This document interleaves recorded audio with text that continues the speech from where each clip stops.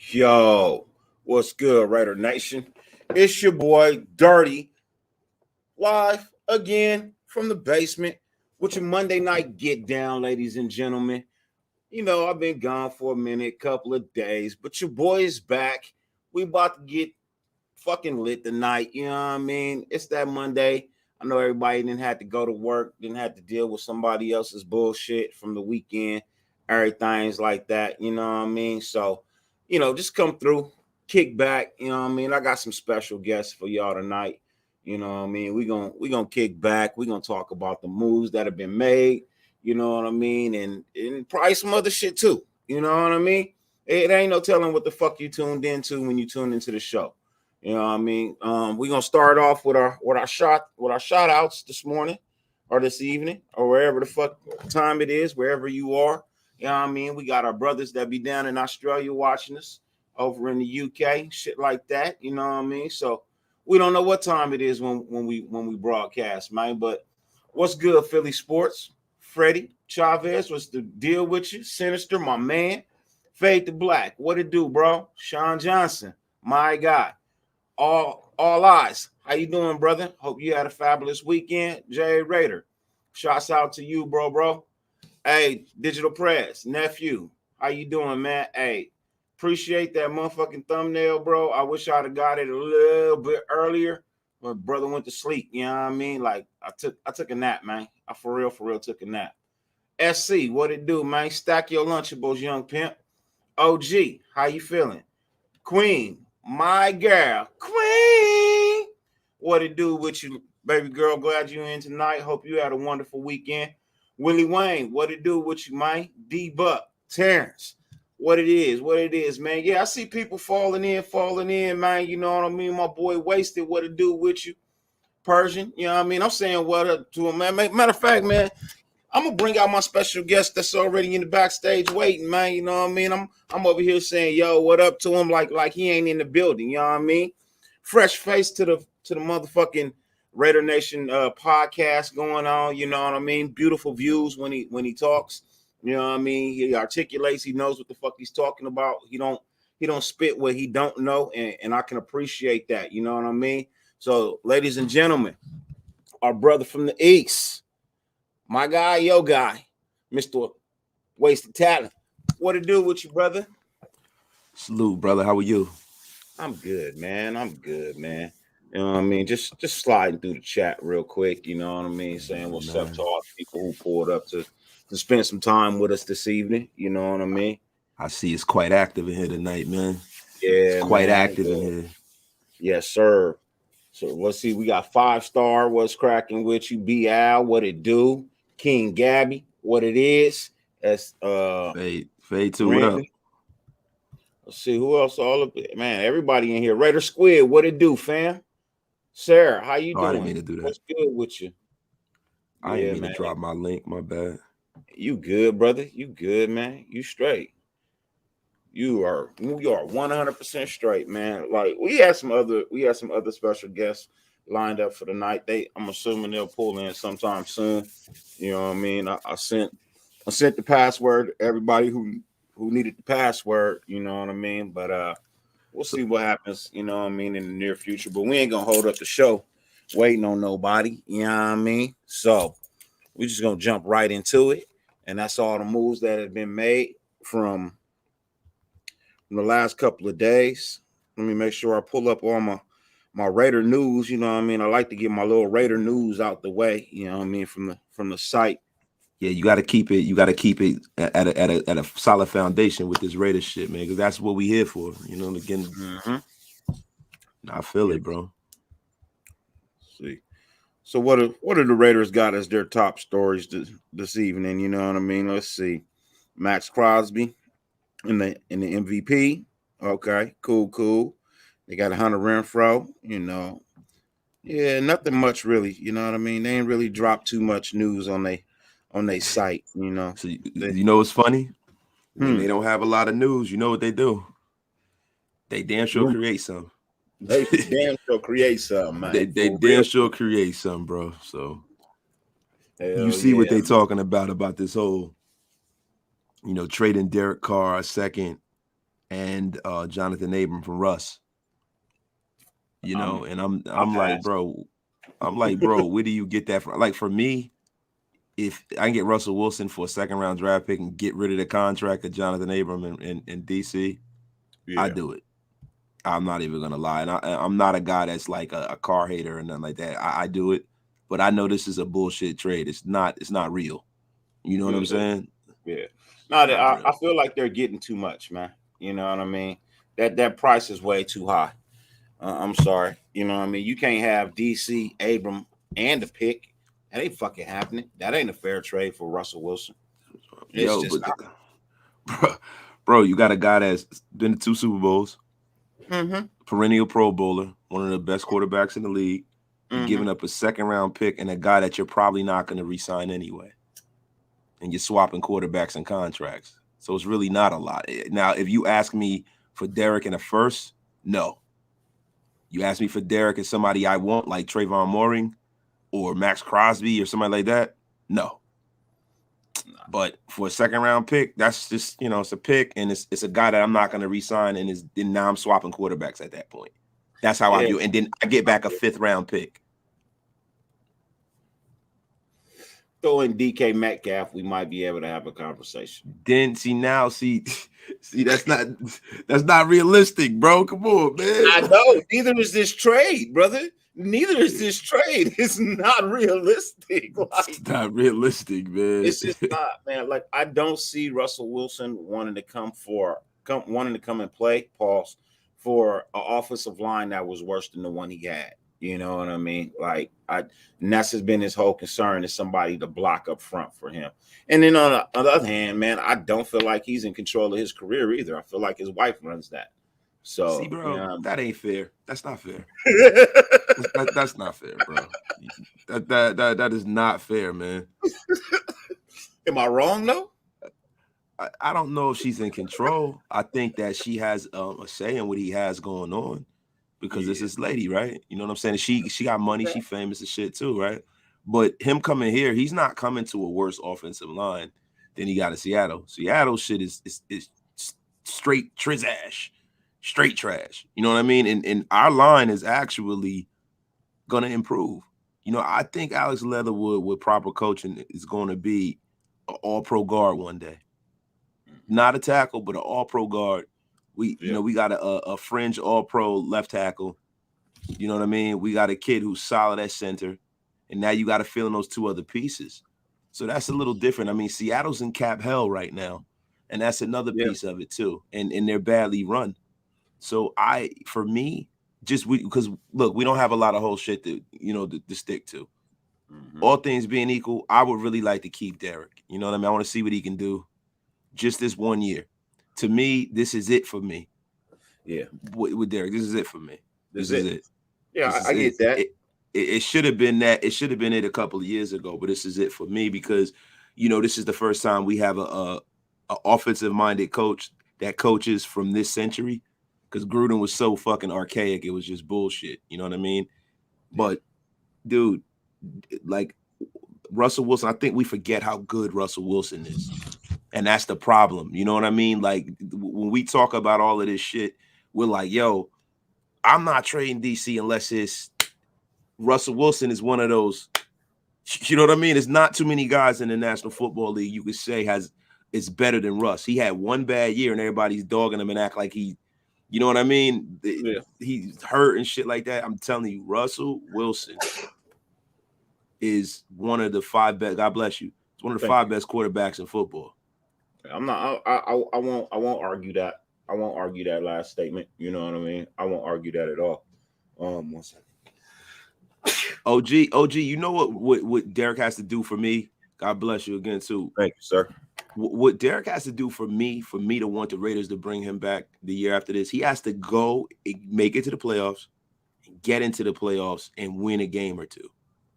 Yeah. Seriously, I need to see like improvement on you, because the thing with Derek is, and this is the reason why we have this conundrum with Derek, and we have this all of this kind of like uncertainty around his career, because as great as he is, it isn't consistent, sustained excellence. It's not like, okay, we've gotten here, and then now we're gonna go here, and then we're gonna go here, and then here we are in the playoffs. Here we're in the championship. It's like he goes here, then he goes back down for 2 years, then he comes back. Then you know what I'm saying? And it's like no other quarterback in football would have been allowed to really do that. You know what I mean? When you bring up people, like I saw somebody, I didn't really see this thing, but Wilson is still a top 5 QB. Yeah, I think so too. Russell Wilson is the best off the scrap. We're not heap. gonna don't give Cool Kev shit no love, man. That's that troll shit, bro. That's that troll shit, Cool Kev. You know what I mean? I see the happy laughy faces behind it, bro. Yeah, but that's how I know you fucking around. You know what I mean? You don't believe that statement your damn self. That's a bold statement right there. That's an extremely bold statement right there. Yeah, but you know, like we were saying, but we need to see that sustained excellence. Like we've gotten to this point, and now we're going to improve on to the next point. We made it to the first round of playoffs. Then we get to the divisional round and win, and then get to the AFC Championship game. Then we win. That's what I need to see, man. If that's not going to happen, then I need for that to happen. Most definitely. Give me one hot second. Hey, Raider Rich. If that's the case, man, here it is for you right here. This is links for Raider Rich. I guess the link, the password I sent them wasn't working. Let me pull in somebody else real quick. I know he wasn't on the marquee, but I got another special guest backstage. You know what I mean? Y'all know him very well. You know what I mean? The brother did a fabulous interview this weekend where he had a Violator, Raider Squid, Captain Jack Rackham, and he also had Black Widow come on as well. And he did a wonderful show. I think by far one of his most professional shows that he has attached himself to. The brother is coming along a long way, and the sky's the limit for him. Ladies and gentlemen, please welcome my little bro, Sultan Mir. What's up? Good? What's good? Oh no, what's good, family? Amigos. Three amigos. That's I wasn't on the marquee. What's that mean, brother? The marquee had, also special guests. You know what I mean? It had also much love, guests. brother. Much love. No, I had to close my Discord because fucking Prez and Jesse Rodas over here calling motherfuckers and shit in the group chat. That's right. But still, I got 2 more special guests that I want to bring out. You know what I mean? It's the for sure. Other half of the marquee that was put up tonight. You know what I mean? I told y'all I had the cast of Unfiltered Truth and my boy Wasted tonight. First part of this group that I'm going to bring out tonight, y'all know him oh so well. Yeah, pretty much, Terrence. He's the king of the glow. You know what I mean? Show enough. You know who he is. Tonight it looked like he's dancing on the moon. He got the starlights behind him. Ladies and gentlemen, welcome to the stage, a good friend of ours. If you don't know him, you are fucking lagging. Please welcome our boy, Mr. Phil. What it do, Phil? What's good, you brother? What's happening, y'all?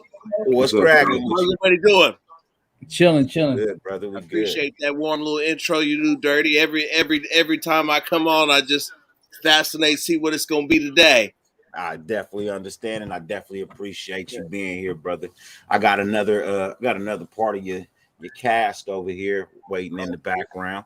Okay, that's what's up. Wasted, good to see you again, my brother. I've been watching you grow, doing your thing. Thank you, brother. Appreciate you. So you know what it is. It's all love, brother. Always.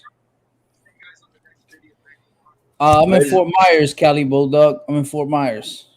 Ladies and gentlemen, we got another cast member of the Unfiltered Truth. I really do enjoy pulling up and talking to this brother. You know what I mean? On the nights where I get to actually come through and get to be myself, because I know that I can't be on every show. You know what I mean? Every show ain't designed for me. But the shows that are for my raunchiness You know what I mean? He's one of the he didn't disappear. His internet then started acting up. But we're gonna give him an intro anyway, you know what I mean? Oh, there he goes. He's back. You know what I mean, ladies and gentlemen, he's back, man. I enjoy really talking to this brother, you know what I mean, because it ain't too many people that you can have a a discussion with where, you know what I mean, it ain't that many people that really will, bend a little bit and see your point, you know what I mean? This brother right here, that's one of the things, I love about him. When you get into an argument, he gonna spit his facts. He gonna listen to yours. You know what I mean? If you got a solid one, he ain't afraid to admit, okay, yeah, I didn't even think about that. And that shit goes a long way with me. You know what I mean? Ladies and gentlemen, another part of the Unfiltered Truth, and I'm telling y'all, if y'all ain't subscribed, y'all motherfucking tripping. Our boy, Raider Rich. What's cracking with you, man? What's up, Mano? What's up, man? What's up, Dirty? How you doing? I'm good, brother. How about you? Man, trying to live a dream.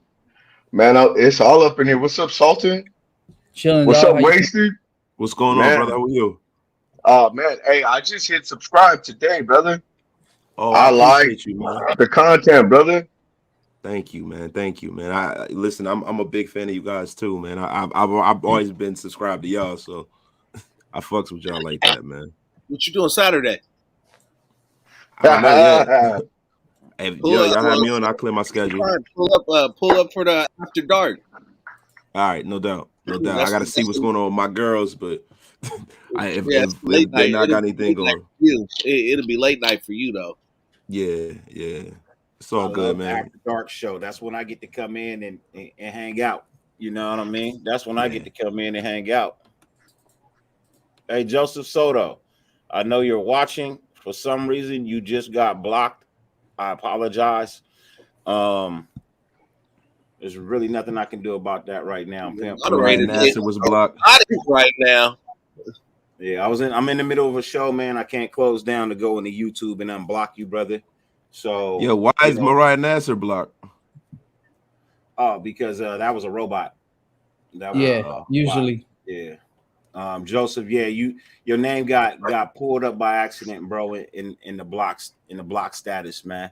You know what I mean? Oh, So no. I didn't block you because I dislike you. It was just a slip of the finger, my dude. Slip of the finger. Hey, bro, make me a moderator. I'll unblock it. Most definitely. If any of my moderators are in there, man, unblock that for me right now, please. I appreciate that. Town Biz in the building. Yay! Terrence is right there. He's a mod, right? Yeah. No, I don't. No, Terrence is not activated as a mod right now. I don't know why. He's not activated as a mod. Yo, right I don't now. even know how to make people mods. I need mods on my shit, bro. I need somebody to help me, when bro. you're live, the easiest way, instead of having to look up their URL and putting it yourself in the customization channel, when you go live, open up the YouTube, mute it so that there's no backfeed or whatever.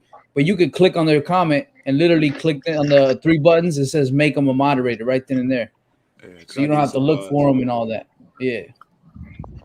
I don't really have the trolls yet. I in the chat, I don't have the trolls yet, but I know it's coming.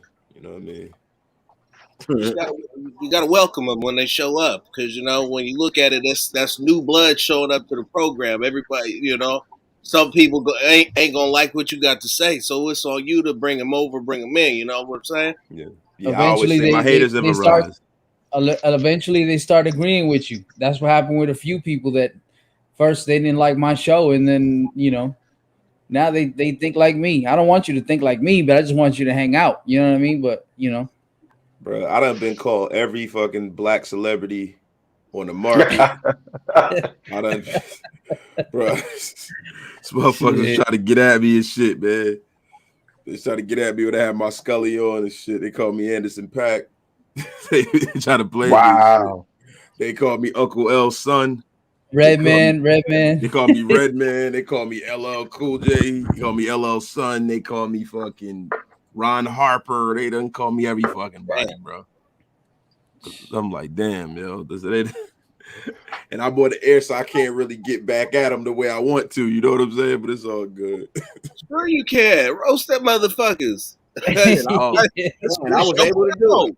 Hey, Yeah. Joseph, back. Let's Joseph, not be Joseph, roasted you like back in there, crazy, man. bro. Hey, bro, I just went in there, bro. I didn't even know fucking Raphael was blocked. Really? Yeah. Damn. I didn't even know Raphael was blocked, bro. I just had Yeah, that every on my once in a deal. while I gotta check my shit to see if what's going on, because I found some friends and also some other people that was blocked that I didn't want to be blocked, and I asked all the moderators, but they said no. So yeah, so you just gotta go check, man, sometimes, man. Hell yeah. Problem was good, brother, was good.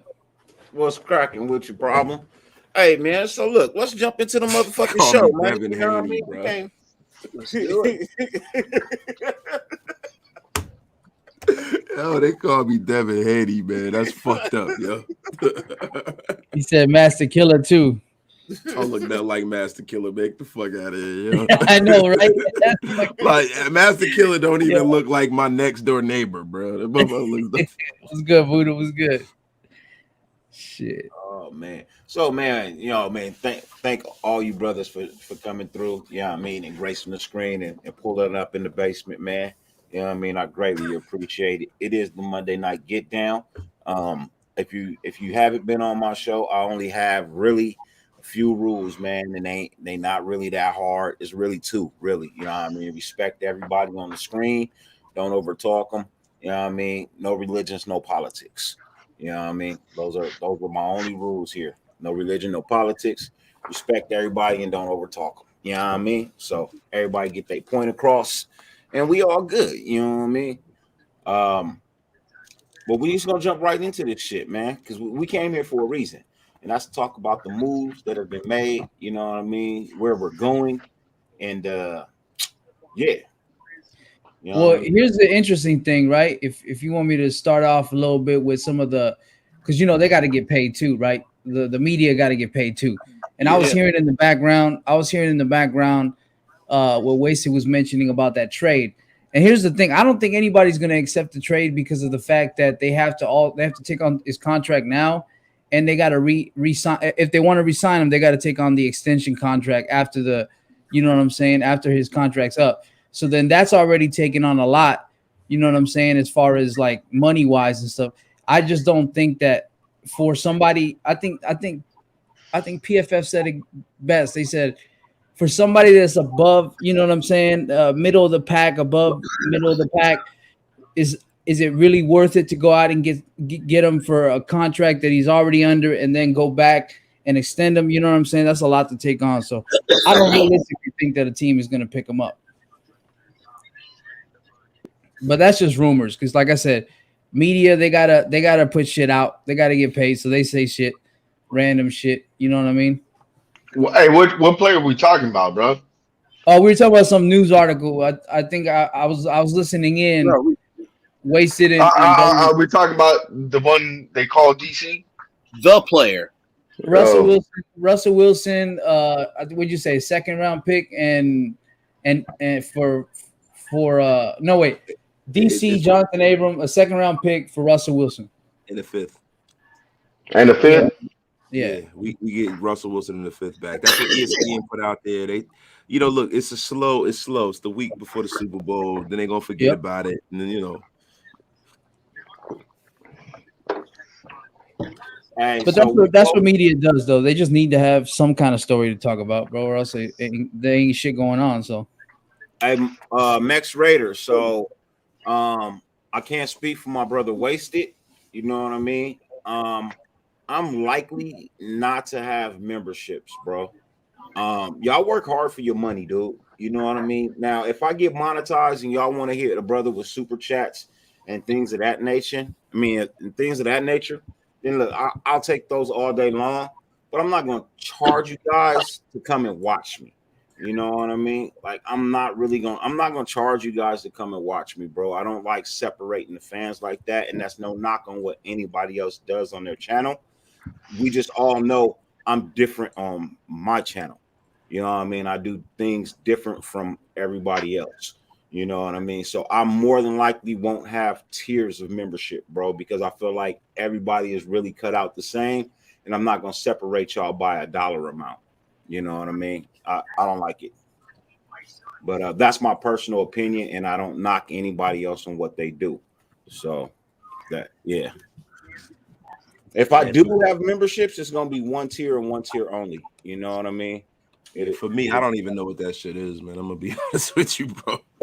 I ain't been doing this shit long enough, bro. Like, yo, I really had to sit up here. It seemed like it's weird because for me, it seemed like, yo, I'm kind of getting comfortable with this, and I had looked back, bro. Like, I started this shit like a week and a half ago, like 2 weeks ago. I don't know, bro. Whatever, you know what I mean? I just want to keep growing and keep putting a good show on and stuff. I'm not even thinking about the money part of it. You know what I mean? Because I'm having fun. This shit been therapeutic for me, like I said a few times. You know what I mean? I love talking football. I love just talking shit. You know what I mean? Yeah. So that, I'm not even thinking about it. If it happened, it happened, and then I'll deal with it from there. You know what I mean? But most definitely. If you you taking that shit by storm, aren't you? Last time I checked, you was over 700 followers. Bro, he had 13K. He had or not 13, 1.3. Woo! You gotta get the watch hours up, and you'd be getting paid right now. Shit, I need just a little bit of that, Mike. I need just a little bit of that, Mike. I just need 15 more. I got the watch hours. I just need the subs, man. Just like Dirty's, just like Phil. Yeah. So Phil's a lot closer. He just needs 15. Go sub to Phil though. Yeah. If you're new to the channel, man, please, take the time to subscribe to your boy. Yeah, I mean, hit the thumbs up, hit the thumbs down. I really don't give a fuck. You know what I mean? Just show your boy some, any kind of old way. You know what I mean? I really don't care if you like me, you dislike me. You know what I mean? It trends either way it goes. You know what I mean? Damn, yeah, I'm like 1460 now. Shit, man. I just need a small slab of that, bro. I need a small slab of that. I think I'm at like 730 or something like that. 730. Bro, I don't understand the watch hour shit.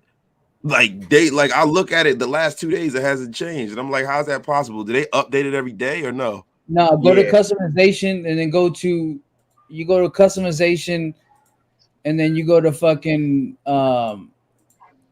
you go to that fucking dashboard or whatever. Then where it says your actual subs, the channel analytics, go to the channel analytics and then hit all time watch hours and then boom, it'll tell you right there. See, I got 4.1 right now. Because it says that I got 1,400 watch hours, right? But it hasn't moved. You know what I'm saying? Your shows aren't long enough. So the amount of time, say you do like a 30-minute show, right? Yeah. So you got 100 people watching in that 30 minutes. You know what I mean? That's how your time is gonna start to add up. When I did that 12-hour show, which was really like just a fucking whim, bro. When I started that show, I was at like 3,200 or something like that, bro. So when I finished it, it was the most views I ever had. And I think I had almost the average of like 87 people watching the whole fucking time. That shit shot the fuck up. You know what I mean? Yeah, but bro, it's not moving though. Like, you know what I'm saying? Like today, bro. Say you got a 30-minute show, right? So you got 100 people watching. Who got YouTube in the back? Not me. You know what I mean? That's how your time is gonna start to add up. When I did that 12-hour show, which was really like just a fucking whim, bro. When I started that show, I was. That's Phil. That's Phil with me running in the background. Oh, yeah, but that was crazy. I had almost the average of like 87 people watching the whole fucking time. Yeah, well, when Phil gets that fixed, we'll reboot him. we'll bring his mic back in. Yeah, it's crazy though because like, bro, today, yo, the episode today, I'm looking at the watch hours and shit. Not watch hours, but I'm just looking at how many people tapped in, man. Like fucking, it was like fucking 480 people in the chat. People tapped in. You know what I'm saying? And oh yeah, that'll refresh in a couple of hours. When you wake up in the morning, bro. The show today got 7,000 views. Wow. So I'm like, yo, what the fuck? Like, you know what I'm saying? Keep doing what you're doing. Don't change nothing. Not a single thing. Man, I'm just trying to fucking. I don't know, bro. It's It'll just refresh. weird. I mean, you gotta go into the YouTube studios. You gotta look at the analytics. You gotta look at the average watch time, things of that nature. Because if I open your video, you know what I mean, and I stay for 30 seconds, it counts as a view. You know what I mean? But I didn't stay a full minute. You know what I mean? I just kind of popped in and looked at it, you know. So the thing that's best bugging me out is I don't understand where all of this engagement came from. Like, you know what I'm saying? It's just kind of it's not scary, but it's just like, what the fuck? Like, hey, I bro, don't even. look, you've been on some platforms, you know what I mean? You've had some people in your corner that have given you the ability to be, you know, extremely exposed, like your interview with Mitchell Rance. You know what I mean? The amount of times that you didn't been on Doc's channel, you know what I mean? Like, I know Doc's channel always say like 800, 500, 600, but it ain't always the same people. You know what I mean? Because he's got so many followers. We're not all the same people watching every single time. No, You know, I so see you that. get you know, so you get that extra exposure, you know, and that shit goes a long way, bro. It goes a long way. But not only are you getting that extra exposure, with that exposure that you're getting, bro, you're not wasting it. You know what I mean? Like you're not wasting it. So, you know, shouts out to you, bro. You doing your motherfucking thing. I can't I be mad appreciate at that, you, bro. bro, at all. You know what I mean? No, If I it's a little ever bit. was mad at you, I wouldn't bring you on my show. You I know know, what I I mean? know, bro. I appreciate you, man. Listen, but you know what I was saying earlier today. Just call me Roy. Well, hey, so Dirty, I was looking at Tom McMahon today, right? Mm-hmm. And a lot of people have been saying, you know, he's trash or whatever. But you got to look at Denver and their players and compare them to the players we got on special teams, like our kicker, our punter. Because look at his record, right? So he started off in 2012 in Kansas City. So his DVOA rankings, right? 22nd in 2012, right? Yeah. So 2013 he went to 18. He improved. Indianapolis.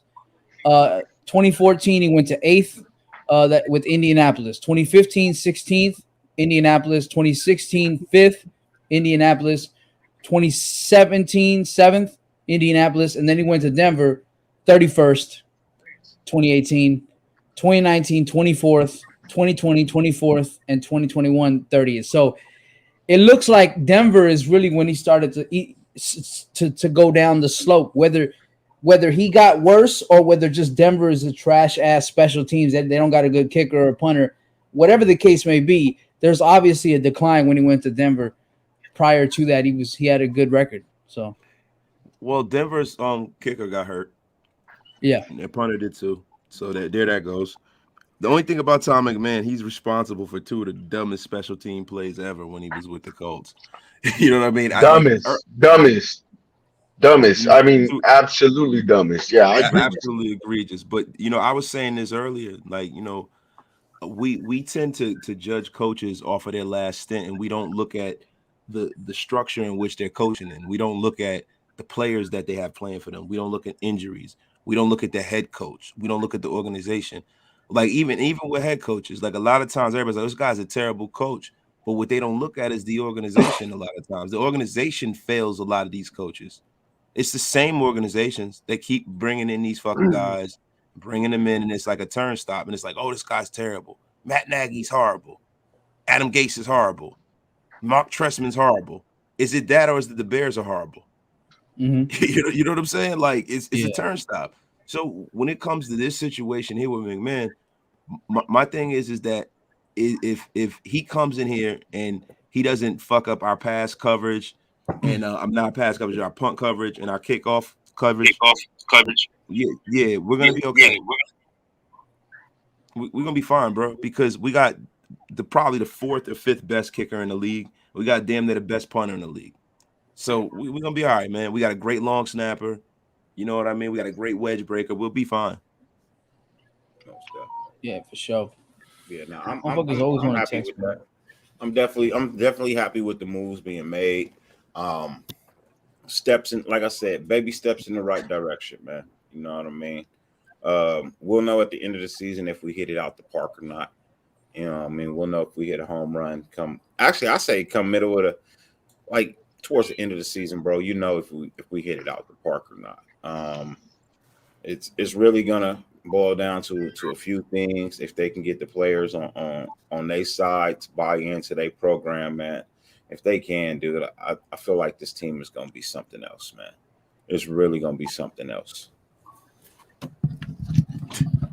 Yeah, I think what I'm most excited to hear, or not excited, but more like anticipating to hear who's going to be our offensive line coach. I think that's what I want to, you know what I mean? Like, that's the news I'm waiting for. Yeah. Well, who do you have in mind? Well, shit, I don't know nobody, to be honest with you, but I just want fucking Tom Cable out of here, which he is. Yeah, Stu may have got. Hey, look, I don't know what happened to Stu channel this morning, today. I don't know. You know what I mean? I was there. Everything was fine. I left to go do some work behind the scenes. Y'all say it got canceled. Hey, shout out to my boy Stu. He'll be back tomorrow or the day after that or whatever. You know what I mean? But his channel was canceled. Nah, you can only play so much music, man. You know what I mean? You can only play so much music before they pull you and copyright you. Yeah, that's why I stopped doing all that shit. I got one from New Year's. I did. We were blasting music the whole night. It was a New Year's party live or whatever for like 8 hours and shit. We're just bumping music, and they literally have the fucking list of like 50, 100 songs I got that I played on that fucking live, and that's all the copyright. Yeah, that's why I'm done with that. Joke. Nah. Oh, he was playing movies. No joke. He was playing a movie. We got one for that intro we did. They sent me an email about that. Well, I'm probably gonna play a movie on Friday night. You know what I mean? I'm probably gonna play a movie on Friday night. If they cancel it, then they cancel it. But I've already been given the okay by the owner of the copyright to play it as long as I allow him to run ads on the rerun. So I got no issue with that. Ice Froggy Frog himself. Yeah. So I may be doing Friday night movies in a blunt. You know what I mean? I might be doing movies in a blunt on Friday night. Yeah, that type of shit don't work though, man. I mean, you could try it, but you know, it's gonna go bad. It might go bad. It may not. You know what I mean? I'm trying to get the owner of the movie to make an appearance as well. Because they hit me with a copyright on my own music because the distribution company is the one that's put it out there, right? Even though I own it, I gotta file a claim, which I did, saying that I am Salt Amir. This is my music, but this is the distribution company that put it out. You know what I'm saying? So this is how I tested it first. I downloaded the movie and I went to upload it to YouTube straight. You know what I mean? With nothing else. It was successfully granted by YouTube as long as I allow the owner to run ads on my show and collect his monetization. So teach me about that. Yeah. I found that out. If you want to know if something's how bad something is copyrighted, download it and try to upload it to YouTube and then let it go through the phase of the checks and clearances. You know what I mean?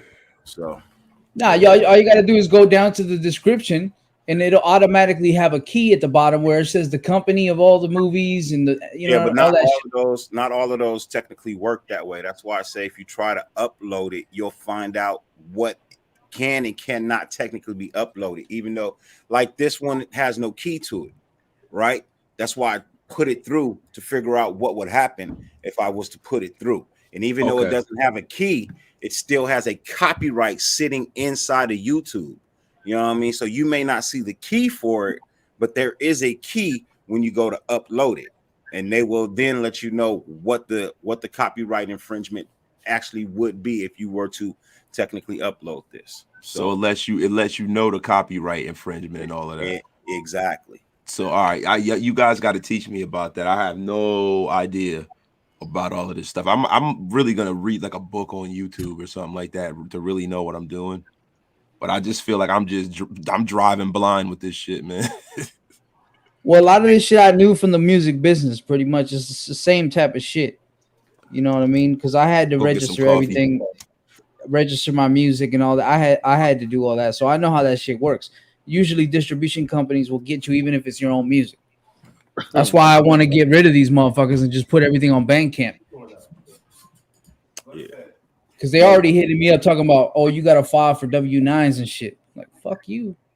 Because they owe me $50. I got fucking for royalties. They ain't gonna pay me till I file a W-9. I'm like, are you serious, bro? For some reason, my show always seems to go left of what the fucking conversation was originally supposed to be. Yeah. I try to. You see, I try to slightly move it to the special teams coordinator and all that. Yeah. So, hey, we didn't get an opinion from you, Phil. You know what I mean? What you feeling over there, brother? I'm truly enjoying what looks to be good decision making. It makes sense to me. I check out when I go back and I look at some of the things about what these brothers have said in previous stops and their outlook on football and whatnot. I'm like, it's exactly where it needs to be.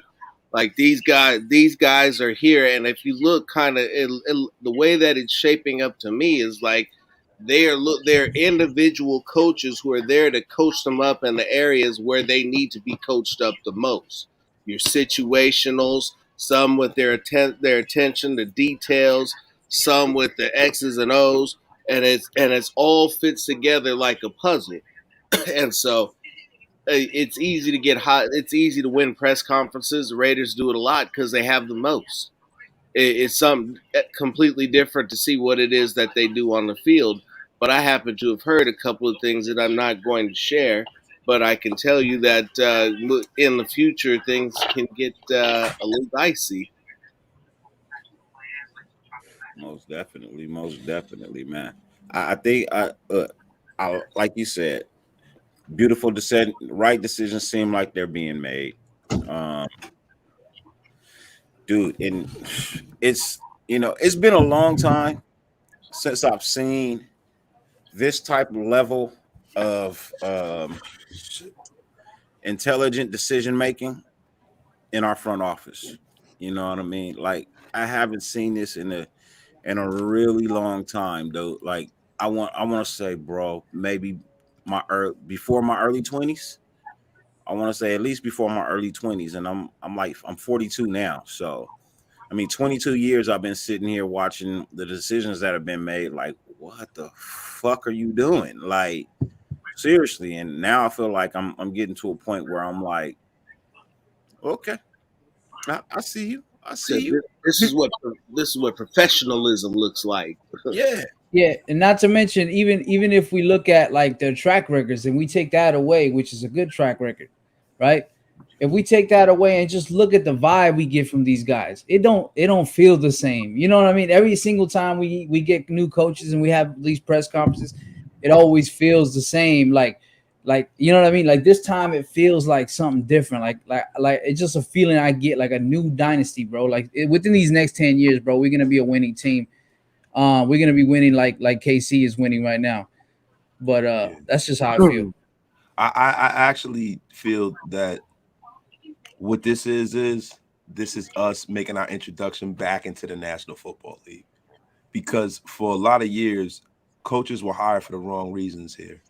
Yeah. You know, when Al was alive, Al wanted who he wanted because, Al was in his, he was in the twilight of his life. And he wanted people that he could steamroll over. And a lot of the coaches that have talent are not going to want to coach in a situation like that, especially when it's a terrible football team and they want to say how it is to rebuild it. They weren't going to allow Al to just say, hey, I'm going to sit here and I'm going to pick the players and you do what I tell you. And, he's calling them on Saturday night going over the defense. He's making whatever coach come in here run man to man. Can't do that. If you're going to let the guy fucking coach, let him coach, right? And then when you have Mark the last few years, Mark has progressively gotten better. But if you look at who Mark hired when he first got here, that wasn't his choice. You know what I mean? He had people around him, Ron Wolf, the John Maddens of the world, the old consortium of the Raiders. They told him to bring Reggie McKenzie in from the Packers organization because that's what Ron Wolf had been. He's originally a Raider. He had been in Green Bay, and he groomed Reggie McKenzie. But Reggie McKenzie, as we know, was a good GM for some things, and he was a bad for others. And, the biggest mistake Reggie McKenzie made was picking Dennis Allen.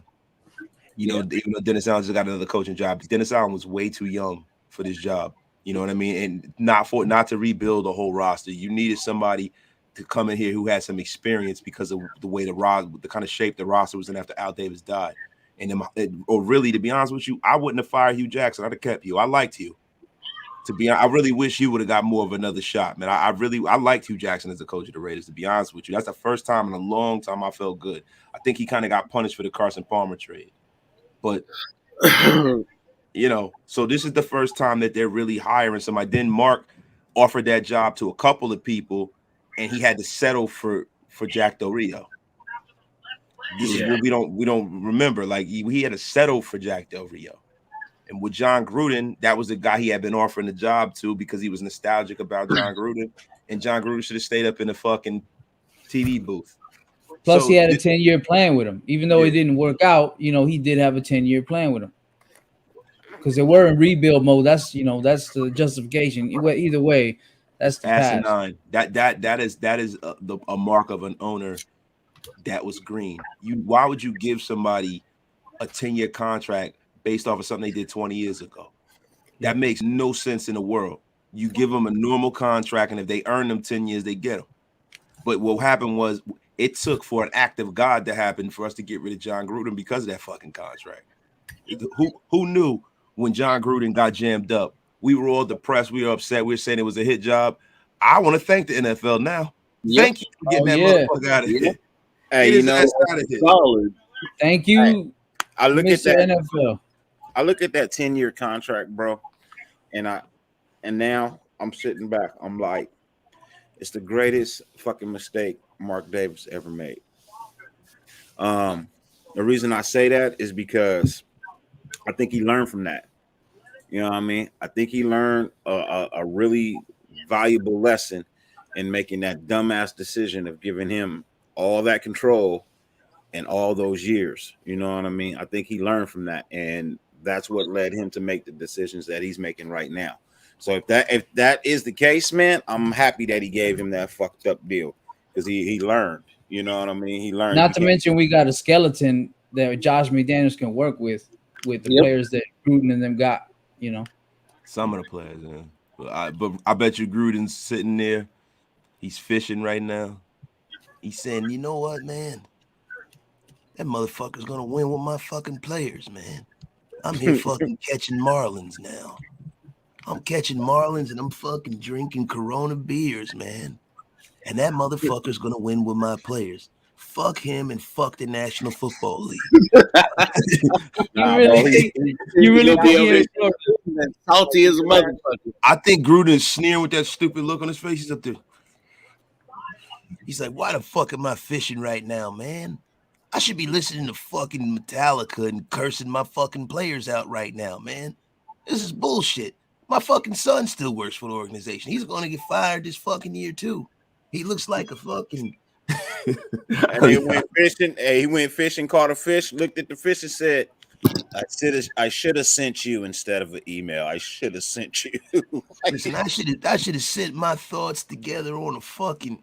Should have sent them by fucking snail mail or something, man. I thought when you fucking deleted it was gone, man. I don't know about all these fucking computers, man. This is bullshit.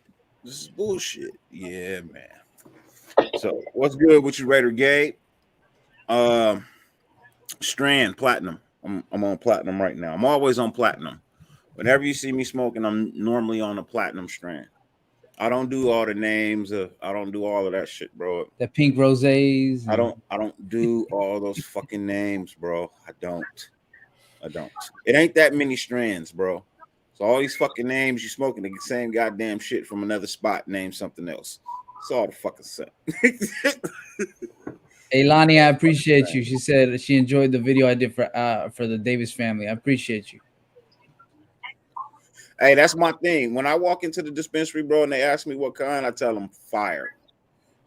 Give me your fire. I don't Indica though. Nah, I don't care. Indica, sativa. Just you like Blue Dream. You like Blue Dream, yeah. I don't care. Just give me fire. Just give me fire. That's all I care about. But so let me ask this question, Phil. Yes, sir. What are you most anxious to see over the next coming months? I want to see who the coordinators are going to be, or who the offensive coordinator is going to be. I know it's ultimately going to be Josh McDaniels, but I want to see. I'm probably most interested in seeing who's leaving first. When you see who leaves first, that will give you an idea of what direction that they're going to head in. They got a decent amount of cap space, but not a whole lot in the grand scheme of things, considering all the things that they need. They need a complete overhaul of defensive tackle. You can draft some, but you're going to have to sign a couple as well. And if you want to get a starter, it's going to cost you.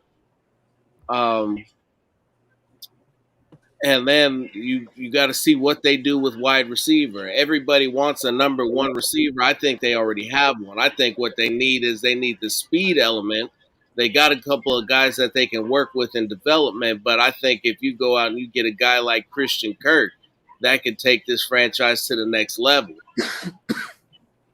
What number one do you see on that roster? Hunter Renfrow. Nah, man. Hunter Renfrow. No, I agree with Phil though. What's your classification of a number one? Number one receiver. My number one is I can line him up outside in the X position. He can stretch the field. He can go over the middle. He can run every route in the route tree. I can't put Hunter Renfrow outside. He's too small.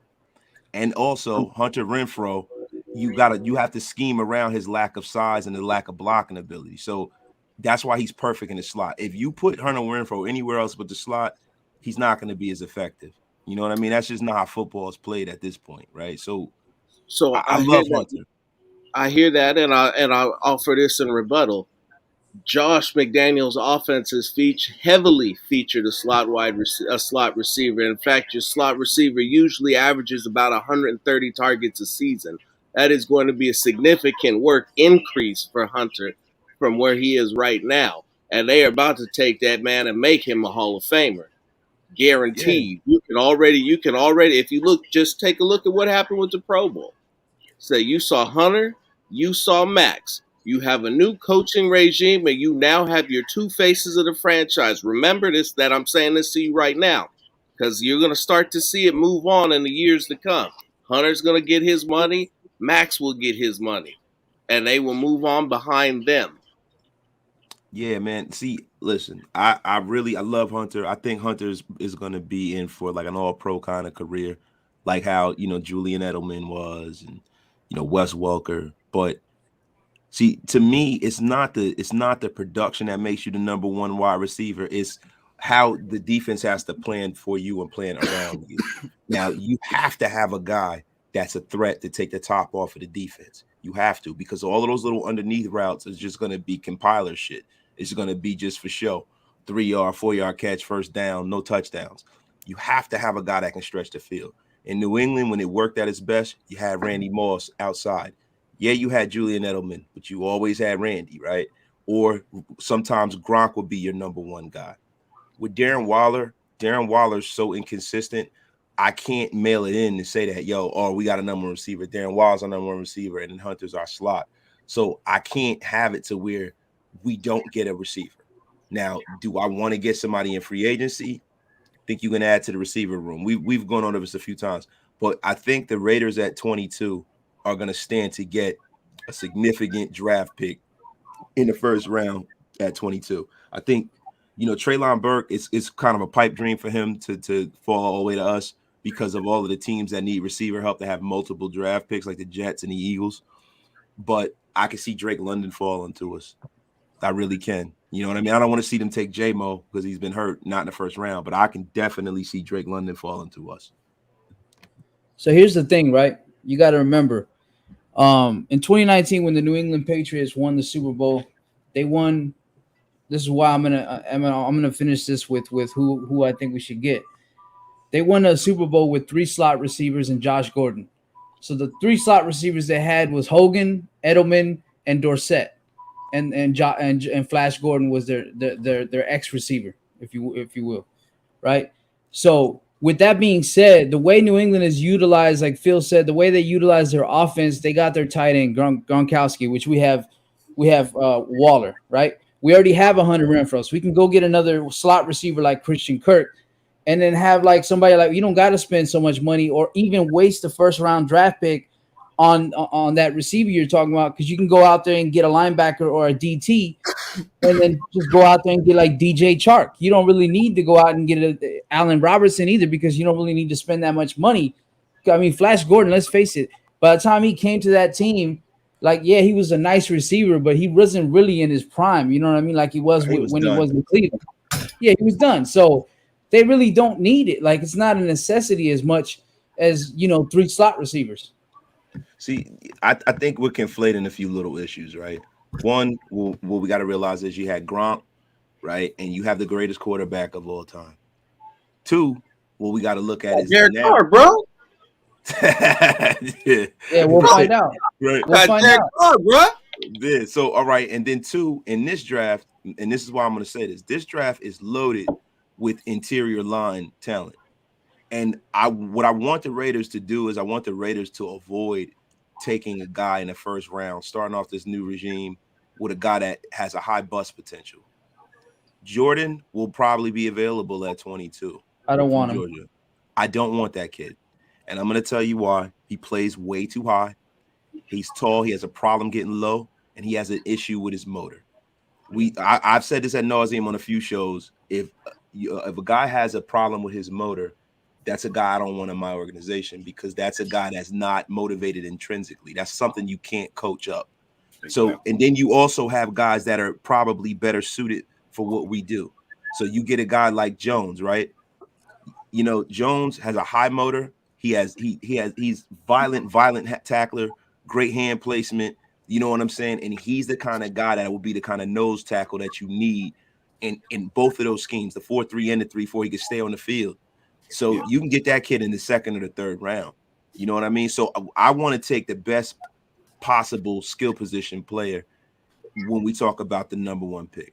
That because this draft we can get 2 defensive tackles out of this draft. That's how many tackles that are functional in this draft. And I feel like or if 2 you linebackers. See the linebackers, I draft a little lower. I don't take linebacker unless I know that the linebacker is fucking,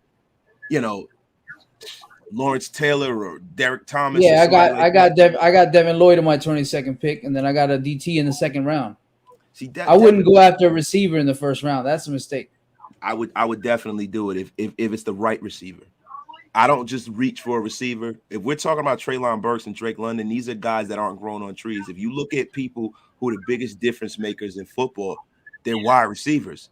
Look at how much of a difference Deebo Samuel's made for the San Francisco 49ers. Look at how much of a difference, Hopkins is. Look how much of a difference maker Devontae Adams is. See, that's what you got to look at. And look how, like, we talk about Nakobe Dean, we talk about all these linebackers. Every year, they have a linebacker that everybody says is going to be all great, and then it winds up being somebody like Darius Leonard that nobody ever fucking thought about. There hasn't been a guy that's come out of college in the last 10 years that everybody had highly touted at linebacker that actually lived up to the dream. The Roquan Smiths of the world, all these guys, yeah, they're good players. They're not bust, but they're not great. You know what I mean? So it's just like that. That's the thing. There's a lot of linebackers in this draft, too, that you can use for our scheme. We need a linebacker that can cover tight ends. That's why I feel like people are sleeping on Devin Lloyd. I don't got Nakobe Dean in 22nd. I got Devin Lloyd. I feel like he's a better linebacker as far as stopping the run and pass protection. See, all right. Yo, Dirty, I'm trying to share the draft order. From Utah. I know Devin Lloyd. Devin Lloyd's nice. Now, look, Dirty. Look at all of these first rounders, right? We got the 1st, 2nd, and the 3rd round, right? Mm-hmm. So the Jets have pick number 4, number 10. The Giants have 5 and 7. Philadelphia, Jesus Christ, man. Look how many picks Philly. They got 3 picks in the 1st round. 15, 16, and 19, right? Mm-hmm. So I don't see Devin Lloyd making it to us. I really don't, because we know that the Eagles need linebacker help. They need linebacker help bad. So they're not getting. I have very serious doubts if Burks and Drake London make it to us at 22 too. Looking at this draft order in the first round. Well, my circles in Philly are telling me that Kobe Dean is their guy, not Devin Lloyd. Yeah, Nakobe Dean is their guy, but then the thing is, there's other teams on here that are known for drafting talented linebackers, like the Patriots and like the Pittsburgh Steelers. You know what I mean? So I'm concerned about that. So real quick, just to piggyback off what you said, and I agree with you. But when you start talking about the Patriots, you have to remember that a good healthy chunk of their front office is now in our organization and running our whole off-season program. So some of those same moves that you're used to seeing from them are going to be some of the moves that you start to see us make. Yeah, I'm sorry. And because Ziegler was their assistant GM, so he was in on every decision that was made, everything that's been going down for years. He's going to bring some of that to this organization. That's why they brought him. Yeah, but see, this is the thing about Ziegler, right? Ziegler's only been the de facto. He wasn't even a GM because Bill Belichick's the GM there, right? So he was the director of player personnel for 1 year. He changed the way they drafted last year. Ziegler was not that before, right? So the New England Patriots are going to be the New England Patriots until Bill Belichick's no longer there. It's really Bill Belichick, right? And if we looking at the first round of this draft, because we're talking about, they pick one pick before we do. You know what I'm saying? So if they have their mind set on a player that we got set on, we're done, right? So I don't know, man. I just, for the Raiders, their draft strategy has to be a little different than the Patriots. The Patriots are already established. They've established a winning culture like none other over 20 years. The Raiders have to hit this pick in particular out of the park because we don't have a whole lot to show from the previous regime having a fucking boatload of picks. We had a year, we had 3 number 1 picks. These guys are barely even on the only. Josh is still here in Cleveland.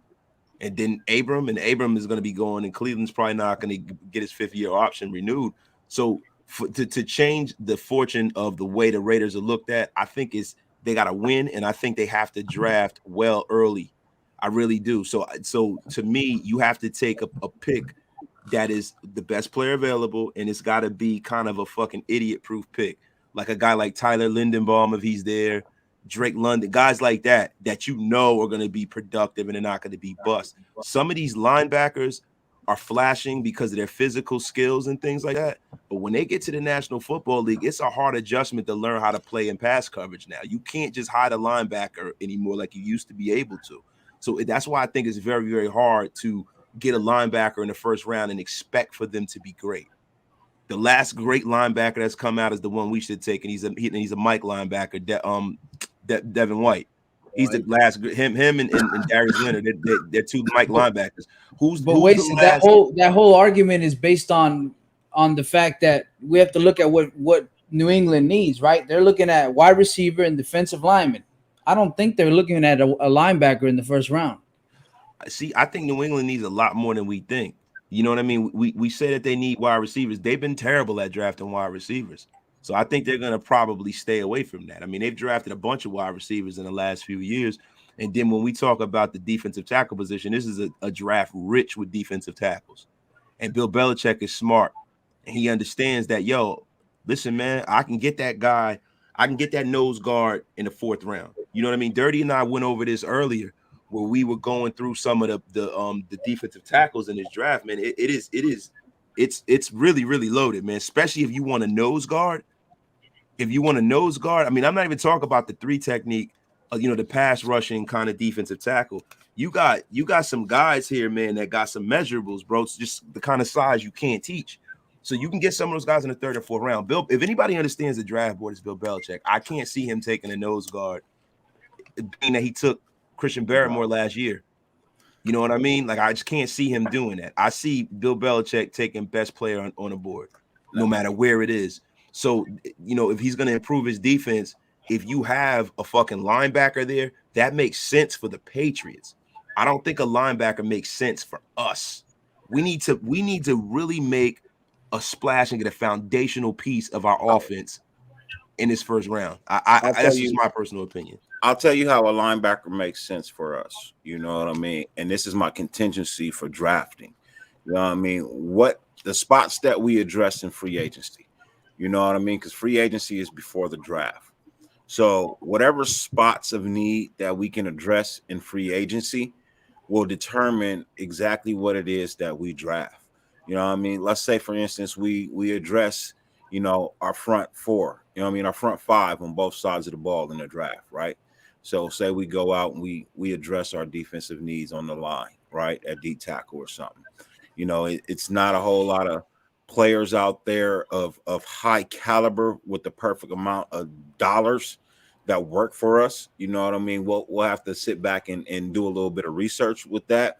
We'll have to, try to finagle some numbers on a couple of people, which is a possibility. You know what I mean? Ziegler is a whiz with numbers. You know what I mean? Looking at his free agency signings, him and Champ Kelly.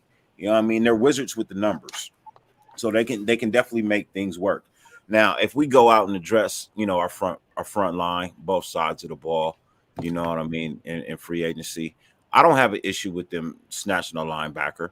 Now, say we address our linebacker need, you know what I mean, then we don't need a linebacker in the first round. Would I like to have a Devin Lloyd or a Nakobe Dean or a Brandon Smith? Hell yeah, I would. You know what I mean? Truthfully, those are probably my top 3 linebackers in the NFL draft coming out this year.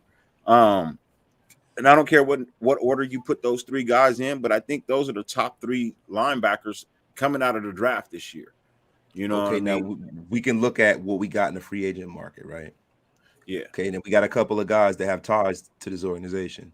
Vaughn Miller is going to be available. The Rams aren't going to be able to keep him. Vaughn Miller loves Max Crosby. Max Crosby goes to his pass rushing camp every summer. He has a lot of respect for Derek Carr. He's older. He's probably got 2 to 3 more years left. You can get Vaughn Miller for a contract that's advantageous to the Raiders. You got a Hall of Famer right there. So he can help everybody on the team, right?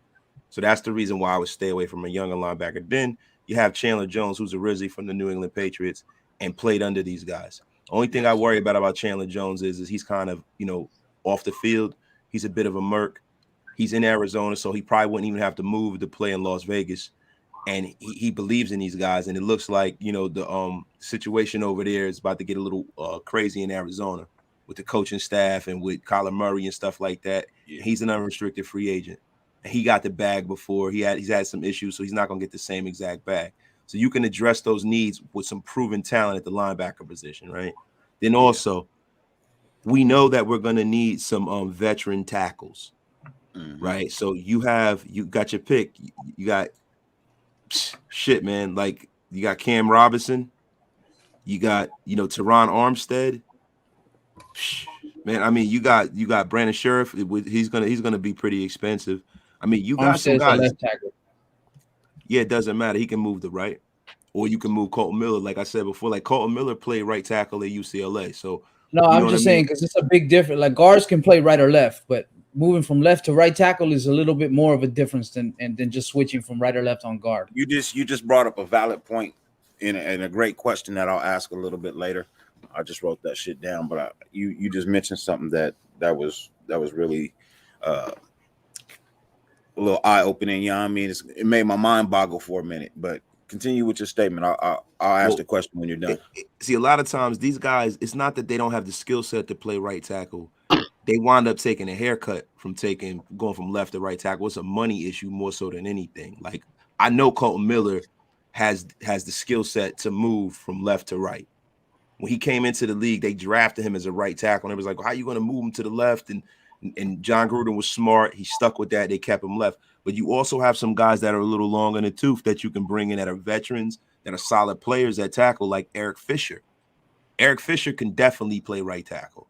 He can definitely play right tackle. He's in the twilight of his career, and he's the kind of guy that you would want to bring here to pair with a guy like, our man from Alabama, Alex Leatherwood. We definitely need a veteran. I think the bringing a veteran and putting him next to Alex Leatherwood would do the same thing that Richie Incognito playing next to Colton Miller did. See, my 2 veteran offensive linemen, and don't be mad at me because I can't remember everybody's name. I just know where they play. Is the left guard from the Rams? I believe it's for the Rams. I believe it's the left guard of the Rams. I believe he's a free agent this year. I want him.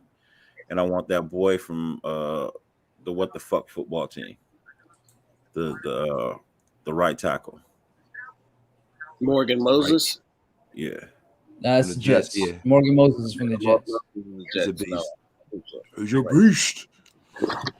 Yeah, I would love to get him in here, man. I Hey, would love to but get him in here. Wasted, you got to remember, like, I'm not just saying linebacker first round because I'm pulling a fucking rabbit out of a hat. I'm saying linebacker in the first round because you got to look at our roster real quick. A lot of these guys are Gus Bradley guys. They might not even be here. We got KJ Wright. We got Denzel Perryman. We got Diablo. Obviously, he's going to stay. We got Corey Littleton. He's got a fucking crazy contract. He's obviously going to stay. But, I mean, we need more than, I think, one linebacker at this point. I think just to be on the safe side, because I don't know if it's going to be that same depth chart that we're looking at right now when we come into the season. No, I know that. That's why I was saying you have guys that are available.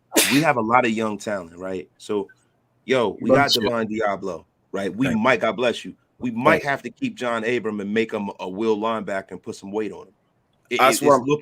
It's looking that way. You know what I mean? I've been saying that for since last season, bro. When Jonathan I think Abram, probably about week 6, I've been like, dude, we need to have this guy at linebacker.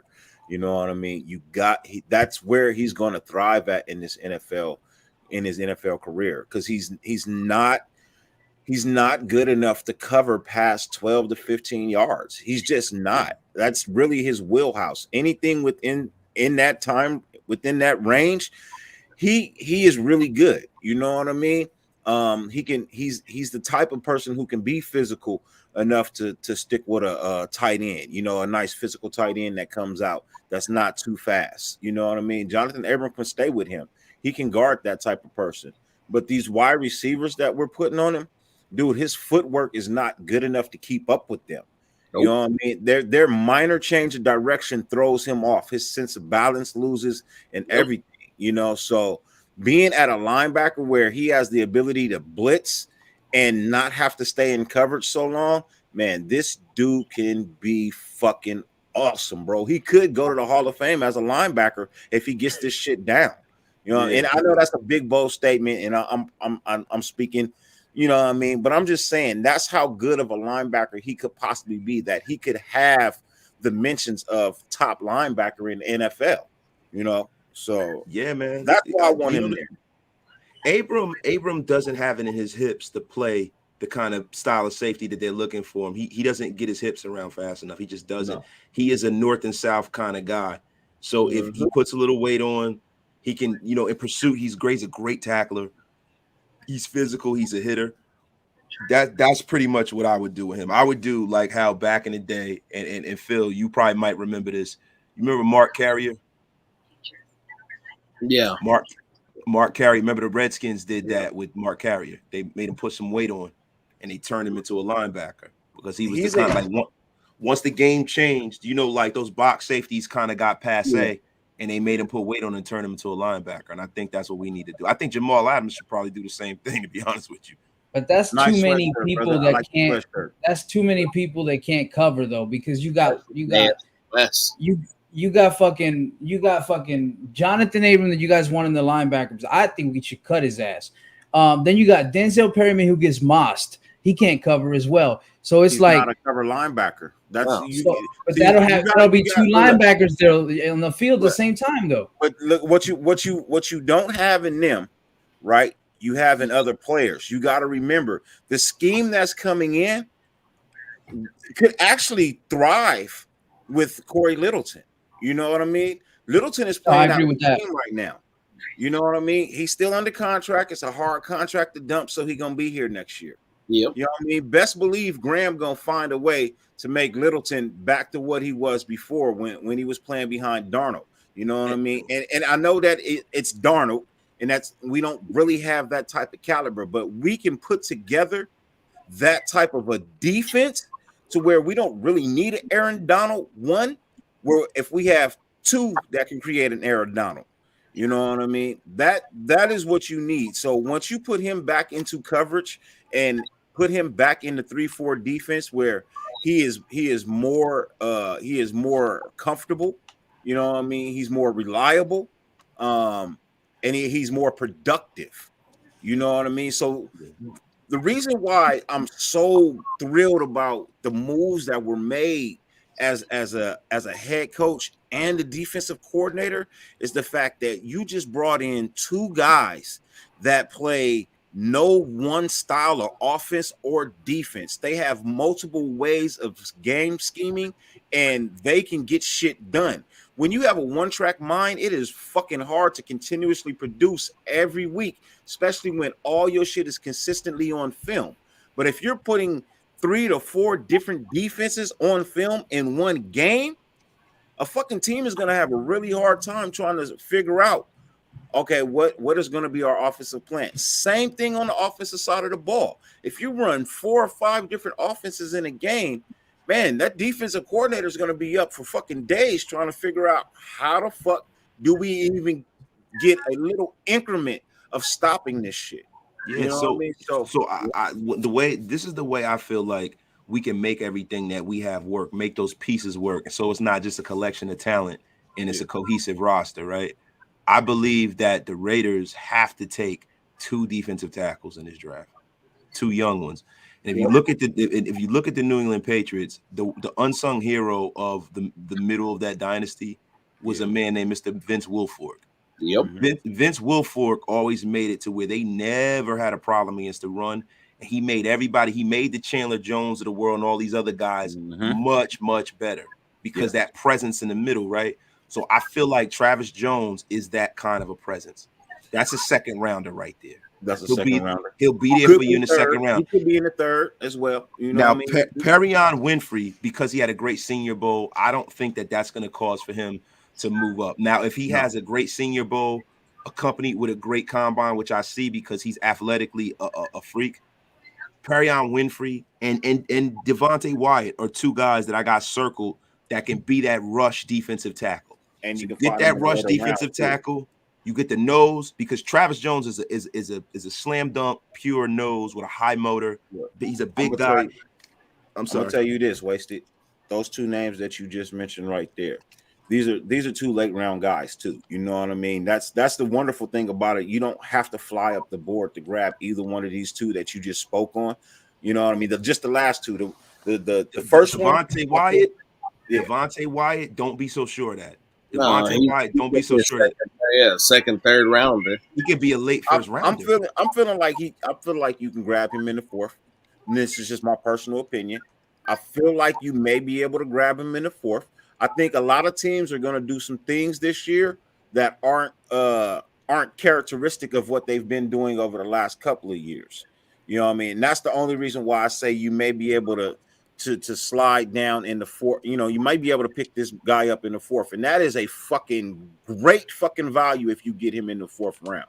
Bro, you know what I mean? That is a fucking fabulous value. Like, you just fucking knock the ball out the fucking park if you can get this dude in the 4th round. Because he is, like you guys both say, he is slated to go a little bit higher. You know what I mean? But I think a lot of teams are going to do something this year that they don't really normally do. A lot of teams go out and they grab either the best name on the board or they draft for need, right? I feel like this year you're going to see a lot of draft for need and value versus what's on the board. See, the problem with this is that we haven't got to the combine yet. Mm-hmm. Most people, when they draft a guy, they draft him off a game tape. But you got some guys in this draft, man, that I don't think a lot of these scouts understand. They understand, but the people that are making the decisions don't really understand what's there. And I think once you get a guy like a Travis Jones, right, and you see him, and you see that this man is 6'5", this man is 333 pounds, this man can move. This man is a violent tackler. He's strong as hell, right? And then you see that the guy's only got 13% body fat, right? He's 333 with 13% body. So basically, he's built like he's built like the thing, bro. Yeah. And then you're gonna see Jordan Davis, and you're gonna see his lazy ass tape, and you're gonna see that he gets too high. I think Jordan Davis has the capability to fall out of the first round, right? And then when you talk about interior and exterior linemen, that is the strength of this draft. So a lot of people are going to think, because you got a lot of bad football teams, bro. And if you got a smart person, Travis Jones is like that, Buddha. When you got a lot like the Jets, they're at liberty to be like, we're gonna address this need. See, I'm just afraid we're gonna miss because we need to. Because the way I feel like we got to build this thing is this: you have to make sure that you can't address every need in every offseason. I think as fans, we get mixed up in looking at shit and being like, we got to get this. You can't get everything in one offseason. But what you can do is that once you get it, you make sure that it's solid and solidified for the next 2, 3, 4 years. We can't get into this thing where we're drafting the same fucking position year after year. I think he froze. I think he froze. Hey, you know what? And that's a beautiful segue into the next question that I wanted to say something real quick before we moved on to if that's cool. So I feel like linebacker is the second most important position to D tackle, but because there's so many D tackles we can get in the second and third round, are you gonna take a wide receiver instead of going after a Devin Lloyd if he falls to 22? Wait. Let's come back to that question because it's going because think about it, Perryman, right? So Perryman is not good in coverage. Corey Littleton might be better because we play a 3-4 base. And then we have Jonathan Abram, who we're thinking about moving the linebacker. I think we're very weak right there at that position. Well, the thing is that Jonathan Abram as being a coverage linebacker would be exceptional because he's a defensive back that you converted. That's a great tackler. That has a nose for the ball that can cover in that window. He doesn't have to get his hips around and then turn up field and chase somebody 30 yards. That's a difference. Right. And also the reason why linebackers aren't as important as defensive linemen is because, you might not always have linebackers on the field. You might only have 1 or 2. You know what I'm saying? So the way that they play these different defenses, you might have fucking 5 defensive backs on the field. Defensive linemen. He spends a lot of nickel. And that's the reason why you got a guy that you taking in the first round and they ain't even playing. So a wide receiver is like wide receivers are almost the third most important. Well, it's a matter of importance in my mind, right? Quarterback number 1, defensive end number 2, 3 is left tackle. You know what I mean? And then 4 is wide receiver. 4 is wide receiver. You know how many great wide receivers make average quarterbacks look great? Look at Kirk Cousins, right? Kirk Cousins is an average quarterback at best because he's inconsistent. His highs are really high and his lows aren't really, really low, right? But it's never exceptional with Kirk Cousins. He might have a game where he throw 500 yards. For the most part, the baseline of Kirk Cousins is he is a top 15 quarterback. But you give Kirk Cousins a top 5 wide receiver like in Stephon Diggs when he had him, and he had him damn near in the Super Bowl. He was fired. He had him almost in the Super Bowl with one dude. Look at how much of a difference Nuke Hopkins makes for Kyler Murray. Yeah, and that game with the Saints was fixed. Let me we're transgressing past a question that I had, popped up in my head, and I want to get to it really quickly before we get any further off into the world of things, because one of the things that I want to come back to is the fact that when I sit back and watch Graham's defensive tape, he plays a defense that I love, and I haven't seen it in a very long time. I call it a nickel hot sale, you know what I mean? But we'll come back to that in a hot second. I wanted to address the fact that you had brought up the fact that Arizona was going to have some coaching issues going on over there, right? And we were speaking of the D line, you know what I mean? What do you guys think? Could there be any possible chance that we could bring Buckner back as our defensive line coach? You know what I mean? If there's turmoil going over there in AZ, you know what I mean, and they want to try to get Kingsbury out, you know what I mean, and maybe some of the coaching staff doesn't technically want to be there. We have an opening for D-line coach, you know what I mean? Is it worth going over there and talking to him and saying, hey, would you like to come back? You know what I mean? Under a new staff, you know what I mean? We because he produced very well for us. You know what I mean? If you're asking me my honest opinion, bro, I feel like he had our D line doing quite well, bro, and we thought it was a lessified talent, you know, D line. But he had them boys playing out of their mind the year before we let him go and brought in Rob Marinelli. You know what I mean? I felt like that was a slap in Buckner's face. You know what I mean? I think he has a wonderful rapport with players. I think he can get them to produce, you know what I mean, at a rate that most people would say that they can't. You know, so I'm just asking that question. You think it's like a possibility? I mean, will it work?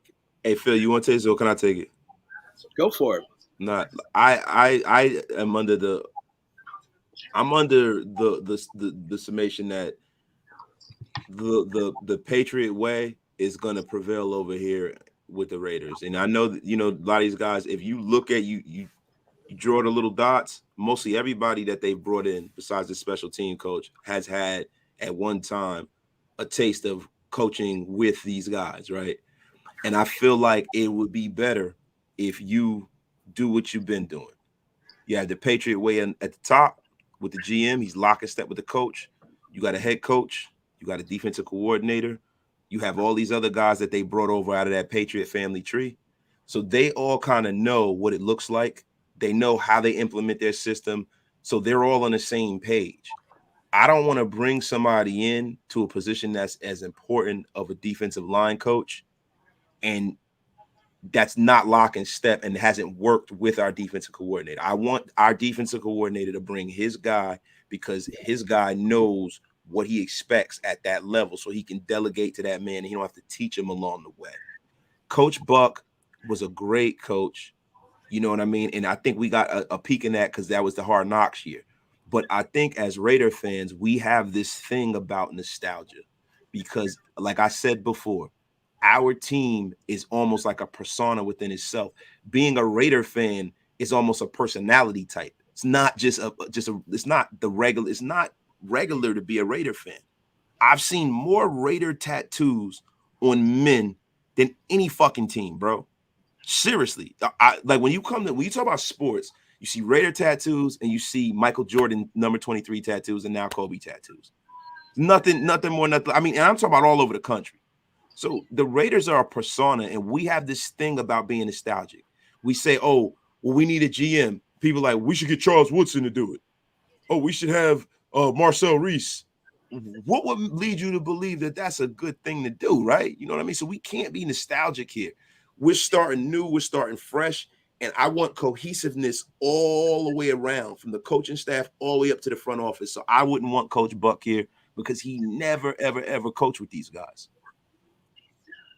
Nick Casario and what he taught Ziegler and all them goofball mother effers talking trash. Like, bro, it's not really about Nick Casario. It's about what Bill Belichick taught them. Bill Belichick runs that over there, man. Make no mistake about that.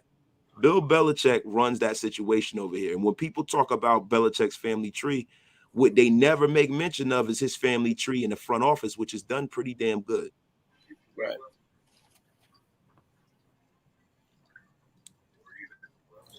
So what was the question? My bad, I left. Real I quick. forgot. Dirty, they said you got a curly kid. Damn. They played you, man. Thank you. But I got to dip out, y'all. I want to say good evening. Nice to get it, y'all. Thank you for having me on. Sultan, Wasted. You know what it is. Coming through, brother. Hey, Phil, I'll pull up on Saturday if you want me to, brother. I'm there. Yeah, do it. I'll shoot you. I'll get with you later, and I'll shoot you the link. Thank you, brother. What's up, brother? Take it easy, man. Yeah, man. Look, man. Well, who you guys talking about right now? Before I left? We were talking about. I asked a question about bringing Brinston Buckner back as a D-line coach. You know what I mean? Oh, from 2019. Yeah, Coach Buck, Brinston Buckner. What I do like about, you know, and it's just the fact that I like how he has a rapport with players. I think he might be able to fit in, but you know what I mean? Let's get into some of these positions that we still have vacant. You know what I mean? Like, what are some of the names that could quite be, what could we quite be looking at a D-line coach? You know what I mean? What are we looking at? I mean, who are we still looking at as offensive coordinator? You know what I mean? Like these are all the positions that are getting ready to be filled within the next 14 to 15 days. You know what I mean? Hey JT, what's cracking with you, bro? I'm gonna put the link in. I'm gonna let a couple of people come. I'm gonna put the password up. I'm gonna let a couple of people come through. You know what I mean? Talk to us for a little bit. You know what I mean? It's not gonna get outrageous out here tonight. You know what I mean? So it's 3 people on stage right now. First three backstage come through. You know what I mean? First 3 backstage will be put on screen. You know what I mean? Yeah, but I was really digging this whole segment me, you, and Phil had going on. I thought it was very educating for sure. Yeah. No, hey, look, I definitely love the show. You know what I mean? I do.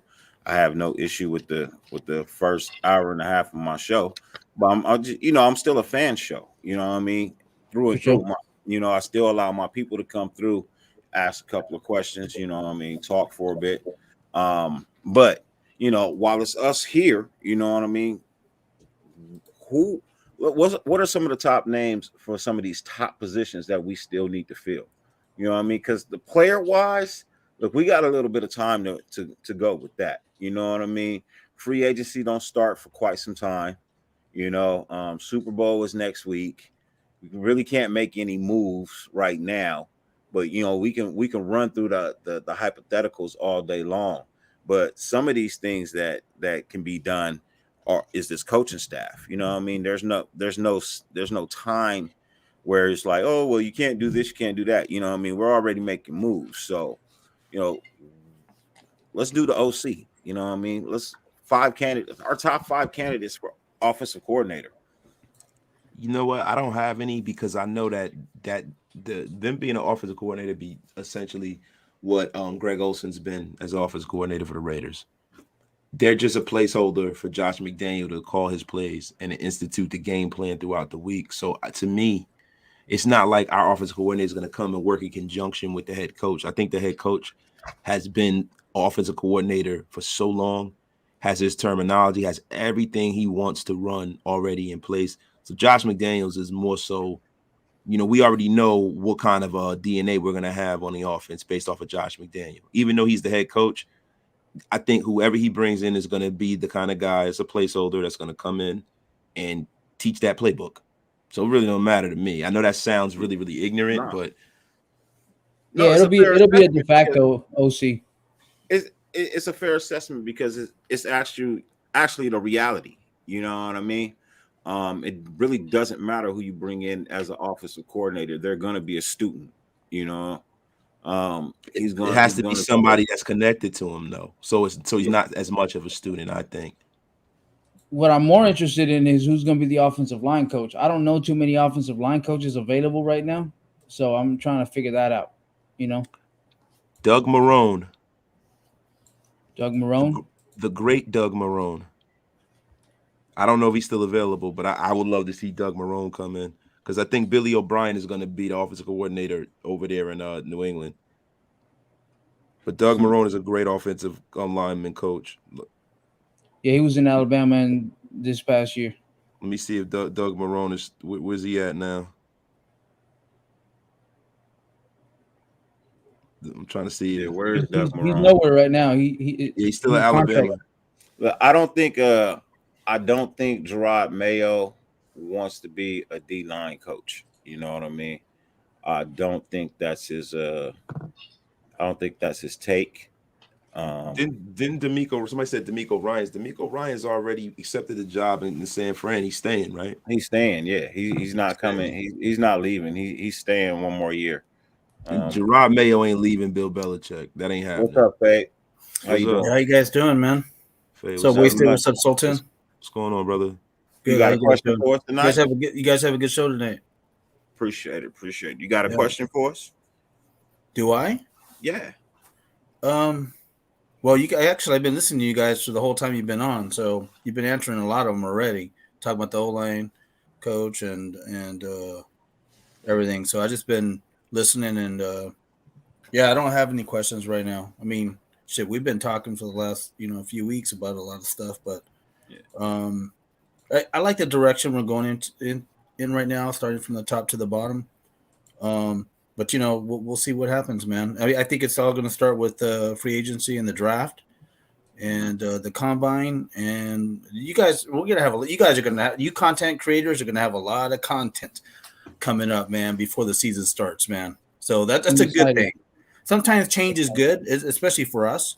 We're not going into something that we're used to going into. We have change coming through right now. So you guys have a lot of stuff coming up, man, so you guys can talk about. And I think it's awesome.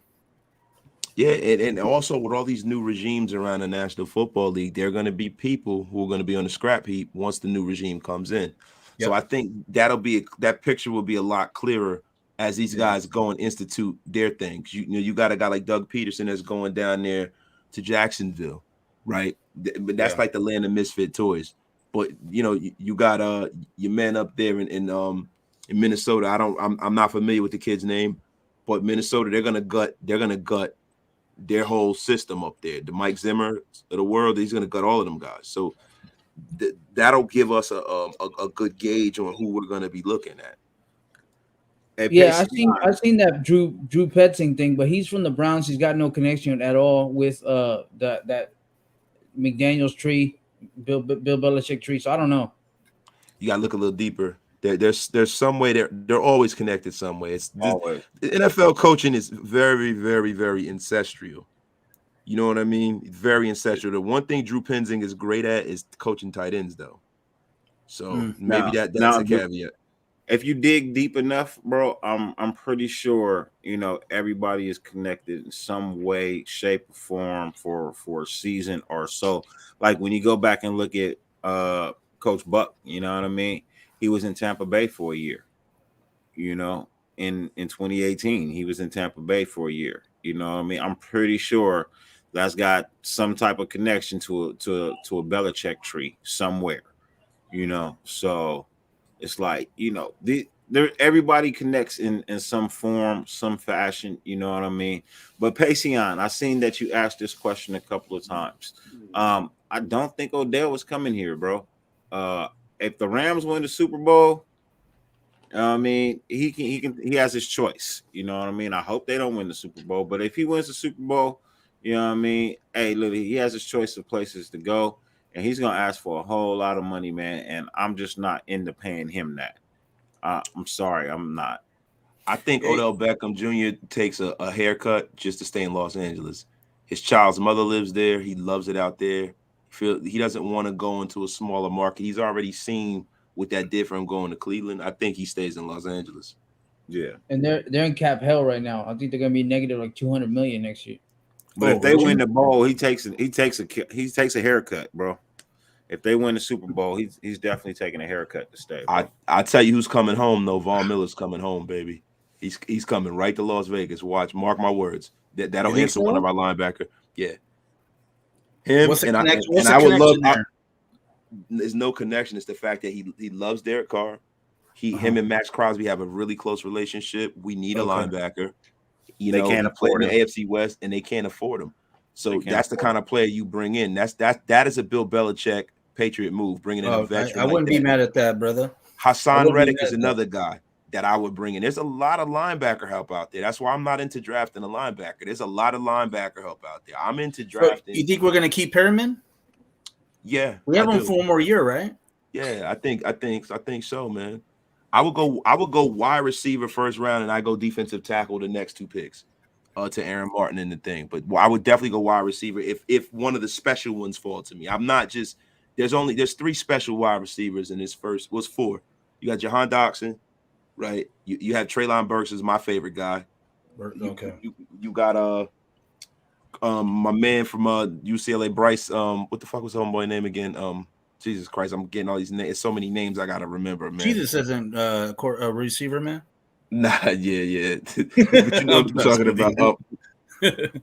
Drake London, right? Okay. We got Drake London, we got Treylon Burks, we got Jahan Dotson, and we got Chris Olev. So those are the 4 receivers, right? So if one of them are there for the Raiders, I really only want Treylon Burke. And I'm just saying that because I know what you're getting with Treylon Burke. You're getting a guy with the frame and the speed of Andre Johnson. That is not common. There's only been 7 guys that have been, that height, weight, and speed that run a sub 4.5. So that's the thing that I want. That's the thing that we need. I think Derek, the way he throws the ball, he needs a guy that's big and fast like that. A combination, a guy that can go get the ball, somebody can get him the 50-50 balls. And that's something you don't get on the scrap heap. And that's something that you can get at a cheaper rate, because for you to get a number 1 receiver, you know what that price tag looks like on the open market. That is at least $18 million a year. So I'm looking here. So it's Garrett Wilson, Jameson Williams, and Treylon Burks. He's in Arkansas, or where's he from? Yeah. Okay. Gotcha. I'm good on J-Mo in the first round because J-Mo has a knee injury. I don't want. Oh, does he? Okay. Yeah, that whole Reggie McKenzie thing has me off of drafting anybody with any injury concerns. Okay. And the thing about Chris Olave is he's a speedster, but he is not a complete receiver, and I don't see the speed on the field. When you look at the film, I there's certain guys certain guys like running shorts really, really fast, and they look great, right? Okay. But when they get on the field, it doesn't translate. When you see Treylon Burks, you could just see that burst when he gets into the open field. You could just see it. With Chris Olave, I don't see that. That's just me. I don't see it. Yeah, I'm gonna watch some film on that tonight after the show. Just kind of check them out and see how they look. What's up, Gabe? What's up, Eric? It's cracking, man. What's up, fellas? How y'all what's doing? up, panel? What up? Just chilling. What's up, young fella? What's up? Hey, I got a question though. I'm gonna ask you guys. So I did a live today earlier of free agents I would want to bring in, and I want to know your guys' take on it. I'm gonna give you my top 3 from each position, as far as defensive side of the ball, right? D tackle, nose tackle. Mm-hmm. So for me, for a D tackle position, Larry Ajanobi. Hopefully, I said that right from the Bengals. Ajanobi. Yep. Another one, B.J. Hill, and Austin Johnson. I don't know if you guys are familiar with those two. They both B.J. Hill is a nice nose tackle. Nice nose tackle. And then as far as corners go, Bobby McCain from Washington, P.J. Williams from the Saints, and then of course the one that we all seen with Raider Scout, Anthony Averett, or what? Those 3 for the corners for me. I put more corners, but those are like my top 3 in personal basis. Anthony Averett. And then as far as free safety, because we do need those 2 safeties that could cover Trayvon Merrick's one, then I would bring in Marcus Williams. I mean, everybody would bring in Marcus Williams. Everybody would bring in Marcus May.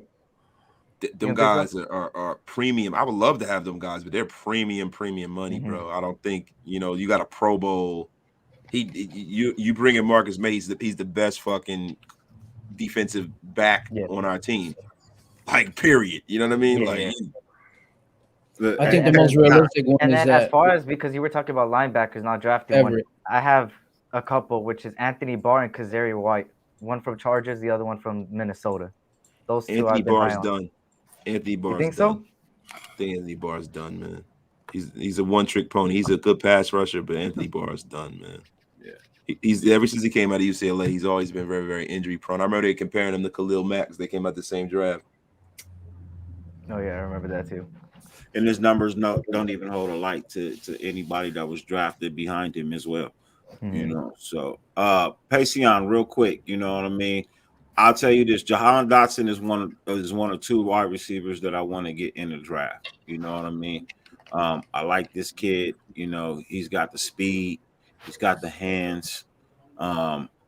It's not. Let's just say his good outweighs his bad. You know what I mean? Because every player has a knock on him. You know what I mean? But for me, his good outweighs his bad. I like the way that he runs routes. I like the fact that he fights to get open. But that's my guy, as well as Velus Jones Jr. out of Tennessee. But I feel like you can get him as a UDFA.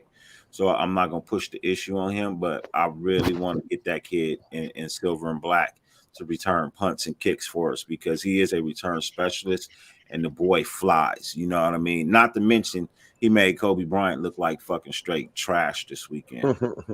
Kobe Bryant played himself out of a lot of money at that senior. Sir. He That's disappointed tape me. that you. Yeah. I'm sorry. Sorry, my bad. Go ahead. He No, didn't have the Mamba mentality for that day. nah, man. He definitely didn't have a Mamba. He had the Gardner State mentality. That motherfucker played himself out of millions of dollars. And I know that they're not going to go off of they don't go off of all-star games, right? Yeah. But they'll use anything they can to drop you down to get you in an advantageous contract. But the thing with Kobe Bryant is the knock on him has always been, is he really good or is it the competition? Is he really good? Is it because he's playing with sauce? You know what I mean? Like, that's the thing, man. It's just like, for me, all of these defensive backs, the only two guys that are clean that I'm taking in the first round, it's Derek Stingley Jr. and Kyle Hamilton. That's it. The rest of these guys, I get them in lower rounds. I'm not psyched about Sauce Gardner. You don't like Elam? Nah, he's Florida defensive back. I haven't seen a Florida defensive back that's been worth the shit ever. Seriously. And I hate to say that. You don't like Joe Hayden? Joe Hayden? I mean, no. Joe Hayden's been okay. You know, Joe Hayden didn't come out of Florida. Did Joe Hayden come out of Florida? Did Joe Hayden come out of Florida? Silence. I'm trying to think. It's been a long time. He's been in the league so fucking long from the Browns. Did Joe Hayden? Yeah, the guy I got in the third round is Jalen Armour Davis. He came out of Florida. He did. Yeah, so yeah, he's the first fucking Florida corner that's been worth the shit since Lito Shepherd. I'm sorry, Sultan, man. Let me shut up. My bad.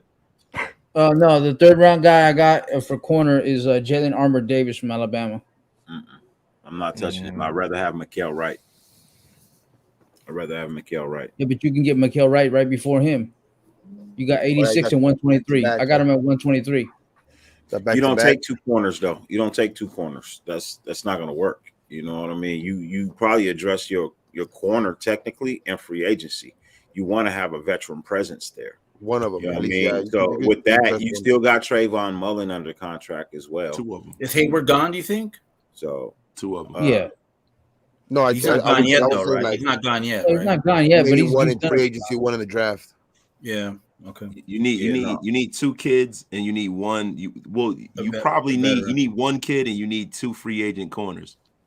You definitely need two free agent corners. I feel like you go and address your corners and free agency in improving veteran play.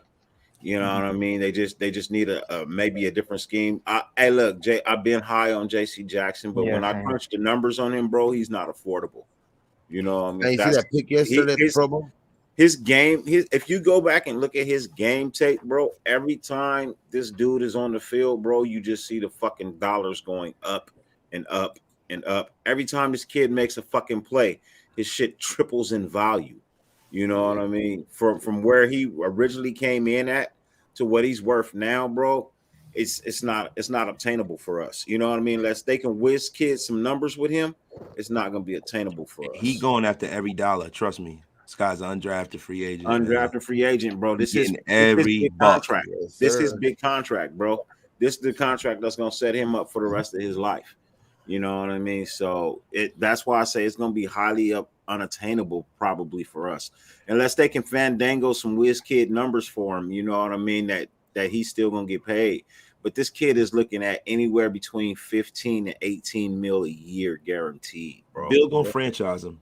Man. He ain't getting that. That's why everybody keep talking about him. Bill ain't letting that guy walk out the door. That's why I say, you know, you got to look somewhere else. You know what I mean? There is some veteran presence that can fit well into this defensive scheme that Graham is going to bring. You know what I mean? It doesn't have to be the high, mighty, flashy guy. You know what I mean? It just has to be the right puzzle pieces that fit together. I like Gilmore. I'm off of that. Like I know that everybody's looking at me and they're like, man, who do you like, right? Because there's all of these great people. But what y'all gotta realize, Kyle Fuller gets burnt too much for me. But that's a guy that I would bring because you ain't got to pay him a whole lot, right? Yeah. What I look at when you start a new organization, right? Because that's what's going on right now. Like, yo, it's not just a new coach, man. No. It's not just a new coach, man. You got a new GM, you got a new coach, you got all new position coaches from soup to nuts, and then you got a bunch of foundational pieces on the roster. You're building a roster and you're building a program from here on out. So the first year you're here, You don't allocate your resources and get yourself hamstrung with a player that might not work out.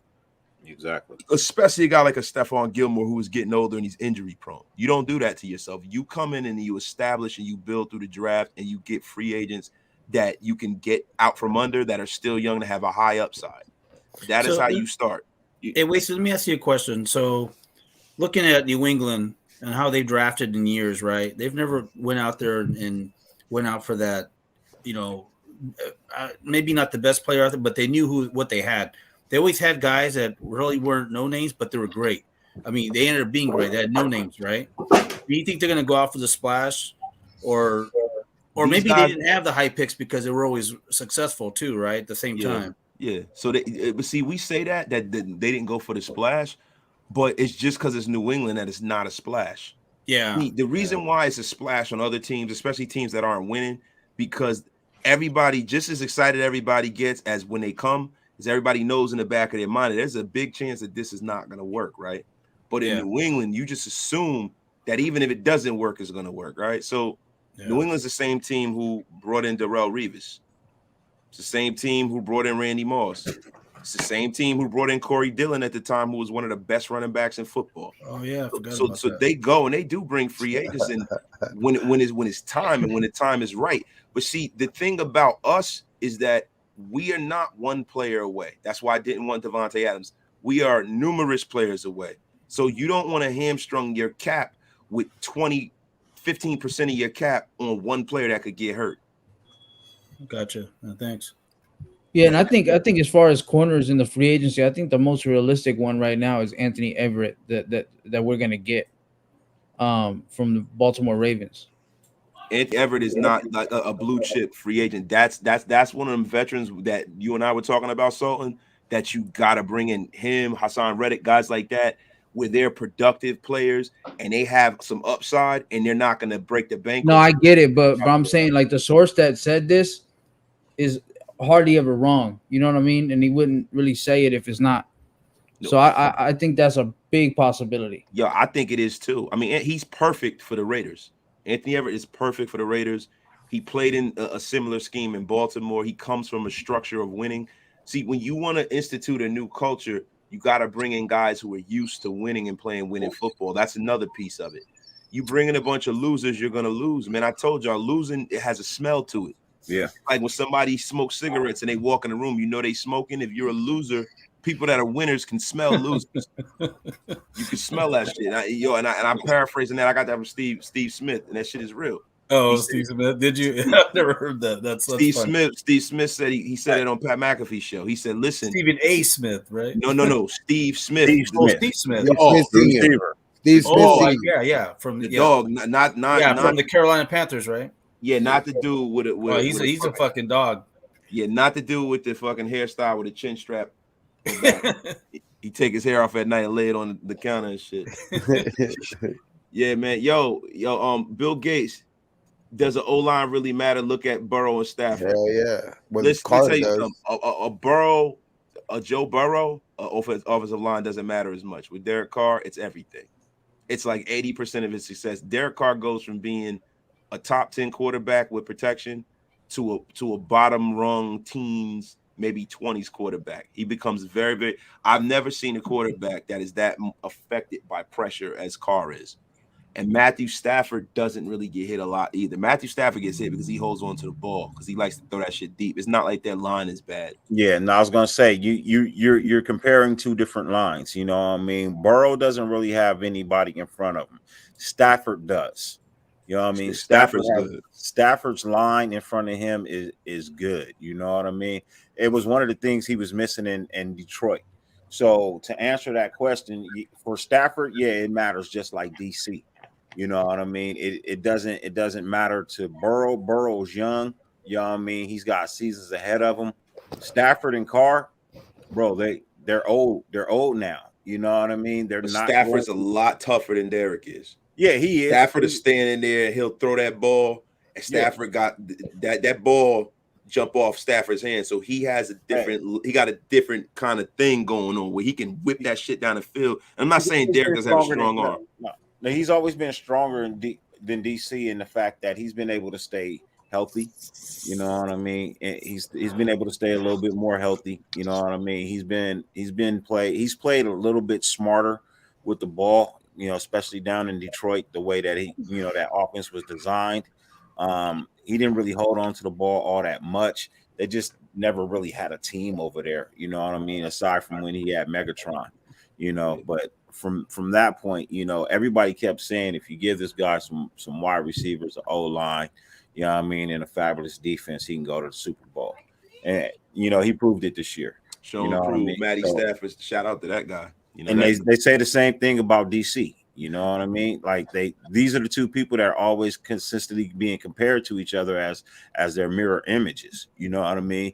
So let's see what the front office and the head coaching staff does. You know what I mean? Because if they give DC anything of what fucking Stafford got this year, bro, we could play the Rams next year in the fucking Super Bowl. You know what I mean? It's a strong possibility if the Rams could figure out a way to hold their roster together. It's no way in the world. Yeah, I know, bro. Now here's the thing: if it's Arizona, it's fixed, right? Because Tampa and Tampa, LA and LA. Next year is Glendale. If it's Arizona, that's too much of a coincidence. 3 years in a row. Yeah, but true. You know what though? I can't view it from that prism because it had never happened before last year. So that's kind of how shit is. Like, you know what I mean? It never happens until it does. You know what I mean? And then it becomes this serendipitous things for like even 3 or 4 years. Arizona, as long as we're the other team, I'm good. Fuck it. You know what I mean? Even no. Yeah, I just want to throw that out there. Yeah. This boy Michael. See, Michael, you know something. Hey, Michael, he is for conspiracies. Yeah, I know, right? Yo, look, you know the funny thing? The difference between Carr and say for instance, a guy like a Matthew Stafford is pedigree. It's the reason why Matthew Stafford was drafted number 1. Yes, sir. It's the reason. He's big, he's strong, he throw the ball real hard. Derek is that, but not to the same degree. Mm-hmm. He's not that. He's not short. As big. Doesn't have as strong as arm. Yeah, he's not as tough. It's just a little things. The only thing I give Derek over Carr, Derek over Stafford, is his ability to process what's going on in front of him. I think I give Derek Carr. I think that's his superpower. He understands more than a lot of people how he understands coverages and things of that nature. That's his strength. So that's what evens him up with Stafford, I think, Yeah, they're right there. They're right there as in play and all that stuff. They're right there. It's just I would give the edge a little to Carr, but that's about it. Over Matthew Stafford, bro. You can't give it to him. There's nothing that he does better than Matthew Stafford. It's nothing. Like he doesn't if you put their numbers, they say their numbers are close. It's Matthew Stafford beats him in everything. He's been playing longer too. You know what I mean? He you talk about bringing teams to a play. He brought the Detroit Lions to the playoffs without Megatron, bro, with a bunch of bums. dude is very, very good, man. He really is, man. I don't like to get too nostalgic about our guys, man. You got to keep it in context, man. You know what I mean? Like Matthew Stafford. Yeah, like how we view the draft. We don't got no favorites really. We're just looking at players, right? And so we have to look at football as a whole when we're trying to compare players as well in our NFL, and not just our guys because they're Raiders. Yeah, man. But bro, listen, from 2009, right? Stafford, he was a rookie. 2,000 on 26 yards. He played 13. He threw 13 touchdowns, 20 picks. Typical rookie season. He got hurt his second year. Right. Then he played he had 500 yards. Okay, his third year, 5,000 yards, 41 touchdowns, 16 picks. The next year, 4,900 yards, 20 touchdowns. The next year, 4,600 yards, 29 touchdowns. The next year, 4,200 yards, 22 touchdowns. You see a recurring theme here, bro. 4,200 yards, 4,200 yards, 4,300 yards, 4,400 yards. Then it started getting bad in Detroit. Almost 4,000 yards, 2,000 yards. He got hurt in 2019. Then 2020, another 4,000 yards, 26 touchdowns. And then with the Rams, 4,800 yards, 41 fucking touchdowns. The boy's serious with his, man. You know what I mean? And, wait, 41 this time? That's a big jump. Yeah, 41 because he has fucking receivers now. Yeah. When he threw a bunch of touchdowns. He threw 46 when he had Megatron. 41. Wait. Well, let me see. Let me go. He got. Well, Who you talking about? Stafford right now? 41. He threw Who you talking about, 41. Stafford? Yeah, Stafford threw for 5,000 yards and had 41 touchdowns with Megatron. Yeah, You he know was what I'm saying? drafted in 2009. Yeah. Megatron, you could throw that shit up. He'll get it. Yeah. But like, and then we look at Derek. You know, Derek is never really, you know, I mean, like, if it was a fifth, we'll all be drunk. A lot of times we talk about, you know, what somebody would do if. Derek been in the league for us to continue to do that too long. So we got to make sure that we keep that in context, right? So wasted. So I'm looking at the list right now. Since Matthew Stafford got drafted in 2009, he's the first pick, right? Yeah. 2010 was Sam Bradford. 2011 was Cam Newton, right? 2012 was Andrew Luck, not in the league anymore. 2013, EJ Manuel. He didn't do anything. 2014, EJ Blake Manuel wasn't the Bortles. number one pick. Who? EJ Manuel wasn't the number one pick. For the Bills, that's what it says here. He was their number one pick for the Bills. He wasn't the number one pick overall. Okay. So was it Geno then? Wasn't Geno Smith neither, no. Okay. It says Geno was second. 2014 was Blake Bortles. 2015, Jamie Winston. Jameis Winston. 16 with Goff. 17 with Trubisky. 18 with Baker Mayfield. 19 was Murray. 20 with Burrow. And then now we got Trevor Lawrence. So what you're looking at is when you talk about who was the first quarterback off the board, if you have someone. Yeah, that's what it is. Yeah, that's what it looks like. Yeah. Now that you say that, I'm looking. Yeah. Yeah. So, okay. So, yeah, we got number one picks. That's a different pedigree of quarterback, right? Yeah. You know Yeah. what I mean? Jared This is had different. 4,000. So Bradford's been around since 2009. So he's been around for a minute. Sammy, you talk about Matthew Stafford, right? Yeah, Stafford's definitely been around a long Stafford, time. yeah, he's been around for a minute, man. So he's got a lot of. Jared Goff threw 32 touchdowns with McVay. Jared Goff went to the Super Bowl. Oh yeah, that's true. That year that was boring. My bad, I forgot he was the quarterback then. Yeah, that was boring. Jared Goff can play. He's not a bum. Yeah, he's not a bum. But that Super Bowl, when I seen him sitting on the sideline with that dumb look on his face, like the game was too much for him, I was like, yeah, he's done. Yo, hey, Jonathan Taylor, don't listen, please, with this car shit, bro. I'm not doing that with you tonight, bro. Every time we up on Dirty Show, he's like, he had this and he had that. I don't want to hear that shit, bro. I'm not saying that Derek Carr isn't a good player. What I'm saying is we can only deal with what is. Matthew Stafford is a better player than Derek Carr at this point. I don't have an argument to say that he's not. I can talk about all these little scenarios and shit. That's the thing y'all don't understand about me. Do I like Derek Carr? Do I think Derek Carr can be what Matthew Stafford was if he had that? Yeah, but I can't deal in that. I can only deal in what I could see on paper and what happened, right? I know that Matthew Stafford has the numbers he have, and I know that Derek Carr has the numbers he has. And I know that Matthew Stafford's made it to the playoffs more than Derek Carr. And I know that Matthew Stafford is starting in the Super Bowl and is probably about to win one. That's all I can deal with, bro. I can't deal with all that stuff. I can't deal with, if Derek Carr had Megatron, he would have did this and this and that. I can't deal with that. I'm dealing with what we know.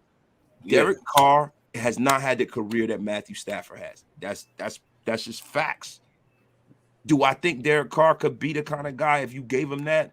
Maybe he would have matured in that, but maybe not.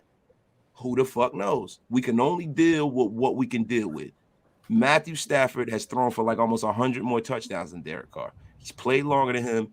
He's been in the playoffs more than him. He's a more accomplished player than he is, and he's in the Super Bowl as we speak. He's been in the league for 5 more years. Yeah, 5 more years. I'm just saying, but he's a more accomplished player. He's a more accomplished player. He's in the Super Bowl. He's won playoff games with a Z. not zero. You know what I'm saying? Like I can't. I love DC, bro. I'm a Raider fan, but I can't be elevating him over guys that have won playoff games and shit, and like won fucking passing titles and all this kind of shit. I can't do that, bro. He has to, bro. At 8 years in the league, you have to do some of this shit for you. You got to earn that, bro. Like motherfuckers kill me when like we be like, Russell Wilson's a better quarterback than Derek Carr. People be like, well, how could you say that? He fucking is. That's how. Well, he's better than. I think he's better. I just don't think Stafford is. He's got rings. Hey, how do you know his talent equals Carr's talent? It doesn't. Matthew Stafford is a bigger guy. He throws the ball harder. He's not. If his talent equaled Derek Carr's talent, Derek Carr wouldn't have been a second-round pick. Give me a fucking break. Matthew Stafford played in the SEC at Georgia, was the #1 pick. Prototypical. He's just a prototypical quarterback. You know, those guys go early all the time. Bro, management affects everybody's career.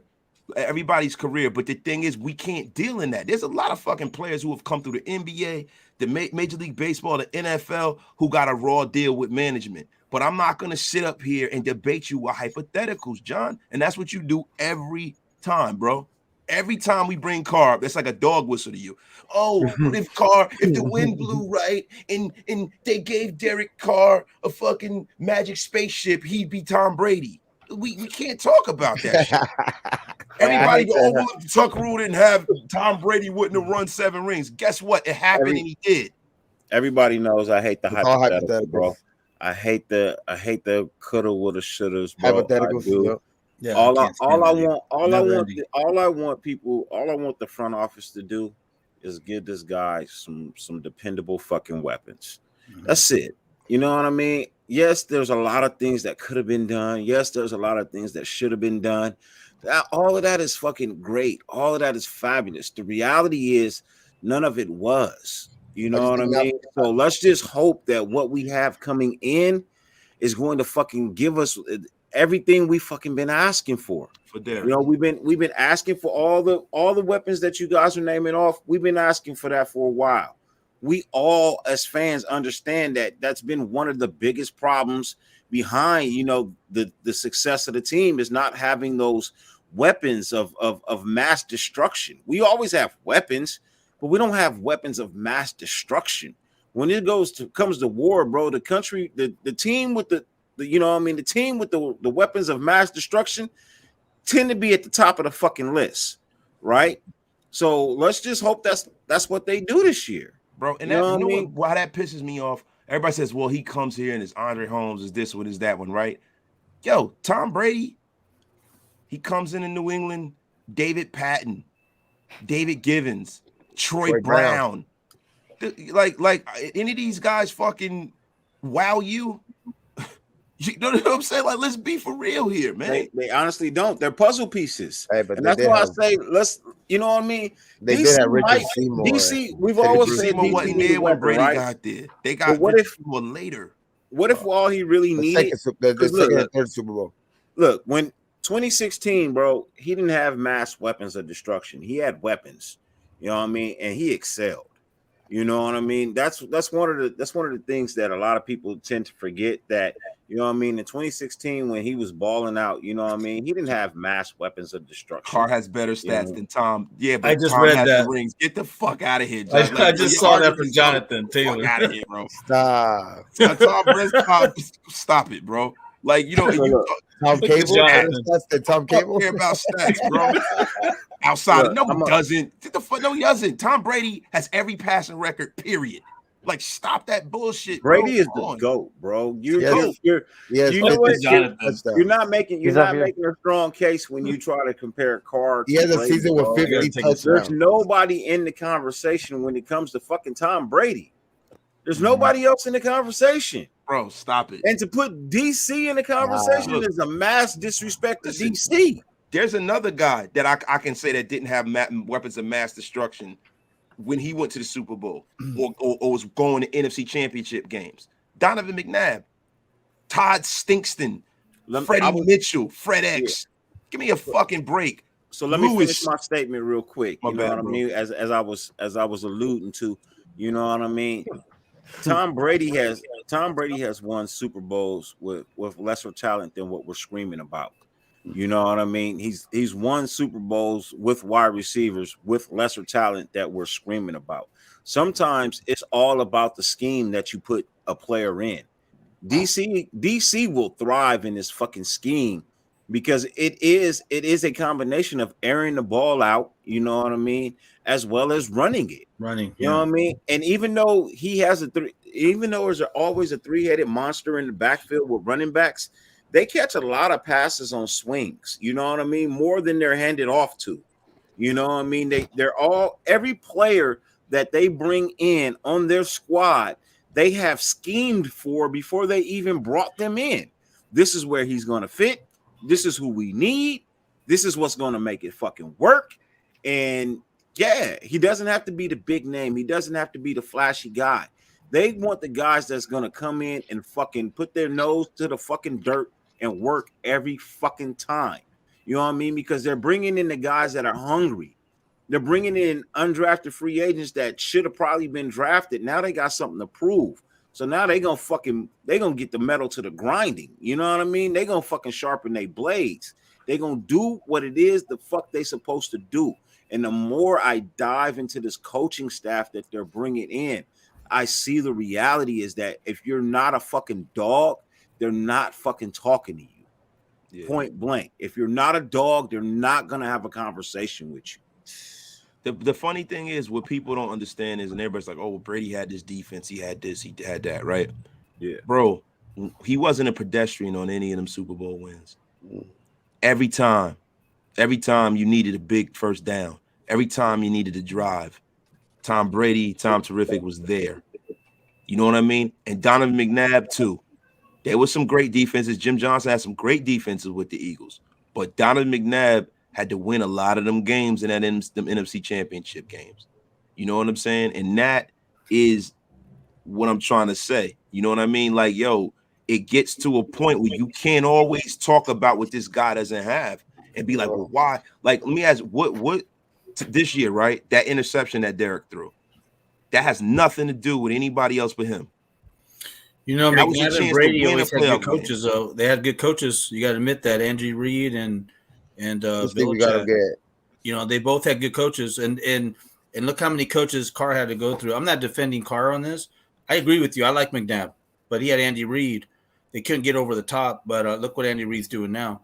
Listen, John Gruden's a hell of an offensive mind, too. It comes from the same tree. And everybody said when Gruden came in that was going to fix everything, and it didn't. And I'm not a Carr hater. I'm just saying we got to stop. We got to stop making excuses for this fucking guy. Yeah, no, I'm not making excuses. This is it.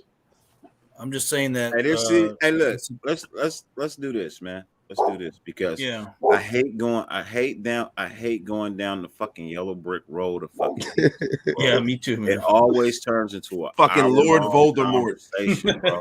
So we're gonna end the DC conversation like I always do, bro. Please. And say, please chill the fuck out and wait to see what he does this year, bro. Yeah. Stop knocking on him. He's the only quarterback in NFL history. I'm telling you, you can go fucking look it up. He's the only quarterback in NFL history to go through as many coaching changes as he has in the same fucking uniform. If everybody's getting fired and this man is retaining his job, he's not the problem. Now, you're right. Bro, now the point I always try to make. Move on. Can I just say this? Can I say this? Yeah. My point is not that he is the complete problem, but he is not without blame.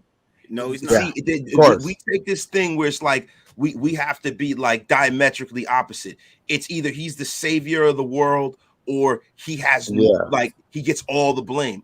I'm not saying that. What I'm saying is that he gets some of that shit too, bro.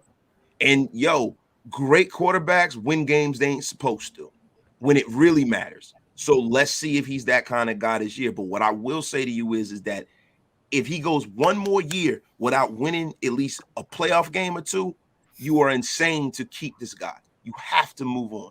You have to improve. We can't be in this whole. I'm with you there for sure. 100% I'm with you there. But I just want to say one thing. It's just I just want to build. I want to build around, and regardless of what happens this year, if it doesn't go the route of DC, then at least we have a team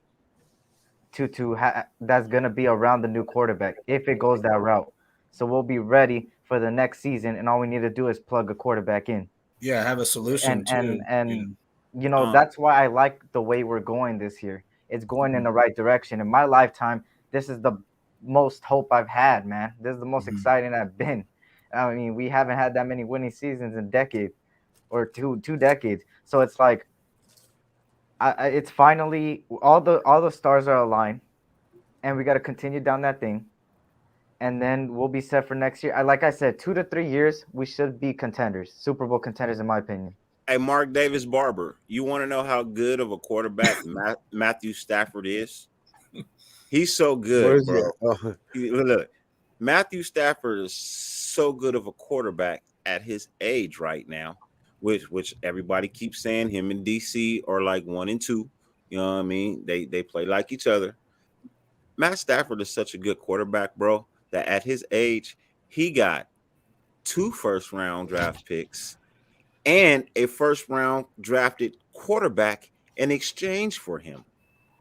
That's how good he still is. And not for nothing, it shows you the hypocrisy of the Detroit Lions management and ownership. Fuck, he's in the bowl. I mean, he's in the Super Bowl. Yeah. Yes, he's not good. You're talking about a franchise that has continuously missed out on Super Bowls because they refuse to do the right thing. Right. You know what I mean? They could have had Super Bowls with Barry Sanders. They refused to give him a fucking offensive line. You know what I mean? They refused to trade him when he wanted to leave. They made him retire and took money from him. When Calvin Johnson retired, they made him retire and they took money from him. He wanted to be traded. They wouldn't do it. But when Matthew Stafford asked, they traded him. Yeah. So that goes to show you what that organization is about. I think that shit is fucked up. Mm-hmm. They made the greatest running back of all time retire because they couldn't accommodate him after all of the years. And Matthew Stafford wanted out. And he wanted out. He was not going to play another game for the Detroit Lions, bro. And they accommodated him. Barry Sanders and that Detroit Lions team were way more successable with Scott Mitchell and Eric Kramer than they were with Matt. If I'm not mistaken, didn't the Lions come out and say, you know what I mean, Matthew Stafford wants to leave. We're going to do our best to find him a suitable home to give him the respect and the honor that he deserves. Yeah, for Barry Sanders and Calvin Johnson deserve that. Yeah, Barry Sanders and Calvin Johnson deserve that same respect. They deserve that, and they didn't want to make that as far as the Lions. They didn't want to make the same mistake, and I'm not trying to be racist, but they didn't want to make the same mistake with the white boy. It's okay to do it for the black players. No, you ain't wrong. You ain't wrong, Dirty. It was more of the way they view them. That's the way they view. They view a lot of times in the National Football League, and this is the problem with the National Football League. This is why the National Football League has the problems that they have. The difference between management and player, the disparity between that is so huge in the National Football League as opposed to other leagues. When you talk the NBA are partners with their owners. You got players like LeBron James who goes in and runs a whole organization. Like Dan, what the fuck is his name? The owner of the Cleveland Cavaliers, Daniel, the one that owns StockX. Motherfucker, I'm getting old. Daniel from Cleveland Cavaliers. Cleveland Cavaliers owner. That's Dan Gilbert. Dan Gilbert, yes. Dan Gilbert said when LeBron James left this last time, he goes, "Thank God I finally got my team back." LeBron James, that letter that he put out. No. I'm talking about the last time Bron left him because he went back, won, and then he left. He said, "I'm glad I finally got my team back." That's what kind of play, like a player like LeBron James who runs your organization. Just like now, what would make sense for the Nets to do right now? It apparently is not working with James Harden, Kevin Durant, and Kyrie Irving. James Harden doesn't want to be there. Kyrie Irving and Kevin Durant play really well together. They were playing well together before Harden got there. The thing would be to trade James Harden, right? Yeah. But Kevin Durant just came out. He's hurt now. He said, "Yo, I want Harden here." All of them talks to him going to the Sixers just died right there. Just because you want the power he has with the power he has. You imagine if a football player had a player that the organization felt like they can get a haul for? That motherfucker is gone, no matter what that guy wants. Like what the Raiders did with Amari Cooper and Khalil Mack. Done. We don't give a fuck what you want, Carr. John Gruden's like, hey, Carr, you like Khalil Mack is your best friend on the team, right? Well, he's motherfucking traded. Get over it. Your best receiver. That was fucking fucked up, though. Hey, your best receiver. I don't like the way he's so laid back. Get that fucking guy out of here. Never mind that he had 1,300 yards and fucking 9 touchdowns. Fuck that guy. Bro, first, real quick, man. First off, Dwayne Thomas, I don't know what you're talking about, bro. You know what I mean? Who's Dwayne Thomas? Yeah, this right here, honestly, bro, I mean that conversation is so far past for me, bro. I honestly don't know what you're talking about because I'm a big DC supporter first and foremost. You know what I mean? I'm a DC stan, bro. You know what I mean? But I'm also a fan that will tell you when DC is right and fucking wrong, bro. What numbers are identical? Yeah, hey, numbers are great, bro. I keep telling y'all this is a number-based league. But you don't understand when I keep telling y'all DC is not the full-on problem. Oh, you know no. what I mean? You cannot blame what the front office does or does not do on somebody that is a fucking player. That is all he is. He is a player. He is not a quarterback who wants to sit in the front office and make a fucking gang of decisions like these other QBs. That is not his job. His job is to get on the field and to produce with what the fuck he has to produce with. But is at the same time, bro, I get tired of talking about him. Yeah. It gets really fucking annoying talking about DC and DC only. You know what I mean? There's other issues on this fucking team that are way more important than DC right now. You know what I mean? The quarterback is not the fucking problem that is continuously holding us back right now. It has been the lack of fucking production in the front office. It's been a lack of production from other fucking key players and positions on the fucking field. Point blank. That is it. You had a shitty offensive line this year, and I'm not saying that they were the worst, but you have an offensive line that has not gelled with each other. They don't know how to work with each other yet. Technically, they were all rookies together. You know what I mean? And I'm not saying in the sense where they all came in the same year. I'm saying it as in this was a first year that they all really had a chance to actually work with each other. That is a rookie line to me. You know what I mean? Time to build that rapport, to know what the man on the left and the right of you is going to be able to do. You know what I mean? To learn their tendencies, to learn their scheme. You know, so give this man the ability to do what it is he needs to do. You know what I mean? If you're mad at the fact that I think, you know, DC hasn't always been a problem because he's been through 5 fucking head coaches in 8 years, then argue me that. Show me where I'm fucking wrong because he's been through 5 coaches in 8 years and he's still donning the silver and black. Point blank. He's never been the full-on problem, but we refuse to address the other problems on the fucking team. We always want to go back to the man that wears number 4. This show, when we started this show tonight, it was about front office, head coaching, the moves that we are making and the moves that need to be made. The quarterback position is solidified. There's no move to be made there unless we're talking about backups. Now, I hate the fact that fucking shitty ass fucking news report was brought out with the garbage ass reports about trades. Listen, stop listening to fucking rumors about trades. You can't even talk about trades till the fucking season, till free agency starts. So there's no teams in the background talking about possible trades. You know what I mean? That's tampering. You lose your fucking draft picks for that. Yeah, man. You know what I mean? These are rumors because there's nothing going on in the NFL. Look, DC rumor is bigger than fucking Alvin Kamara going to jail and his friends stomping out somebody and breaking their fucking eye socket. Damn. You know what I mean? He got money. I know he got money. But I'm just saying, how the fuck is a rumor that has no validity bigger than something else? And you know the thing that pisses me off? It's always Gutierrez. It's always fucking Gutierrez, or it's always the fucking the fuck is that other asshole's name, man? So Bleach. Oh my god! But it's always Gutierrez with this bullshit about. It's like, yo, a talentless reporter makes up a bogus scenario, and he put it on Bleacher Report, and then it becomes fucking facts. It's annoying, bro. Have you noticed I haven't said a word in 25 minutes? Yes. Yeah, we don't like you talking on the DC, bro. No, and I haven't said one word about DC. I didn't even partake in this conversation at all.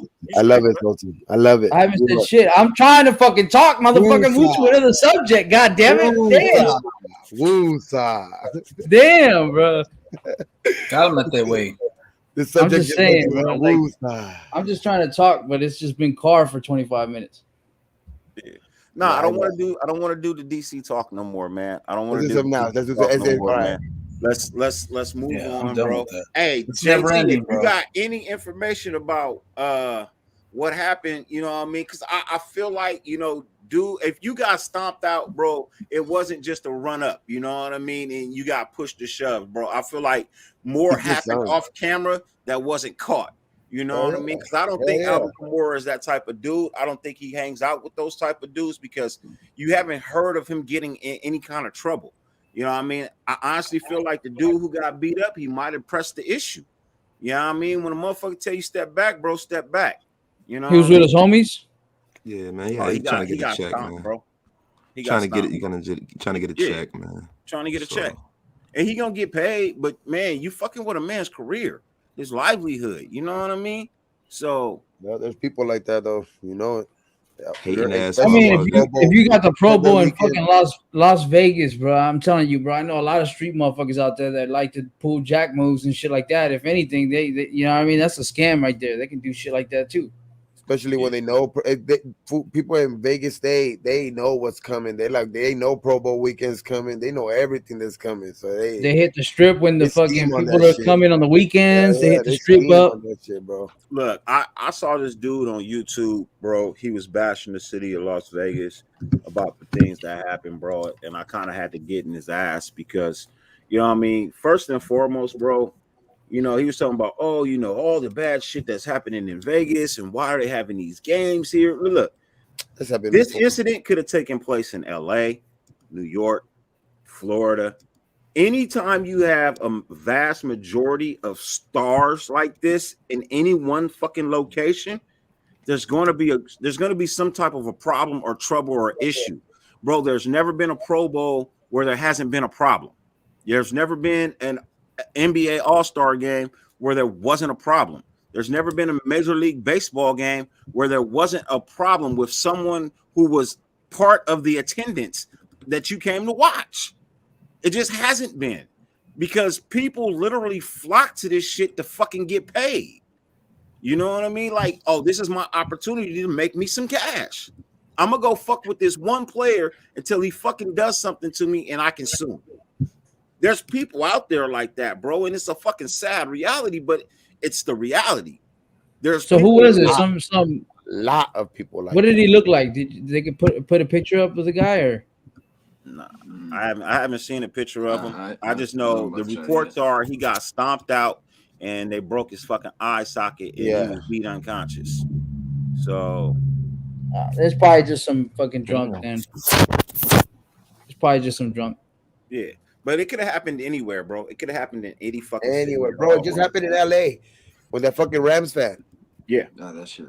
the Niner Bro, fan. let me that tell got you knocked something. out. And that's not the first time. What about the Dodger game when they stomped out that fucking Giants fan? Yeah, Not Yeah. the first time, dog. he was in a coma, right? Happens Bro. every day, dog.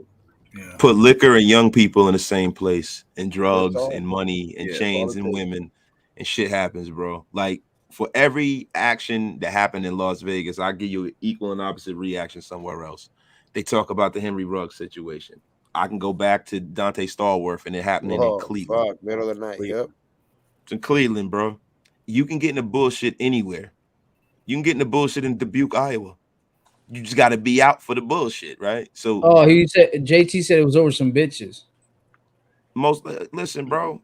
I don't even look. I'm old enough to know. I don't even have to read about. I know it's got to be over some bitches. Because what happens is, yo, you get the athletes coming there. They in perfect shape. They millionaires. Then the local motherfuckers who the local drug dealers or the local fucking stars, they get their butt hurt, and they think they're going to just go and just press up on these dudes who got 6% body fat. You think you going to beat them? 10 bodyguards. And 10 Yeah, bodyguards. you're gonna need a fucking 12 gauge, dude.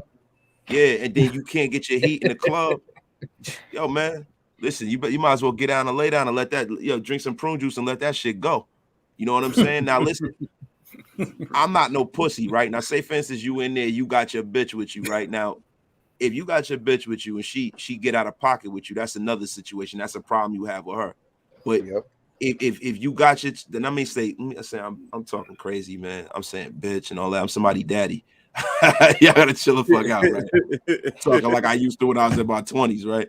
But if you in there and somebody disrespect you, got to get down for yours, right? So it all depends on what happened. But the thing is, I'm always under the thing with like this, yo. Every man got two eyes, right? Every man got two eyes. That's all I'm gonna say. You know what I'm saying? So even if you stomp me out, I'm taking a piece of you with me. You know what I mean? So maybe that was the situation. You know, who knows, man? Yeah, you don't have to just monsters like their size and everything. You got to hit these motherfuckers with a brick or something. You can't just come up there and want to fight these motherfuckers. Like, you know. Hey, you don't just have to worry about the guys that are flex up there. My buddy just went up there. I went up there with a buddy, and he met a girl at a bar late at night. Took her to the room, and she wanted to hang out with him, right? So she told him to go to the restroom. Fucking took his wallet and shit. Fucking with $1,000 in there and his credit card. Fucking walked out. Then he told security about it, and they said this happens all the time. They said they got girls out there just hang out at the bars and shit at the hotels, and they'll say, "Hey, let's go to the room," and then they'll fucking bounce out. That's tough. After they Dirty, yo, don't let them do you like that, yo. Yo. Hey, they said you turned into feel more slim real quick. Bitch, I motherfucking feel more slim. hey, I like Sinbad, bro. I like Sinbad stand-up comedy, bro. It's a different world too, bro. You know what I mean? It's a different world. Turn to feel more slim, yo. That's fucked up. Like Pimpin' Ken. Listen, bitch, either you're gonna hoe up or blow up, barbecue or mildew. Hey, coming from the parties.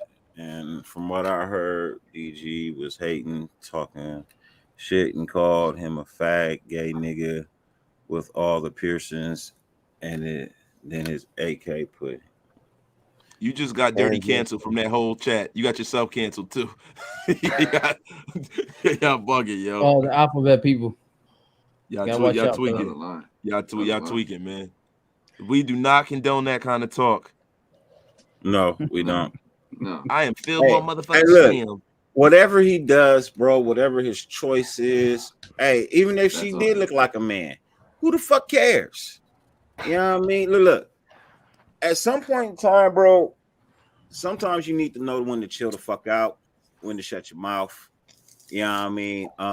If they were coming from the club, bro, and these motherfuckers was already intoxicated and belligerent, bro, you know what I mean? It don't matter what he said to him. Don't tell me it was Dre's. Look, in all honesty, it's a terrible situation on both sides. It should have been handled better by both people. Dude kept his mouth shut, and at the same time, you know what I mean? It don't take three motherfuckers to handle no business, bro. I hate that shit.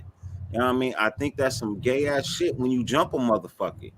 You know what I mean? Why y'all gotta be 3-on-1, 5-on-1, 6-on-1? Man, y'all niggas can't do 1-on-1? What the fuck is wrong with 1-on-1? You know what I mean? So, you know what I mean? Everybody was fucking wrong. Nigga was wrong for fucking opening his mouth. These motherfuckers was wrong for fucking stumping on him and jumping him. Bro, once he down, he down. But at the same time, it don't take 3-on-1. That's some pussy shit. You know what I mean? That's three football players? Nah, it was just his goons, his posse, his boys, whatever. It don't matter. Bro, it could be 3 midgets, nigga. It don't take 3 people, bro. It don't take 3 people to fight one, bro. Little people.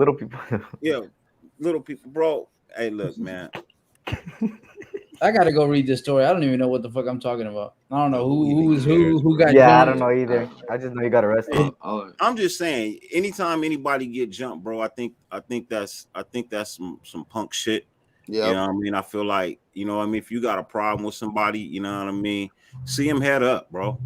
See him head up. Not like the old days, Dirty. It ain't like the old days, Dirty. When you just take it to the back and whoever comes out, you know. Bro, I didn't stop 2 people from getting jumped in my lifetime, bro. You know what I mean? 2 motherfuckers I didn't even know. You know what I mean? I got beat up too, but at least this motherfucker didn't get jumped by itself. You know what I mean? I can't stand that shit. 5-on-1, 6-on-1, 3-on-1. I hate that shit, bro. It's like, yo, you the real MVP, Dirty. Michael. I took an ass whooping for somebody, you know what I mean, that was getting jumped. But you know, I felt like, you know, he was getting jumped for no fucking reason. He had nothing to do with the whole problem. You know what I mean? They was picking on the dude, you know. Fuck that, bro. You know, you're not just gonna bully somebody in front of me and think I ain't gonna do anything about it. I'm just happy I didn't get fucking killed. I stopped a lot of. I've always been a proponent for stopping people from bullying people and shit. I've always been that way. Yeah. Gravy was goody, brother. What's good, Greg? What's up, Gravy?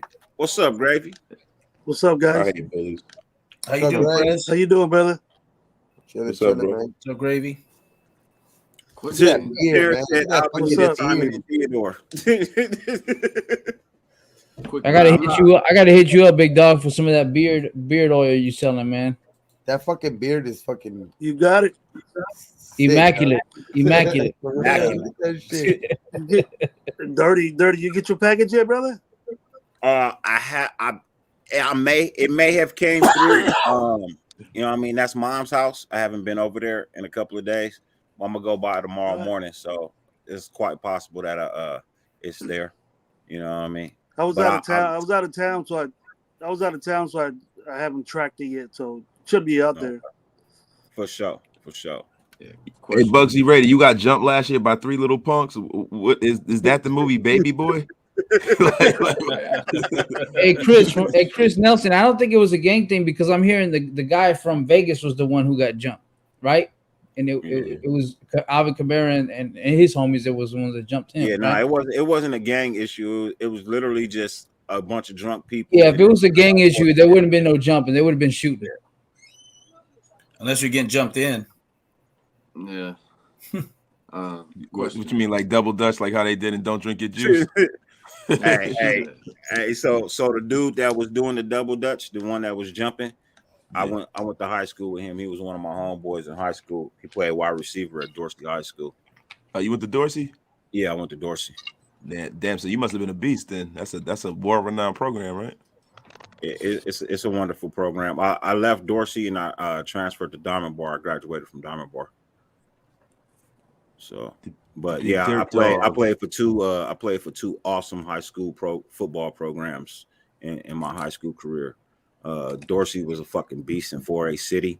You know what I mean? Not too many teams wanted to fucking play us. And then when I got to Diamond Bar was a beast in state. You know what I mean? Like we literally went 14-0, and then we smashed on fucking everybody. You know, like literally smashed on everybody the whole fucking year. I don't think we won a game by less than 42 points that whole fucking year. Damn. Drumming people. Wish my high school career Bro, was like that. Man, one of our running backs rushed for 673 yards in one fucking game. Damn. The fuck? Sheesh. Where'd he go? How many yards? 171? Diamond Bar He was went to that Montana. good? That's crazy. Yeah, he went to Montana. His name was Lathan Tyler. You said is any A's fans here? I think only Fade is an A's fan. Fuck yeah. The Prez is too. Oh, Prez? What's I up, thought he was a Prez? Dodgers Man. fan. Do you I know thought who you- Brody Brazil is? No, he's A's fan too. He's a A's fan. Oh, Hey, Faye, do you Hey, know Prez, who you gonna Brody get some Brazil beard is? oil? What? Do you know who Brody Brazil is? Brody Brazil? The reporter. No. No, you Sounds don't? familiar, but no. He covers the A's. Oh, I looked Yeah. him up after you let me know, and I seen that shit. what Yeah. happened? That shit. I got off the phone with him before I came on here. All right. Well, you could. Hey, I'm too I'll old look to it get up, in bro. the I'll mix look it up, now, bro. bro. I'm too old to get in the mix now, bro. If you getting jumped, bro, if I got my firearm, I might let off 2 shots in the air to disperse, bro. But I'm not getting into confrontation anymore, bro. I might just let off 2 shots in the air to get them off you, bro. But I'm not taking no hits. I'm not taking no hits. I'm a KIM. I didn't know that people were a fan of 2 teams though. What do you mean? Baseball? Yeah. Baseball is completely different from football, bro. It's Yeah. so many fucking teams and there's so many days of games being played in baseball. Look, I rock with the Angels, I rock with the Dodgers, I rock with the Giants, I rock with the A's. I don't fuck with the Padres at all. Oh, I Ba- hate the Padres. California baseball, I rock with it except for the fucking Padres. You know what I mean? Because baseball is just completely fucking different. You know what I mean? It's just a different fucking sport. You don't love it. If I you love it and you were passionate about it, you wouldn't have more than one team. Yeah, I think it's more. I think it's more because I like it. I like it more than basketball. You know what I mean? And I'm only a Yankees fan. That's it. Just a Yankees fan. Yeah, I'm a That's Dodgers fan. But Dirty, who's your number one team though? Because they have to play each other. So who would you go for? Because I've been in LA so long, the Dodgers come first over everybody. Okay. You know what I mean? But I rock with everybody except for the Padres in Cali. You know what I mean? Right. I don't fucking like the Padres because I'm a bigger Dodger fan. Hey, Pimp, Homero. I wear. He said I wear a Yankees Tiger. I never wear a Mets hat in my life. I wear a Tigers hat because I wear a Tigers hat because that's my neighborhood, bro. I'm not gonna get into that. But the D on the Tigers hat. Wasted. Looks good. Looks nice, man. I haven't seen that one yet. Where'd you get that one at? Not this. I've never seen it with the LA behind it like that. Is that it's the Angels and the Dodgers unity. But hey, let me clarify. Let me clarify what this dude said because I wear Detroit Tiger hats because that's my neighborhood. That's it. It's not. I'm a fan of the team. I'm not from Detroit. I don't like the team. You know what I mean? That's just my neighborhood. It's got the D on it. That's the only reason. Hey, so the reason why I rock with the Bay, the Giants, and the A's is because I was born in Oakland and I was raised on the other side of the Bay. You know what I mean? 95% of my family rocks with the fucking Giants. You know Seawood, what I mean? Baby. Oakland, baby. I fuck with the A's because that's my hometown. Yep. You know what I mean? I always ride with my hometown. Just like I fuck with the Golden State Warriors. They're not my number one team, but I like them. You know what I mean? But I don't buy the gear. Oakland, only gear I buy is Dodger gear. I don't buy anybody else's gear. I only buy Dodger gear. You know what I mean? But if they go to the say the A's was in the World Series and they was playing the motherfucking Mets or the Yankees or some shit like that, bro, I'm fucking pulling for the A's. Believe that. You know what I mean? I don't give a fuck. Yeah. But I buy Dodger shit only. I only buy Dodger shit. I'm a Yankee fan. We know. We know. Sultan's like, yeah, motherfucker. Hey, look. Since 1994, baby. Since 1994. Fan, but you have an Angels cap? I don't get it. This is not an Angels cap. It's a Dodgers and Angels cap, and it matches with shit. Yeah. See, it's got that sweet looking cap though. Yeah, it's the Dodgers and the Angels. That's clean. That's clean. Yeah, that's clean. It just matches with you know what I'm saying. I had it on as I went out, and it's red and it's somebody said I wear a fucking Mets hat. Go back in all the lives. I've never wore a fucking Mets hat, bro. You wear Yankees. Yeah, I hate the fucking Mets. Fuck Mike Piazza and the damn Mets. For baseball, I don't mind wearing their gear because I do it because it matches. Like with football, I'll never wear another football team on me. Yeah. Ever. And I mostly only wear Yankee shit. But you know, sometimes I got a Mets hat to go with my orange and blue Bo Jacksons. You know what I'm saying? Because you know, with a Knicks jersey, a lot of the Knicks hats are corny. So I wear like a Mets hat to go with the Knicks because it's the same color scheme and shit. But it ain't. It's more so to match. It ain't. You know, I'm repping. Nah, yeah, we all did that when we was getting fly and shit. Nice hat, Prez. But right now, all Raiders. It's never anything. Oh, Jamal, I hate the Mets, bro, and the Red Sox. The Mets are little bro. You know what I'm saying? Like with the Red Sox, that's different. You know what I'm saying? I hate the Red Sox. I'll never wear. Yeah, the Red Sox. Fuck the Red Sox. I'll never wear any of that stuff. I'll never wear any Sox stuff. See, over here in the Bay, we don't like the Dodgers. I mean the Giants over here. So I don't hate the Dodgers at all because that's the rivalry with the Giants. So when they play each other, I'm going for the Dodgers, right? Because it's so fucking deep out here in the Bay across the bridge. We don't like Oakland, San Francisco, man. The fans, you guys. I don't know if you guys even know how it is, man. It's fucking intense. I was down there. I was down there today. People hate the fact that I have a jersey. So I bought a Dodgers jersey and I bought a Giants jersey, right? And what I did was I took them over to my tailor and had them split the two jerseys. And so did you really? So I got one jersey that's got Giants on the front and it's got Dodgers on the back, and then I got another one the opposite where it's got the Dodgers on the front and it's got the Giants on the back. Shit! Dirty. No fucking way. Dirty. You would never get away with that in Yankee Stadium. Oh, Yankee Stadium, bro. Not Dodger Stadium. I have, bro. Come there with it. Yo, I saw this dude come to Yankee Stadium That's one crazy. time. Yo, they let you With a pass that fucking Dodgers during the Hey, but Subway look, Series. at the same time, when I walk into the stadium with 15 other motherfuckers, bro, it ain't really too much you gonna say to me anyway. Oh, yeah. You know what I mean? Yeah. It really ain't too much you gonna say to me anyway. You know what I Let mean? me tell you something. The difference between the East Coast and the West Coast is the only town in the West Coast that is as ravenous of a fan base. It almost seems like it's the East Coast city is Oakland. Yeah. Out in LA, Shit, man. I went to Beantown when I did my music shit with all my Yankees gear on. I didn't give a fuck. Fuck all those Irish motherfuckers. Yeah, but what I'm saying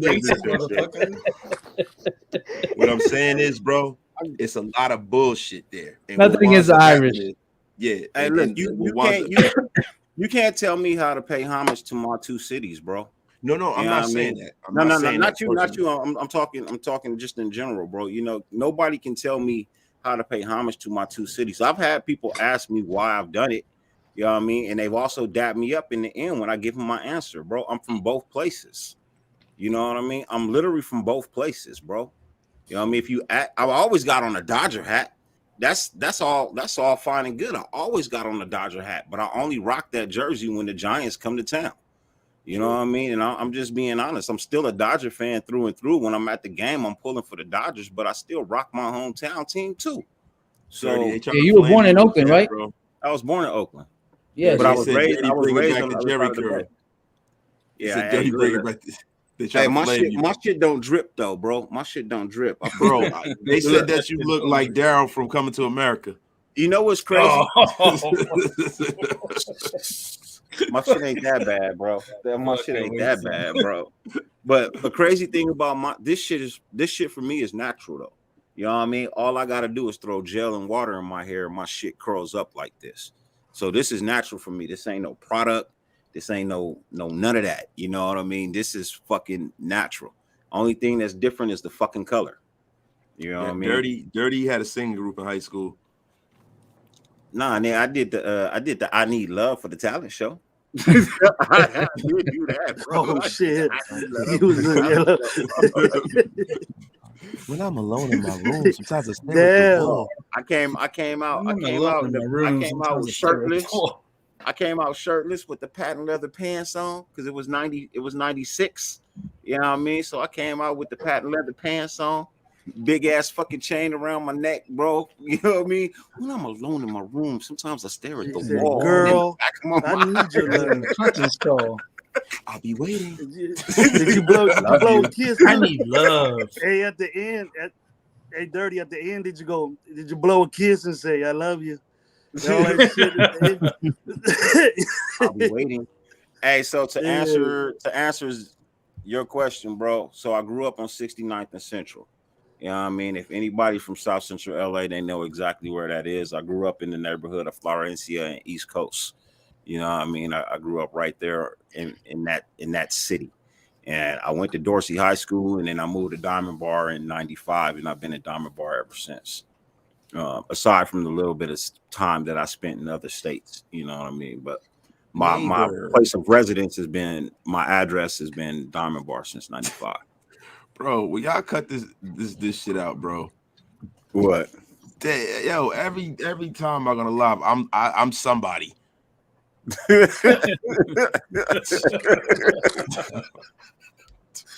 Hey, it's your fault, man. You got what, 1,400 subscribers? That's on you, bro. I ain't never had a shag. Bro. I can't grow a shag. That's a good thing. That's some trailer park shit. I don't know how to grow a shag. Would a shag look like Lionel Jefferson and shit? The original Lionel shit.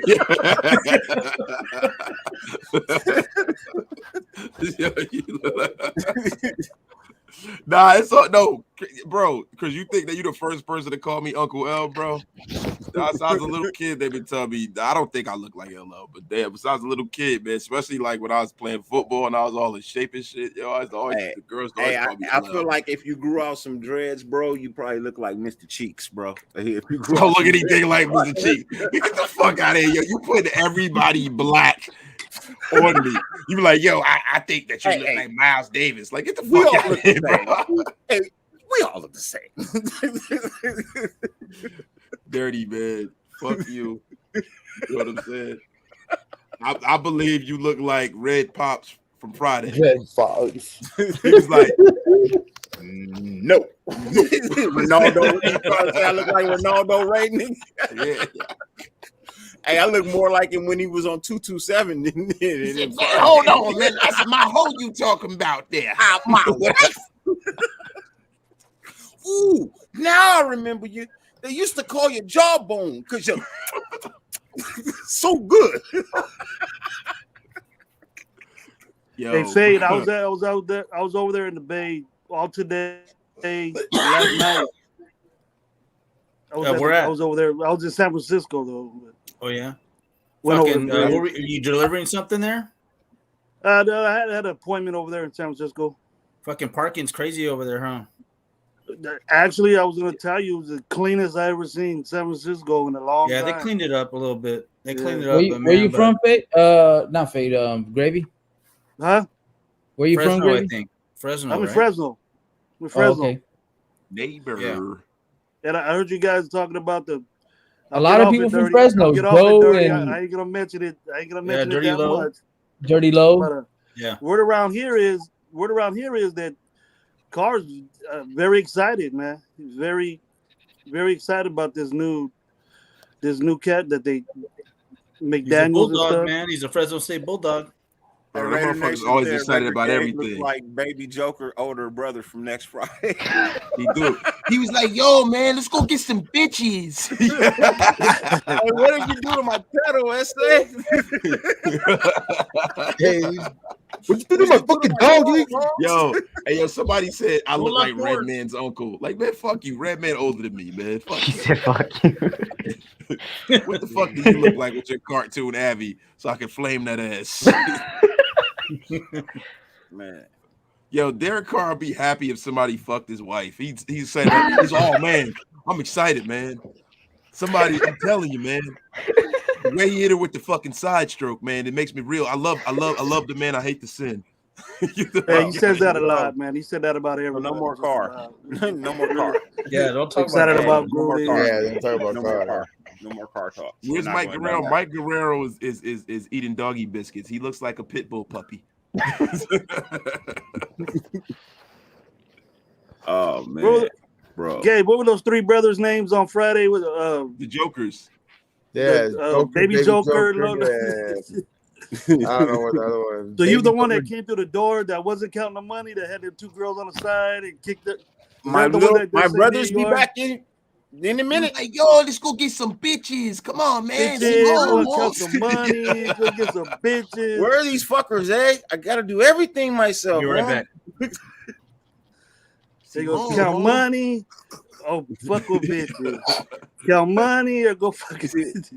Count my green and get in between them bitches. Peace them all. Let's go fucking party, eh? What you do on my bilingual? There's a difference. What did you do to my fucking dog, eh? What you do on my perro, man? Nothing. Hey, that girl was fine though. Was that their sister or something like that? Yeah, word. But don't call me stupid. I'm sensitive. Listen, I'd have laid a few yards of dick in her. Yo, I have an unpopular opinion. I think that next Friday was funnier than the first Friday. I think so too. I love Day's fucking hilarious, dog. Yo, he is, bro. He was like, I just asked her for a bite of her cheeseburger, and I just thought she had a little punch from drinking 40s. It's the worst fucking mistake I made in my life. The first Friday will always be a classic, bro. Oh yeah. The first Friday will always be a classic. But I honestly believe this is the first time a sequel has ever been better than the original. That shit was, you know what I mean? They had a much better budget for the second one and the third one than they did for the first one. The quality of film that came out was better. You know what I mean? The script was awesome. You know what I mean? The characters were fucking fire. You know what I mean? Motherfucker. But yeah, you know, that's one of the few series of movies where the Can't second even see one that shit. fucking holds any kind of fucking candle. Yo, to Raider the first Purge. one. I can't see Raider Purge picture because he wants to be he want to get in on the roast. Cool Cat said that Renegade looks like the fifth member of Cypress Hill. Bro, they're all Cuban, bro. This They're nigga all like Cuban. a drunk honcho right now, bro. This The nigga fifth member of looks like a Cypress drunk Hill. honcho, bro. The fifth member of Cypress Hill, goddamn. Yo, they called you Sin Dog and shit. No, I'm gonna get you. It's a bunch of Cubans, bro. None of them are Mexican. None of them. I know, kill him, dog. man. Haven't you heard the fucking what is it? DJ Muggs, I think, is Italian or something. The King of DJ the Hill, Muggs. King of the Hill by Ice Cube. That shit. He fucking addresses them. And that's all. Time for some action, just a fraction of lyrics. Yeah, that was that shit though, man. Be real, be real. Be Real was nice, man. I remember we thought they was from New York when they came out. Yo, bro, that picture's dumb little, bro. I can't even see. I met Be Real at a show in Times Square. Fucking, they were all smoking blunts and shit, and he called this girl backstage and shit. You know how they are, the rappers and shit. They just call these bitches backstage and they don't even like acknowledge them or whatever. So she looking for fucking Be Real, and she fucking tried to grab my shit real quick and told me like, yo, where's where can I find this person? Da da da da. So Block McLeod, who I was with, told me, yo, come back here. I want you to introduce you to everybody. And so we were just chilling. And then after that, I started kicking it for a minute with Shorty behind where Vinny Paz's backstage with Vinny Paz's room, because they all left. And fucking, I remember Block McLeod's fucking manager. He hit us up like, yo, we gotta bounce. And I was about to get some, you know what I mean? Like, it's fucked up, bro, but it is what it is, man. Yeah, he had beef with Cube for a bit, huh? Yeah, because they said some bullshit. He had some beef with Cube. No, yeah. Cypress Hill and West Side Connection. DJ Muggs, right? DJ Muggs, yeah. Have you ever seen that one that shit? Yo. That beef. Remember that beef? Those series of beef or whatever. Yeah. That was Raider Purge like DJ Pauly D. That was over some lyrics and like some lyrics that they had or something like that, like a loop or something that they had. It was the Friday joint that he was doing, and they ended up using it or some shit. Ice Cube ended up using it, and he was like, he showed it to him, and then he ended up using it, taking it for the movie, and then they got hot over that. So that's what started the beef. Yeah. You're right. You remember them Up in Smoke concerts? Yeah. Hey, Dirty, you remember them Up in Smoke? Yeah. Wasted, you're about our age. The Up in Smoke shit. Yeah. I'm about to play all them preview groups, real man. They blow out the whole. Everybody probably felt drug test there. They went back to work. I ain't broke. We ain't going out like that. We ain't going out like that. We ain't going out. They were the first ones that came out.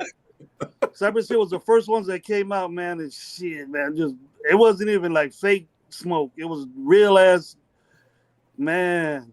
It was dope ass concert though, man. It was like 10 somebody dudes, called me 10 Ice. groups. He called me Ice JJ Fish. That's fucked up, yo. It's something about you. Hey yo, fuck you. Say Ice T, Ice JJ Fish, and DJ Khaled. That motherfucker calls you DJ Khaled, bro. 2.0. Me? No, he called Salted DJ Khaled. He called fucking Dirty Ice T.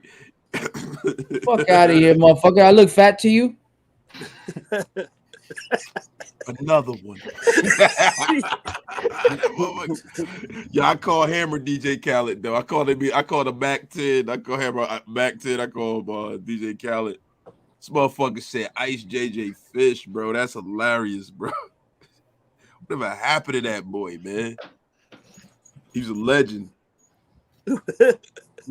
Something goes, motherfucker, that looks fat to you. Wait, Ice JJ Fish, they said I talk like animals. Fuck who, me? Pyro Man, you got a cartoon up, bro. Like, yo, y'all can't, y'all got to keep that shit real. Pop up on the live, man, if y'all feel confident. Yeah, pop up on the live so y'all can get that ass roasted. Hey, look, I'm gonna play it. Hey, whoever's playing that, turn it off. Thank you. I appreciate it. Las Vegas Club with Damon Arnett. What was that? Fucking Eric. I won't even kick it with that dude. Mike G don't look like DJ Hurricane. You're not gonna get my shit. You're not gonna get my shit booted off like. Nah, Stu. Mike G don't look like Mike G look like a pit bull puppy. I told y'all already, yo. I'm gonna show y'all a preview of what I'm gonna try and air. Yo, on Friday yo, night, so bro. they say you do like you got some weight on you and shit. This motherfucker. They try to Y'all play. ready? Y'all ready? Small little preview. What you bringing up? Something I'm looking to try to air on Friday. But, we'll see what happens. Just a small little preview of what I'm trying to see. I can see Dirty playing that part though. I think he just kicked himself out. Yo, Dirty. So talent. Dirty, what's going on, man? Dirty. You're running the show, brother. On his own shit. Hey, hold on. Jamal disrespected me. He said I do look like I got some weight on me though. I ain't letting that go. Fuck Jamal. That shit froze. That shit is crazy. That shit straight froze. That shit funny as hell. Yeah, y'all stupid, yo.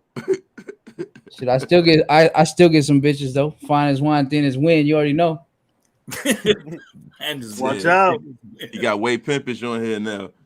He said fine as wine, thin as wind. You know what I'm saying, bitch? Now they either hoe of a blow up, barbecue or mildew. But if you fuck with salt and meal, you suck the spoil. The name of the game is cop and blow. Cop and blow. Hey, so did it play at all? No, it was frozen because the audio played. We could hear it, but it's frozen. Damn, yo, they're looks clown. like you got some DJ Khaled height though. Damn. Let me see. Pull this motherfucker's picture up. I'll tell you what he look like. Is flaming you right now, yo. Paco Lopez, the Latino on the loose, is flaming you right now. Put Geronimo Quetzalcoatl. Put Purge's picture up. I'll tell you what he look like. Hey, put Raider Purge's picture up, yo. Hey, look at that. Put Raider Purge picture up so we can flame that boy. He been flaming us. Look at the one. That motherfucker look like DJ Pauly D and shit. I called him that already. I called him that already. Hey, that's true though. Look at the comment above him. How tall is so? And then he looks like he's about 5'2". I'm 5'9". Motherfucker, you act like that's some kind of big fucking accomplishment, yo. No, I'm just telling you the truth. I'm not gonna be like I'm 6 foot. So I'm 5'9". I'm not. It is what it is.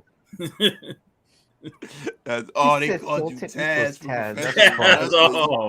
Hey, yo, if you burning right now, man, you need to go see a doctor, brother. You need to go see a doctor. Yo, you're not gonna be getting up. Hey, yo, Terrence, you're not gonna be getting up on being salted and shit, looking like motherfucking Hacksaw Jim Duggan and shit. Walk out of here with that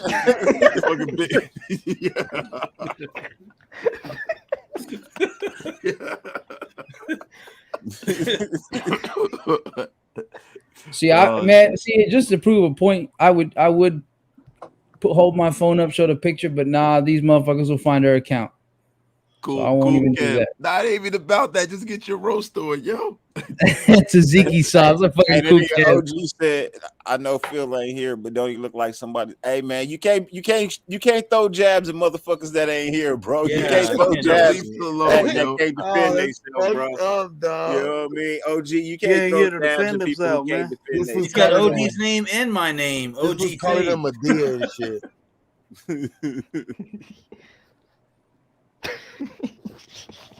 Yo, what the fuck is Chris Nelson talking about, yo? For real. Right, I'm looking for somebody else to roast, yo. I'm gonna try this one more time. Hold on. Oh my Just God. a small little preview of what I'm trying to air. I'm about to go to bed.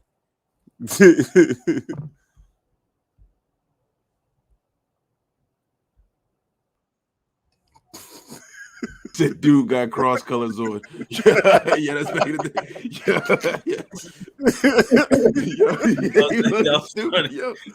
Yo, they fucking stupid, yo. They said Raider Purge looked like homeboy from New York Undercover and shit. They like Michael De Lorenzo and shit, yo.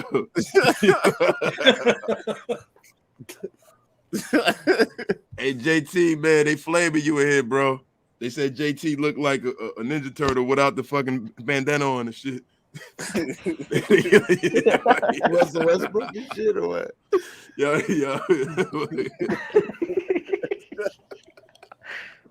Oh shit.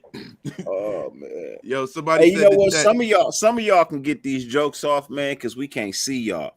You know what I mean? You know, a lot of y'all getting these jokes off, man, but we can't see y'all, bro. Like, for real. Like, I wish some of y'all would just pop up, man. You know what I mean? Just pop up. You know, Raider Purge, they said you look like Danny Terrio. Nah, that's old. They don't even know that. They don't even know who the fuck Danny Terrio is, yo. That's Nah, Purge look like 80. Purge look like 80 Rock. Purge look like 80 Rock. Yo, Purge look like a baby DeBarge member. Baby DeBarge. He look like a premature DeBarge and shit. You ain't right. You ain't right. A booty bandit without a toilet. They said Raider Purge look like Janet Jackson, illegitimate child, nigga.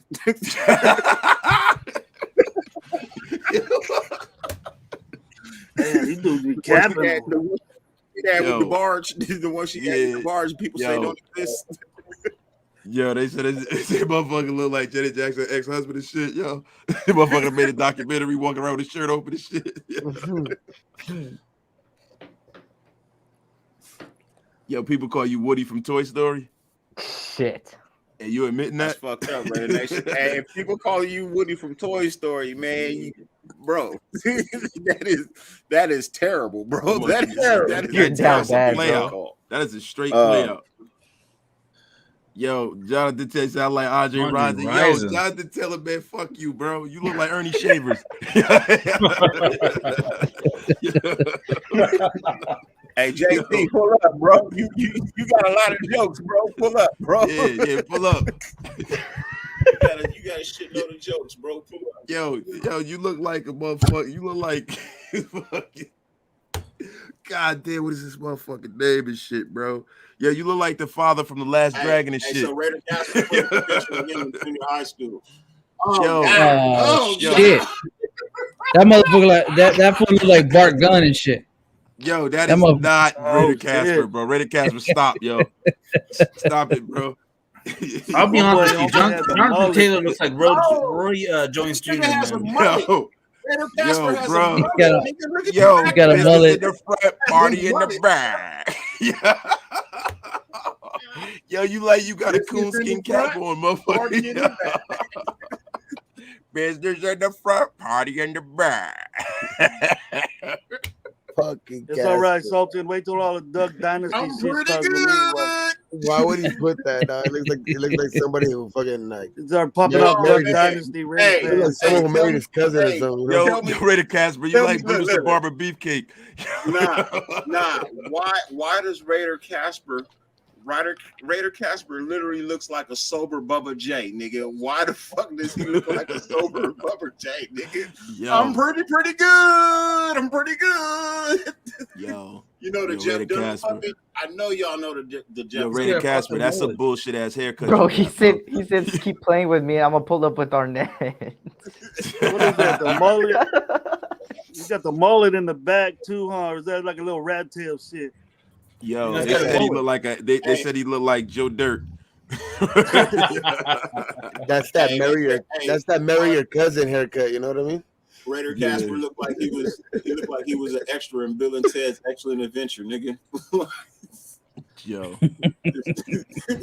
he said wait for like Lamar older brother, man. Fuck y'all.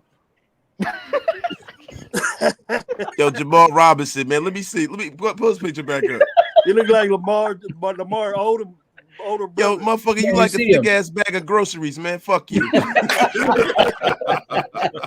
Hey, which one is you?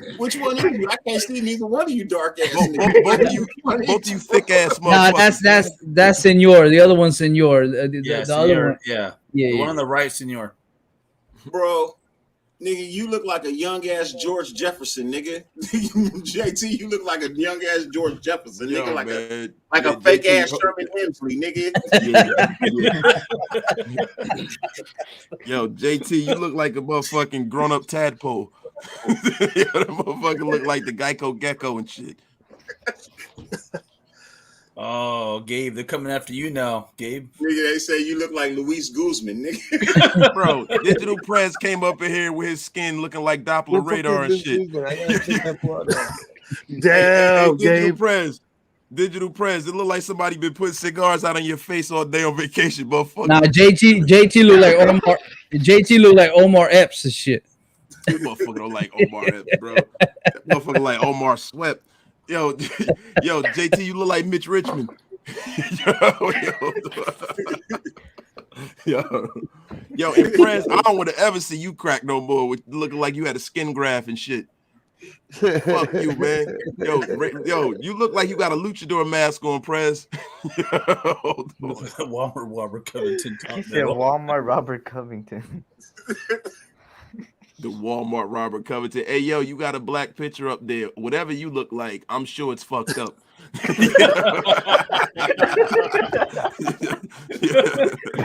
Hey, Chris Nelson said you look like Damn, Waze, that was good. There's a reason why you don't have the face on there. Yo, Digital Prez, man. Yo, bring your fucking your back. Listen, bro. You look like motherfucking like you should be. Listen, oh my god, yo, Prez, just bring your ass up here so I can see what you look like again. Yo. You look like a Prez look like Aziz Ansari and shit. Nah, he wish he looked like Aziz Ansari, yo. Yo, Prez look like a motherfucking. I gotta think about it. Prez look like one of them kids from them Hungry commercials that was fed. Yo, hey, Prez, you look like a Slumdog Millionaire. Dirty. Stop. We know where you're going, bro. You set it up, brother. Technical. We got you. You can help us feed this. No, you got a tech, bro. And now you look like a hungry greyhound. Santa's little helper. Yo, where does one of the Simpsons? Hey, Eric, they going in on you, bro. Eric, they going. They said someone to the right. Someone to the right middle is past his bedtime. Who couldn't afford the babysitter? Where's that at? Yeah, Eric, they going in on you. You had a black screen. Wasted said it all. You ugly as fuck. You got Ayo as your name, boy. Shut the fuck up. Yo, put Jamal Robinson back up. Yo, Jamal Robinson, fuck you with your sturdy ass. Yo, you look like a goddamn janitor.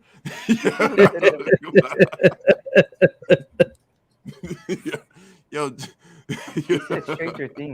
Stranger Things looking. Yo, you look like the baby on Baby Kids. Your bald headed ass. Look at Jonathan Taylor. Yo, you look like the baby, the one that's farting and shit. Yo, Jonathan Taylor got a bald head. He calling me the baby. You look like motherfucking the Lost Wayne brother. You look like a fucking penguin with a fucked up life. Bro, yo, leave Eric alone, yo. Eric do look like an adult baby, but he said, Zulani said, my man's fade to black look like Tom Arnold, the dude from Soul Plane. Oh shit, he called you Tom Arnold, bro. Who did? Roseanne ex-husband and shit. Who said that? Zulani Bustamante. Yeah, exactly. We don't know who the fuck that is. You're not gonna act like dirty. Exactly. So it don't fucking matter over here. Fuck you. We haven't even heard of this person. He said Wasted look like Common. Oh my god, I don't look anything like Common, yo. Yeah, that was shaky. Asshole. He's saying you look like Robin Harris. Hey, OG Faye, you at a disadvantage, man. You know what I mean? Like you're not putting your picture up, bro. Like everybody, I know that's the thing. They got their picture up, bro. Yeah, I'm just gonna imagine how fucked up Ayo look. Ayo probably look like that's what I'm gonna do. Ayo, you look like Mum Raw. I got a feeling that you put the picture up, nigga, we gonna see Herman Munster up on this bitch, nigga. I feel like I feel like the Guerrero's in. I feel like this nigga got a square. Yeah, head. hey, man. Like, Yeah, Yo, Carol's a D-Bot, janitor, fuck man. you, Don't man. fucking, I'm gonna imagine what you look like, D-Bot. You probably got a fucked up ass grill, bro. I bet you got so many shapes in your mouth you could teach a fucking geometry class, yo. You got rhombuses and parallelograms in your mouth. D-Bot probably look like Beetlejuice, nigga. Like he probably look like a little black ass midget with fucking bucked up teeth. Yeah, see what Purge said. If you're gonna talk, man, upload your picture. Yeah. Upload the picture. You want to get into the roast. We can see what you look like, so we can give you something back. The purple picture and shit. Like, what the fuck is that, man? With the crane. Yo, Raider and shit. Purge What is got that? his shit up there. Yo, Raider Purge, we got you, bro. You want us to touch you up again and shit, motherfucker? Tony Montana. Raider Purge look like he tried out for road rules, nigga, back in 1990, nigga. Upload our pic. He can see us live. What the hell is he talking about? Yeah, yo, Raider Purge is funny. Yo, Raider Purge is funny. Yo, that's corny as hell, Digital Prez. Yo, you look like a motherfucking Slim Jim. I like a skin. Yo, you corny as hell, bro. Yo, you got that tight ass Raider jersey on, yo. Motherfucker put on the Shrinky Dink jersey and shit. So to answer this question, Salty Ricky, because it is a football show. These motherfuckers, dude. We would like to, bro. You know yo, what I put mean? up Mario Mon. He said I look like a gym coach. Let me see.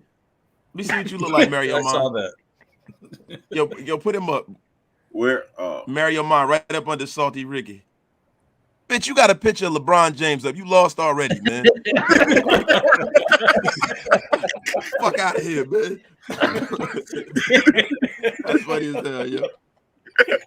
You lost. That already. nigga said what happened to Libby from Jimmy Neutron, nigga. Oh, that's fucking. Yes, sir. Yeah, let's see how cool you really are in your mom's basement. Hey, yo. And then you go, OG Face said D-Bot got them Quavo teeth, nigga. Who's D-Bot? I don't know, but that shit funny. Man, go to the bar, ask for 12 shots. What the fuck are you talking about, Chris Nelson? Stop it. Stop it before you get banned up in here. Wait. Dudes without picks were Raider Purge. I fucking Raider Purge said he's gonna audition for Real World. Yo, Raider Purge audition for America's wait, who's this? Who do you look like? This nigga look like Manny Pacquiao got beat up. I like to fight Floyd again. Yo, you do look like Pac-Man, bro. Yo, you took You look like Pacquiao training in Big Bear and shit. I don't think you can get any better than that. That's it. Yo, that shit is hilarious, bro. Yo, you look like Hispanic Michael from Good Times. Yo.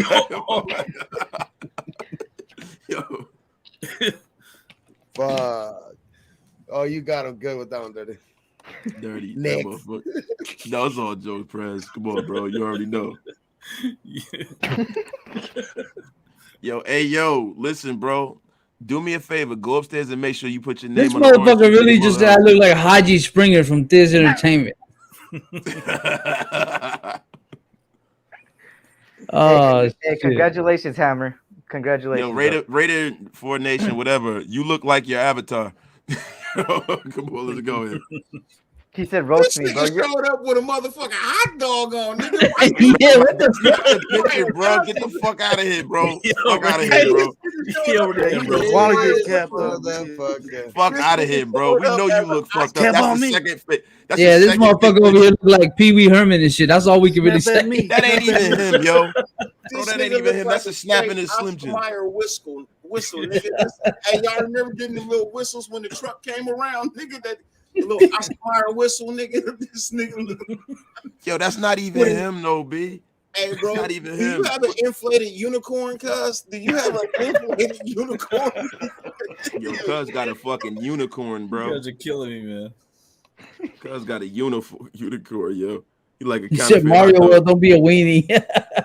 Yes, straight up, bro. Put a real picture up, bro. Don't hit that. Man, you gotta be a fool just to put stuff like that on. Hey, Salty Ricky, are we gonna talk about the secondary? We gonna talk about it after this roast session is up. Michael Red, these jokes are hurtful. Hey, look like Doc. Hey, Joe, why you posing with somebody else's bike, man? Yo, John Stamos, relax. Don't come up here with that bullshit, Chachi. John Stamos. Hey, I can't see your picture fully. Hey, bro. Joe look like fucking Jet Li and shit on that bike. Bro, I can't see your picture. Yo, man, get that tight ass Romeo Must Die jacket off. Hey, this nigga look like a rejected member from Biker Boys.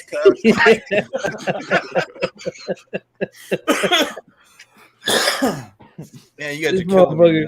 This motherfucker look like a roadie for. This motherfucker look like a roadie from. This motherfucker look like a roadie for the fucking Rough Riders and shit. Yo, man. That motherfucker look like a backup dancer for the Backstreet Boys when they made their comeback. Red Nation said Shawn man look like Bowser from Super Mario. Get the fuck out of here, Dave. Mayhead Rider looks like a kid Brad Pitt. What the fuck? Dirty looks like Drake's dad.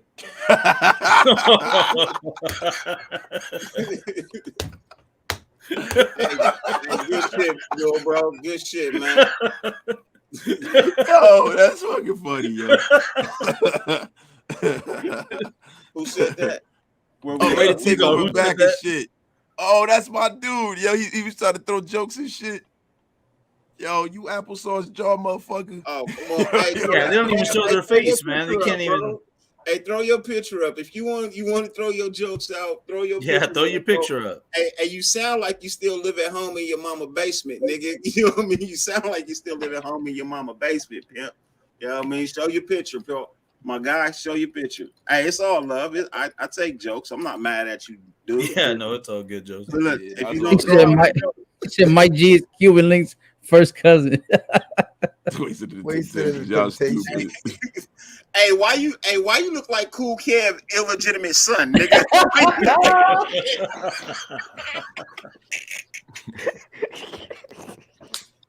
Hey, bro, your beard look like it's a press on, nigga. Your beard look like it's a press on, cuz.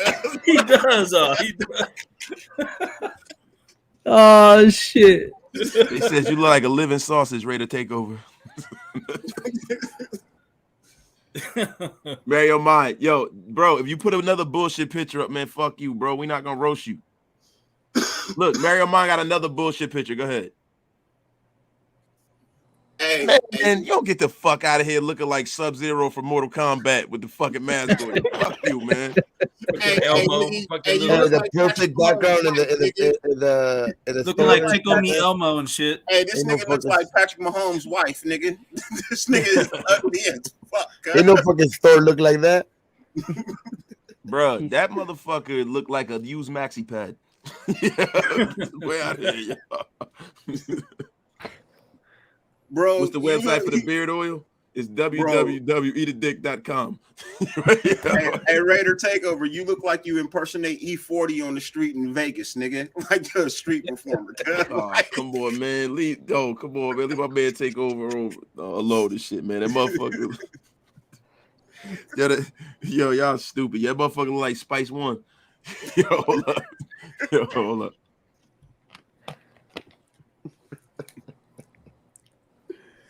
Boo.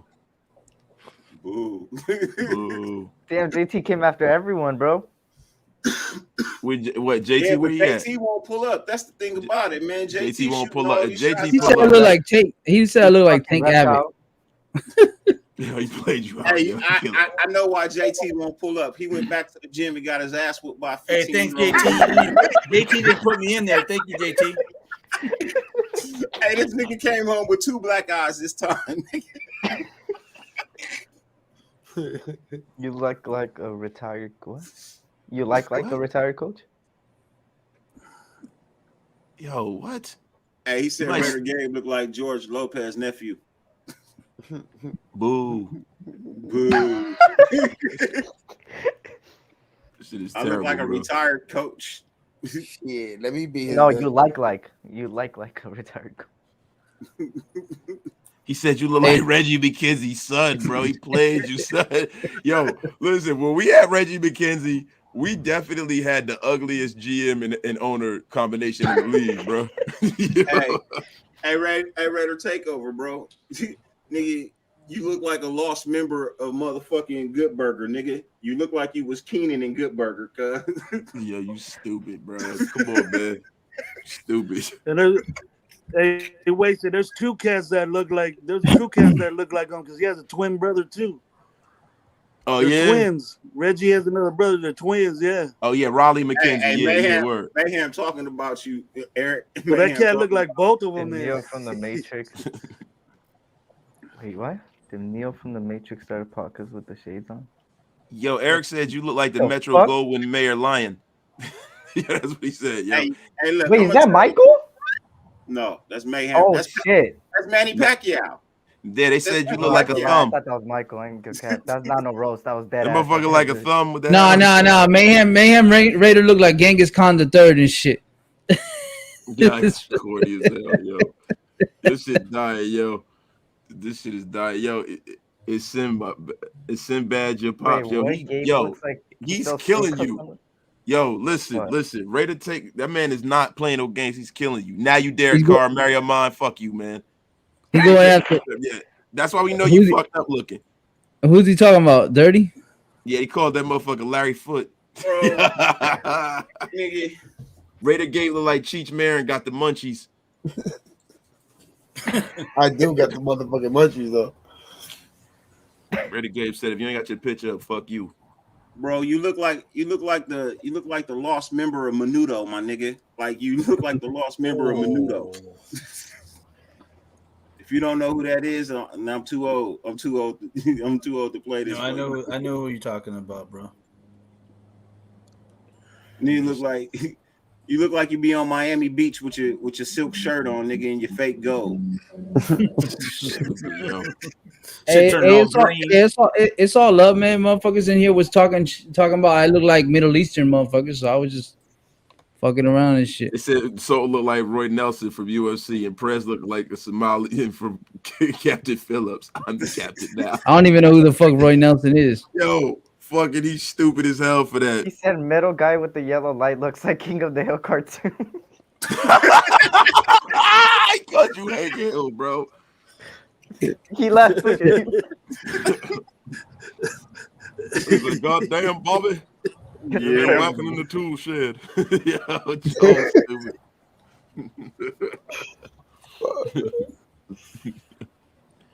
Oh my god, yo, that shit funny as hell. Damn it, every man should know how to use a good butane regulator. Yep. Yep. Oh my god, bro. He said, so Super Bowl, who you got? We got these jokes. Yeah, you do look like Pac-Man. You're like, I want to give all praise to God, and I'd like to fight Floyd Mayweather again. My shoulder, my Freddie, my shoulder. You do look like Manny Pacquiao. Yeah, that's not a good thing. And then that's not a good thing. You look like Manny Pacquiao, bro. It's a terrible thing. Except the people. Bye, JT. Good night. Have a good night, JT. All right, JT, go hibernate. Looking like Zach Black Power Rangers ass. Hey, so look, hey, Salty Ricky. So our Super Bowl, I believe everybody that's rocking with the Raiders, bro, is pulling for Cincinnati. Yeah, I mean, nobody wants another fucking Super Bowl team in fucking Los Angeles. Yeah, I mean, I think we all pulling for Cincinnati. Yeah, I mean, This motherfucker I could be wrong.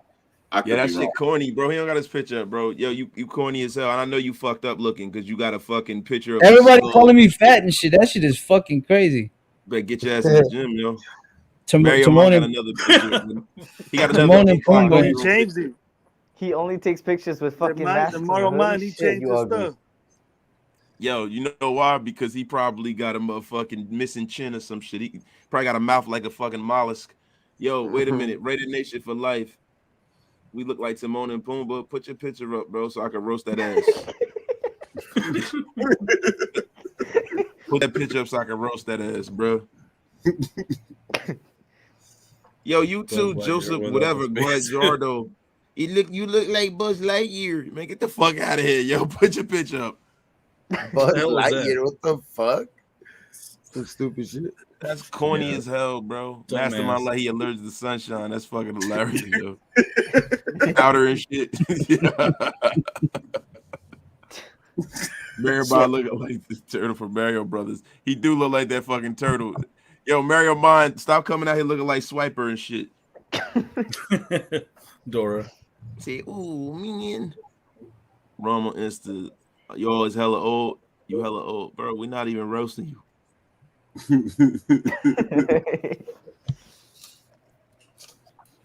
That nigga said I'm fucking high okay. though. Let's see. Man. Let's see. Salty Ricky? Is it Salty Ricky? Salty Ricky. He's probably still all on you guys MySpace got. and All you shit. guys got the Bengals. All you guys got the Bengals, huh? Yep. I think the Rams gonna win, but I would like the Bengals to win. Oh, Yeah, Salty Ricky, we found you. We see why you salty looking like that, motherfucker. I We got want it. the the team to Bengals beat too, us to win, Gabe. and we also want the Raiders to be the only team that won Got the the Super Bengals Bowl too, in bro? LA. Huh? I would I love the Bengals. want the to win. Bengals to win, like Wasted said. I want the Bengals to win, but I think the Rams are gonna win. But yeah, we want the Raiders to Hey, be the only Salty, team that won the hey, Super Bowl Salty in LA. Ricky, if this you, bro, you look like a motherfucking broke ass Mitchell Rentz, nigga. You look like a cheap ass version of Mitchell Rentz, cuz. Like if this is you, bro. If this is you, Holy Oh, shit. hell no. hey, Salty Holy Ricky, if this is you, shit. bro. Oh shit. Yo, you see the beard? Yo, that motherfucker like Geraldo Rivera. Yo, that motherfucker. Yo, you see the beard piece on that boy? He needs some Got it. juice. He needs some Hey, good juice on you that. need to contact Gravy with your beard, nigga. Your shit Yeah. look like it. Who It is look that? like Who it was with that? some love. It look- Hey, Gravy, Look who like- you look going like for, one of Gravy? He Look said like one not of those me. bull matadors and shit. You know what I mean? They fucking. Who you Wait, going for, that's not Gravy? you. Is this you? That's not me. Who the hell's What's that? up? Bro, it's Salty Ricky. He said the one that Dirty showed Oh, isn't him. So is okay. this you? This is the other one that I Yo, found. Salty Ricky, if that's you, yo, Oh my please don't let that god, be you. he's gonna get roasted. Yo, you look like you should be delivering some shit right now. Hey, is that the one with the A's elephant on it? Oh no, it has a. Just with oh, the wait, A let me sign. He double check. got. He just got the athletics. The A's. He on said it. that's He said me. that's me. He said The that's second me. one. Yeah, The second the one one. with the A's. That's him. I found his ass. That motherfucker like Mr. Fuji and shit. Yo. Mr. Miyagi. What the Yo, fuck? yo, Nah, my God, that's yo. not him, is it? Yeah, he said that's him. Yo, that That's Mr. motherfucker look Miyagi's like an kid, exclamation Hey, point. hey, do me a favor. Hey, He said it is him. Yep. Hey, do me a favor, man. Send me Good job. a tape Hey, of you Eric. going booby Good twat. job, Eric. That nigga look like he look Yo, like he a look lost like- Jerry Goon, cuz like Yo, tell me cuz, say it one he has- time. he yo, has booby no you room got to talk every, shit. yo, that motherfucker got every gadget known to man in his I think jacket Salty right now. Koopa look like that. Shit. Yo, I be well, I said that That before. dude yo, Eric I put would- up there looked like a dude that gave me a ride to the pier today. This motherfucker look like Mr. Wong from It looks Norbert. like the Uber that gave me a ride to the pier today. Yo, It's Jesus Mr. Christ, Miyagi, yo. bro. Yo, that motherfucker looked like the pops from the Golden Child. You're breaking my heart, asshole. He said, when I see you, I'm gonna Every kick Uber your ass. driver. He said Andy Dalton looking boy. Yo, that's a bullshit ass goatee you got too, Salty Ricky. You need to shave. You need to let that shit go. Drink some prune juice and let that shit go. That shit is stiff as hell, bro. Okay, we got a person here said that 13 years old, Mario Mind. So 13 years old, guys. Damn. Oh, he's 13 years old. Why the fuck that's are what you up at 3 no, o'clock in the Mario morning? Mind says he's 13 years old, so I don't know what you That's what I'm want. saying. Why the Hey, fuck yo, you up so hey, late? Go to Salty bed. Ricky, you a chef? Hey, Salty Ricky, you a chef? Cause if so, man, I'm gonna have to have you come on to my show. And when the preseason roll back around, I might have to have you pull up to the tailgate show, bro. You know what I mean? For real. I'll talk to you on IG. Hey, Salty Ricky look like Shitty Walk from fucking South Park.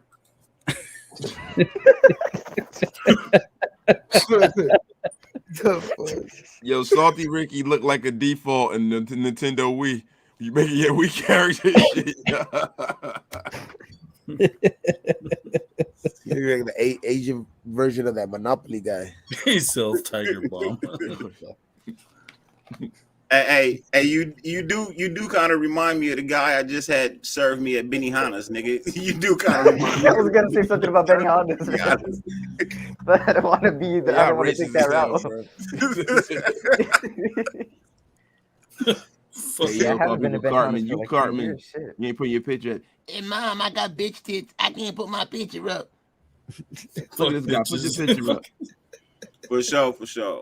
That's right, Salty Ricky. Salty Ricky was right. Yo. Salty Ricky is a good sport. He came in right. Yeah, the guy looks exactly seems like it. like. Hey, look, if you don't want to brother, change your picture, just let us know where we can find you on IG. You know what I mean? So we can have a little ammo to shoot back at you like Salty Ricky did, man. I like that. Yeah, we're just having fun, brother. We're just having fun. Tell you where you can find him at, and yeah, for sure. I like that. Yo, Mayhem Raider, yo, you look like a motherfucking panther. Do we know what KO Raider looks like? No. If that's your baby picture, nigga, you was an ugly motherfucking baby, nigga. No, that's a baby. Man, don't say that about my little baby, God, I'm just playing with you, nigga. I'm just playing, bro. I'm just playing. Hey, I'm congrats. They coming after you now, Dirty.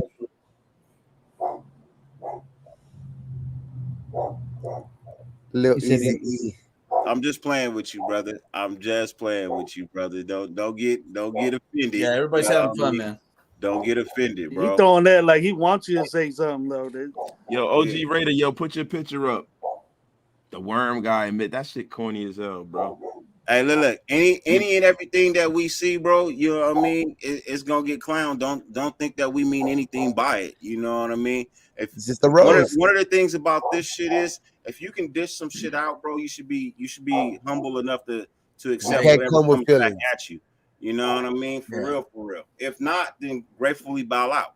You know Leave what I your mean? feelings at the door. Yeah. I like that one, man. I like that. OG like that, Gabe. Leave your feelings at the door. Yeah, leave OG Fade, put your picture up so you can get some of this. Yeah, he's got OG's name and my name in there, man. OG Fade. OG Fade, like, what the fuck are you guys up here doing tonight? That was in his third sleep. He said, I want to sleep. Tell all you sons of bitches right now. You don't know anything about real Raider football. You sons of bitches. You sons of murderers. I know a lot of people that rock bullshit. And I'll tell you right off the bat, bro, that shit dope, man. That shit dope right there. I like the fact you got a little man in the walker with the Raider cap. You trained him well already, bro. That's a little girl, probably, bro, right? With the pink hat. He said that's my son, G. Oh, that's nice. I like that. That's my son, G. So Jamal Robinson, bro, you've been holding on to that for 2 hours, man. We packed you up and sent you on already, man. You look like a motherfucking ravioli and shit. Get your thick ass out of here, man. So Chris Nelson, you would literally go to your profile setting on Google. You know what I mean? Wherever your Google is, you would go there and you will upload a picture, and it'll literally process in like the next 30 to 45 seconds. Yeah. Henry Hill, could I join the panel? Stupid as hell, yo. And I say, hey, what a wonderful kind of day. Hey. What? Because look what he said. Jamal, that shit funny as fuck. Arthur. What'd he say? Youngster looks like Arthur in the 90s cartoon. You talking about football head? You talking about Arthur the football head? Arnold. That was Hey Arnold. Arnold. Right? Hey Arnold. Oh, okay. Yeah, that shit was weak. They said Gravy looked like a Here we go. Here we go. Here we go. Here we go. He already called that shit in like 30 minutes ago. I know. He's like, wait till the Duck Dynasty starts coming. That's cool. They rich. They said you look like a chubby version of Uncle Si. Oh, they would look like a tennis ball and shit.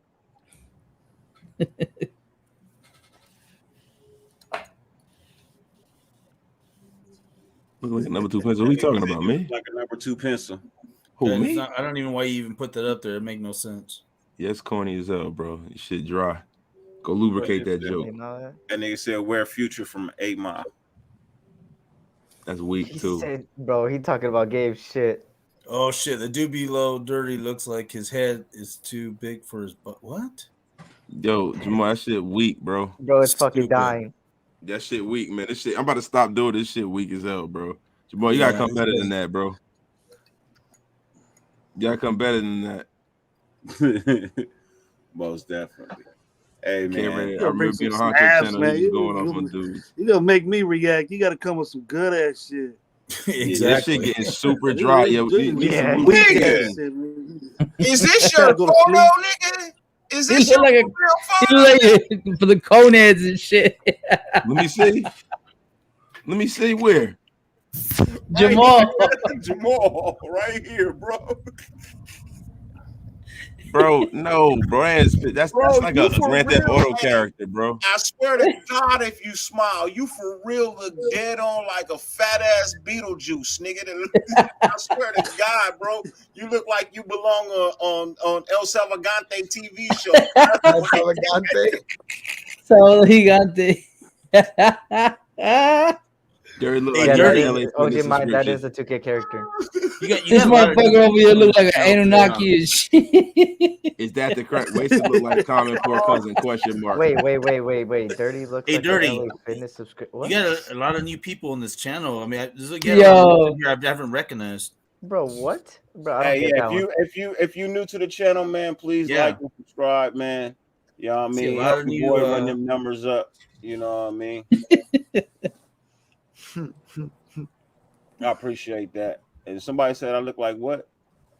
Nah, it doesn't make sense. Yeah. A LA Fitness subscription. He's literally saying that you're going to the gym like it's an insult. You gotta learn how to spell first before you. Bro, Mario Mind, we not cracking on you no more. You too young. You can't get this roast no more. LA Fitness subscription, bro. Yeah, he's done. You're too young, bro. We're about to block you. Man, he needs to go to bed. Straight up. Mario Mind, my guy. That was the dumbest shit I've seen. So when you go to play the dozens, you know what I mean? One of the things you want to have is a little bit of ammo. You know what I mean? You want to think out your response.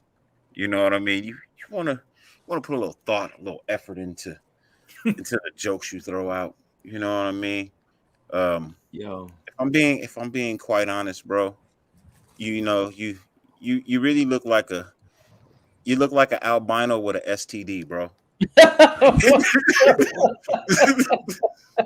bro, you look like you wear your mother's clothes. Like, who we talking about? We talking about Mario Mind? Mario Mind, bro. Oh, he looked like a well-dressed sperm cell. Somebody need to go. Let's go to sleep. We need to go to school tomorrow. Sperm cell. What the hell, bro? You look like the type of guy to get naked and the girl goes, "Oh, cute, an extra belly button." Bro, oh shit! Oh, they're on fade now. They're on fade. What they saying now? He said, "Hombre in the middle, looking like a catch a predator." It's all love, Mario Mind, bro. Look, you trying, bro. I give you that. You know what I mean? Hey, J.A., it's been a pleasure, bro. It's been a pleasure, man. Y'all, you have a wonderful night. Hey, yeah, it probably was dry. It probably was dry. Kind of like your elbows, nigga. Hey, yo, let me see what Ari Spears look like. Yo, zoom that shit in, yo. Who? Jamal Robinson. That fool look like remember that fool Dr. Dre and Ed Lover from the thing. And he's the motherfucker that called me fat, bro. You look like an oversized lunchbox over there and shit. you still on that? I forget. Hey, now that I done blew your shit up, nigga, you look like a broke ass Ari Spears, nigga. I already called him Ari Spears. I just called him Ari Spears, bro. I just called him Ari Spears, bro. You like a stuffed wallet. A rubber band on it. Oh my god. Over at the bottom, Allah Akbar. Yo. Yo. Yo, y'all are killing me, yo. What you mean Salt stop and it? So, motherfucker, you started it. Yo, Salt and Beard looks like the Pillsbury Doughboy without the cap. It's fucked up, yo. Stop talking about my bed. No, it's all good. It's What all you call a good. cat fat? What you Let me call a see what he cat look like. I fat or can't even see overweight? that fucking That's guy's it. picture. I can't even see his picture. Rated Nation for whatever bullshit. Hey, Michael wants the password. Is it? Yo, bring Michael in, yo, if he really want to come in, so we Well, can back roast that that up. motherfucker. On the bottom, what? Nah, he ain't jumping in. Not with the roasting session going. No, he comes in at wanted this to jump time because he in. works. He always comes in when he at night. Who You built like a built like a stack of second. potatoes? Greater? Oh, He talking He about talk- Sultan. I think he's talking about Sultan. This Yeah, motherfucker. Hey, they say Fade look like Jake Berman from the Little Giants. That's fucked up. That's fucked up, Oh, yo. I just see that scene right there, Yo, that's fucked up, yo. Come on, You want to Fade. see some intimidation? Get him, Jake! Come on, Fade. Hey, you gotta get him, bro. Wait, hold on, I can't see it, man. Who said that? Hey Jamal, hey Jamal, I take pictures with my shoulders up. You that? fucking Damn, Fade. Who said hey, that? you go swimming with your t-shirt on, man. So stop. Oh, This who motherfucker. the fuck is this guy? It's Red Nation, my boy. Ways to remind me of Billy. Lion? Yeah, put your face out there, motherfucker. Fucking I'll Madison roast that that can't motherfucker read. right What the now. fuck is that, yo? Hey, yo, put his lame ass picture up, yo. With his lame ass. Yeah, joke. these Yo, put guys, it back. these guys are capping and shit. They can't even put their face up there. No, not G Town. G, we know G Town. The dude with the know. lame ass joke. Where that Got a lame fucked ass up joke name at? too. He said wasting somebody who can't read. What the fuck, bro? Okay, it's all fun, man. It's all fun. No, I don't.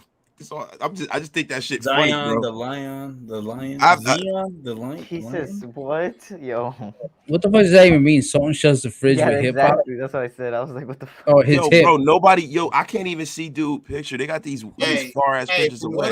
what I can see from your picture, man, I'm just gonna ask you one question, nigga. Why do you have a man purse? Why the fuck you have a man purse? Wait, are you serious? Yo, do you have a satchel, motherfucker? Oh my god. Motherfucker, do you really have a satchel? You come up here trying to roast and shit? And do you have a fucking scarf around your neck? The fuck you got around your neck, bro? Raider I think Nation he got a mask on. It looked like he got a mask down around. You got a his mask neck. on, you got a face diaper on and shit. God damn, yo. We looking at Raider Nation, right? Hey, Raider Nation. Hey, why it look like your shirt 3 sizes too small, nigga? Yeah, you dunderhead motherfucker. You're fucking wearing a schmedium. Shit. Yo, man, this motherfucker got a Raider straight jacket on in that picture. Fuck out of here with that bullshit. Raider Nation 4 tight. Damn, that guy's on your head, Faith. I ain't tripping. I don't give a fuck about this guy. He ain't Send fucking ET back over this to that. Oh, yo, Ayo got his picture up. Let me see Ayo's picture. Eric, do you do? Yo, go to Lakers live Ayo. Put stream? his picture up. Oh, that's Edwin James. Oh no, that's the YouTuber. Yeah. Man, get your corny ass out of here, yo. Hey, Mario Mine. Yes, I do. I don't know if you're being serious or you're just gonna joke, but yeah, I do. Bro, everybody watches TV, bro. There's no way in the world this is you, man. There's no way in the world this is you, bro. Yeah, that's not you, bro. That's not you, bro. There's no way in the world. Oh Ain't no way in the world. You look like an 83 Phillips. Eric, check your DM. Fade. I'm You look sorry, like but Lou they Diamond got you with that Phillips. Jake shit. Hey, you look like the guy who got killed in the beginning of Colors, nigga. Like your outfit is fucking terrible. You look like somebody from like West Side Story. Prez corny as hell. This boy Prez, bro. This boy Prez Prez fucked on a up, mission. yo. Prez an asshole, yo. I don't think so, bro. Prez an asshole. That's fucked Prez. up, yo. He's so quick. That's with way it. off, bro. That's don't worry, though. I can't see what this thing First of all, on. I'm not white. First of all, I'm not white. Hey, yeah, Mario Mine. I do Lakers. Sub up to me, man. I appreciate it. Oh, hey. Fade. Yeah. It's okay, now. Yeah, they said you look like Michael. Hey, No, I Joe, ain't jump up, pick tripping. up, Nate, so you can get at him. These guys turn me to fucking white. I'm not even fucking white. So This motherfucker said I sit down when I pee. Jamal. Compare me to my heritage. Fuck, don't you know? Yeah, I'm fucking. Put up Gabriel Alejandro's picture if he's got a picture. Dumbass. Hey Jamal, you look like Anthony Anderson. He said Raider Nation looks like he wipes it back to front. Oh shit! Who you talking about, me? Nah, he talking about Fade. That nigga said you look like They on fade right now. They on fade right now because. Hey, keep going, man. Hey, You gonna fade to hey, black. Salty Ricky said you look like Tevin Campbell's wasted. Nigga said you look like Tevin Campbell. Salty Ricky, I look like Tevin Campbell. Motherfucker, you look like a thumbprint. Hey, that nigga said, "Can we talk?" He said, "Can we talk?" No, we can't. Not with that bullshit mustache you got. Yo, bro. Yo, Jamal's all love, bro. Michael, we've been saying to pull up, bro. We've been saying to pull up. He put the thing already. Gabe wears boxers with the hole in the back. Yo, that's Greater Gabe wears underwear with dick holes in them. Man, you soft ass motherfucker. That's your picture, bro. That was funny though. That one was funny. Yo, and that ain't your picture, bro. You look like Fernando Vargas. Yo, bro. Hey, you look like you spent an hour and a half in the mirror doing makeup. Oh my God, they called you Terrence Howard dirty. I'm mad I didn't say that first. He's like, hey man, what's going on with you, man? He got better eyebrows than his lady. Dirty said, hey man, what's going on with you, man? What's going on with this live, man? He said, that's my wife. Bro, you like 15 years old, bro. The fuck out of here. Hey, you like James Charles. That's your wife. Congratulations to you, bro. Hey, you look like you scored out of your league. This old Metro looking motherfucker, bro. Yo, Red Nation like get his asshole bleached every 2 weeks. That was good, Dirty. Yeah, that boy get his asshole bleached. You 28, bro. You look 14. You look like you're kissing your older sister. 28. He was only 28. You look like something, bro. Man. We about these jokes right now, man. That motherfucker looked like he got kicked out of Menudo. Hey, I love the fact that you got a sense of humor, bro. You know what I mean? Ricky Martin, relax, yo. Never come in with that shit, yo. Yo, listen, Raider Nation for life, yo. When you piss standing up, you take toilet paper and wipe your pee hole. Yo, Raider Casper's on his ass, bro. Raider Casper's on his ass. That's fucked up. Yo, Raider Casper, that's fucked up. Hey, bro. Gabriel, I can't see you. I can't see Dirty you. use 4-1 body wash and smell like cocoa butter. You only if you can imagine, huh, Gabriel? Looks like his girl takes him car rides. He doesn't get enough kissy faces. Yo, that's a bitch ass picture you got, Raider Nation. though. That's a fuck ass picture, bro. Yeah, you got to do a picture, do some push ups and some shit. Yo, Michael Guerrero said, "Faded Blacks, can you step out so I can come in?" I know he does that all the fucking time. Yeah, I know. Michael Guerrero, he don't want no sauce, bro. No, he likes to pull in, but he never pulls out. Whoa. Oh, pause. Everybody's on his ass. Yeah, he called me Stephon Marbury now, yo. It's terrible, yo. Starberry. Hey, you all good? Ready to take over? You all good? Oh, hell nah. That's Nigga, Antonio Brown, bro. That's Antonio Brown, yo. What the fuck? When did I say that? This nigga look like he got slapped in the face, nigga, with like 9 dicks like over his lifetime. This nigga looks terrible. Nah, that motherfucker looks like Antonio Brown, bro.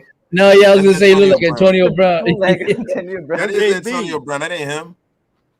That's AB right there. That's Chris Nelson. You got a lot of new names in here. Yo, Chris, man, your face is not symmetrical at all. You got a lopsided face, motherfucker. I'll be back. You look like I'm looking through a keyhole and shit. Abstract art face, motherfucker. I don't recognize a lot of these names in here. Mad Dog face. Bro, some of these names are probably because he added me and shit. There's something, one of us. Yeah, something, man. Because I'm seeing a lot of new names in here. Hey, Chris, I'm glad you figured Which out. is not a bad thing. Photo, bro, and I appreciate you playing along in the game, bro. Man, hey, this. Hey, Chris, you look like you steal shit. Yo.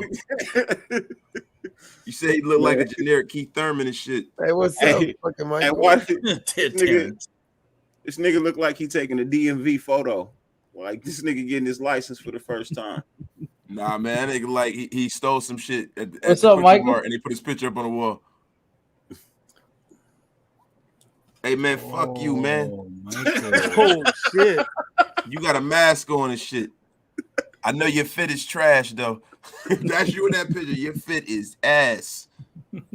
Oh my god. Hey, why you look 73? Nigga, I can barely see you, but why you look I gotta go full screen real quick. Yo, Mike is here. Yo, Mike, what up, yo? What up, fellas? Still can't even see that shit. Hey, Zulini, why the fuck are you wearing a halter top, nigga, in this picture? Like, why are you wearing a halter top? Aren't you a man? You got on a sports bra on the outside of your cuz, let me see his picture. Let me see his picture. It's right there. You on the computer? You see a halter top at, bro? Huh? I don't see no halter top, bro. Nigga, that shit look like a halter top to me, nigga. This nigga got on, that nigga got on a hoodie. That shit look like he wearing his mother. Shit, generic Keith Thurman. Are you in any lunch, Michael? Little break, yeah. Cool. How you doing, man? Good, Fade. I was waiting for you to step out, but I know that wasn't going to happen. So this motherfucker, dude. Dude, he can hold 10 on here. I don't have to step out. hey, earlier he's like, "Oh, I'm just in the background, just chilling, Mike, watching the show." As soon as the link came on, it wasn't even a second. He was already backstage. What up, Eddie G? Fucking Michael. Fucking Michael, dude. Love you, brother. You doing good? Yeah, everything's good, man. Cool. Stack them up, fellas. Stack them up. Stack them up. Said, who's the peanut M&M on the bottom? Stack them up.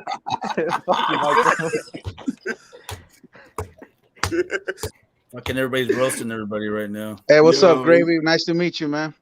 What's up, bro? I see you all the time, but never had a time to chat. What's up? Nation, man. Good night, Good bro. you. Hey, thank you for being a good sport, man, and playing along with us tonight, bro. For real. Yeah, word. Good night, bro. Yo, they said that, Michael. They said you look like Hector from the Fast and the Furious.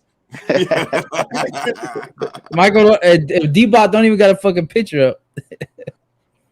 Yeah, I look like everybody, man. Fuck it. Most definitely. Man. Did you see my name tonight? Wasted? Nah. What up? You can't see my name on there? You got to bring the comments down. Oh, all right.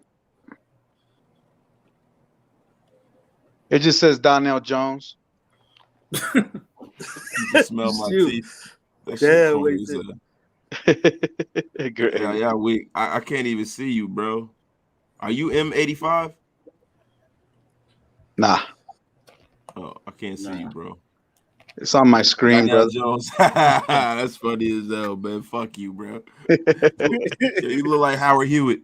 You see, say you can smell my teeth. Well, you can smell my perfectly straight, brushed white teeth. Nah, I think the Lamar Odom father, man, that's the best one, I think, man. Shit is corny, bro. That's why y'all shit is super. Have you seen his picture? You kind of do look like him, dog. No, don't look at you. And the digital press said you look like a mutated koi fish, nigga. What the fuck? Mike G look like El Chapo, financial advisor. Hey, digital press does look like you want to donate money to his ass. Digital press look like he look like a well-dressed iguana. Rango. What the fuck, dude? Yeah. Oh my God! If homeboy said I look like the dude from that movie, but that dude movie, like but all the Hugh other Jackson. shit out of it messed up the cat, man. Yeah, Hagrid from Harry Potter. I don't know that other shit. Oh, you look like the guy from that. All right, cool. I'm down with that, but all that other shit. Yo, he said, wait till look like Hugh Jackson, then fuck y'all. Hugh Jackson like motherfucking Clayface from Batman and shit. M85, you got a Jason Voorhees mask up, motherfucker. If you put your picture up, I will gladly roast that ass. Pause. Damn, bro. Fade, you Pause. Hey, Gabriel, that's a tough one right there, Gabriel. That's so tough. That's fucked up, bro. That's fucked up. Fucked, bro. That ain't even funny. That's just fucked up, bro. Put your profile closer, bro. Fuck your highlights. You talking about me? Yeah. Hey, Chris, I didn't want to say nothing, but yeah, you look like you taking a parole picture, nigga. I'm gonna tell you right now. Tell me if there have been any Mexicans that have gone into any fucking school and shot everybody up. No. Calm down. Thank you.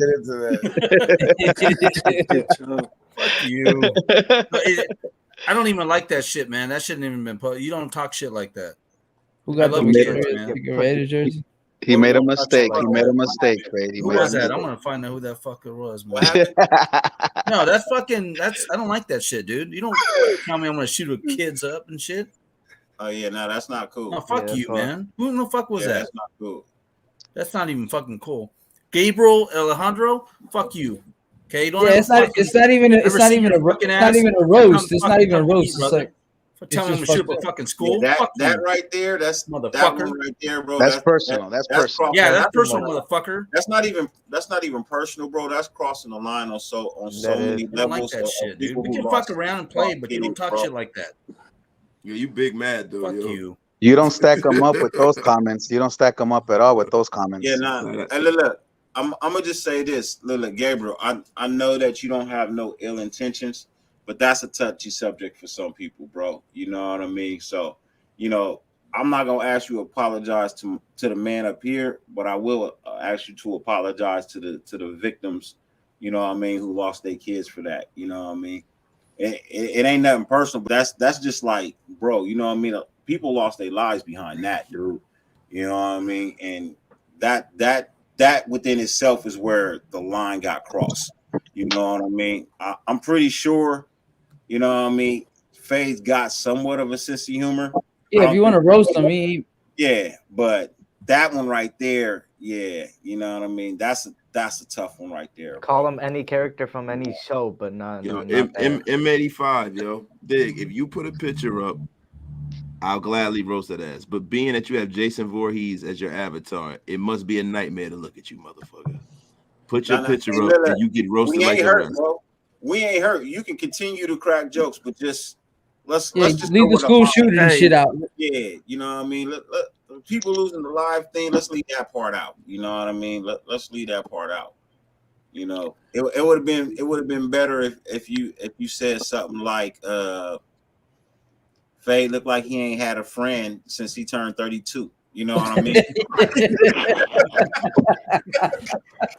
I'd be okay with that. Somebody said that Faye got a bowl of soup on his head instead of a hat. Just even thinking stuff like that, thinking it's funny is whack to me. Yeah, you could tell he's a high school kid.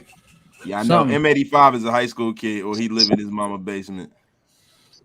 Oh, first off, he said y'all in y'all feelings now. Put your profile picture. A little toallita house in the back. First off, ain't nobody up here no hoe. Nah, we chilling, first bro. and foremost. Hey, ain't nobody here no fucking gardening too. Yeah, I mean, that's an internet troll. Don't argue with internet troll. You want well, I'll show you a hoe, bro. Put your picture up. You know what I mean? Like let us crack on what you really look like, bro. Yo, you know what I mean? Yo, you been trying to come up. You not coming up with the RuPaul shit. That shit, yo, y'all say I look like everybody's black and famous, man. The fuck out of here, bro. Jamal Robinson, bro. Listen to me, yo. I'm too high, dog. Do me a favor, yo. That's hilarious. If you had a picture up, I could say something back. Fucking got a picture of have any pictures up. I need Jamal Robinson to go shave his motherfucking face so he don't look like a black Muppet. That motherfucker's he's a big Muppet body motherfucker, yo. Hey, Anthony Anderson, I know you, man. Didn't you bag my groceries yesterday at Walmart, nigga? Weren't you the one bagging my groceries at Walmart, bro? He said, "Ain't that the motherfucker that put my gas?" Oh shit! I know I got a slight gap, bro. I know I got a slight gap. It don't bother me none, bro. Hey, are these Hefe's fans or what? I can't see y'all, man. Yeah, like, no kidding, man. man. Jokes, bro, but I can't see y'all, bro. And if that's your mouth, if that picture is your mouth, nigga, you look like a vampire, nigga. Well, what the fuck you gonna have an upside Yo, down I picture told of that your face? motherfucker his mouth. That's that boy mouth, bro. I told you that boy can fucking teach a geometry class with all the shapes and bullshit he got in his mouth. Don't you ever come in here trying to roast. Docs, what up, boy? Bro? What's good, you brother? M85, yo. Yo, is that Anthony? That's really your teeth, bro? You got dolphin teeth, nigga. Yo, put that shit back. Damn, we've been roasted all night, yo. Jesus Christ, man. That motherfucker out of here, dude. Yo, your teeth are fucked up, bro. Whoever teeth those were, when you eat a sandwich, you leave Wu-Tang marks. Look at this motherfucker Gabriel Alejandro still with the boot. Y'all, bro. You said dirty teeth, crip walking. Corny as hell, bro. Man. Y'all some over the hill I used to be asses. Yo, you corny as hell, bro. You under the hill now. The mother house. He said someone look like Theodore from Alvin and the Chipmunks. Hey, OG Faye, put a picture up, bro. OG Faye, he been roasting all night. He won't put a picture up, yo. It's a clown. You got a picture of a crane and shit. Look, or whatever the fuck that is. Oh no! Don't say fade, man. I'm fade. I don't know. This guy is. There's one OG. There's one. No, he's cool. He's cool. Yeah, no, he's good. He's good. I'm laughing at it. It's funny, but he don't got a picture, so I can't say nothing back. Right. Yeah, right, man. right. Listen, if you ain't got a picture, we not responding to your jokes no more. Yep. Yo, I'm not. I've been roasting everybody all night, yo. So like.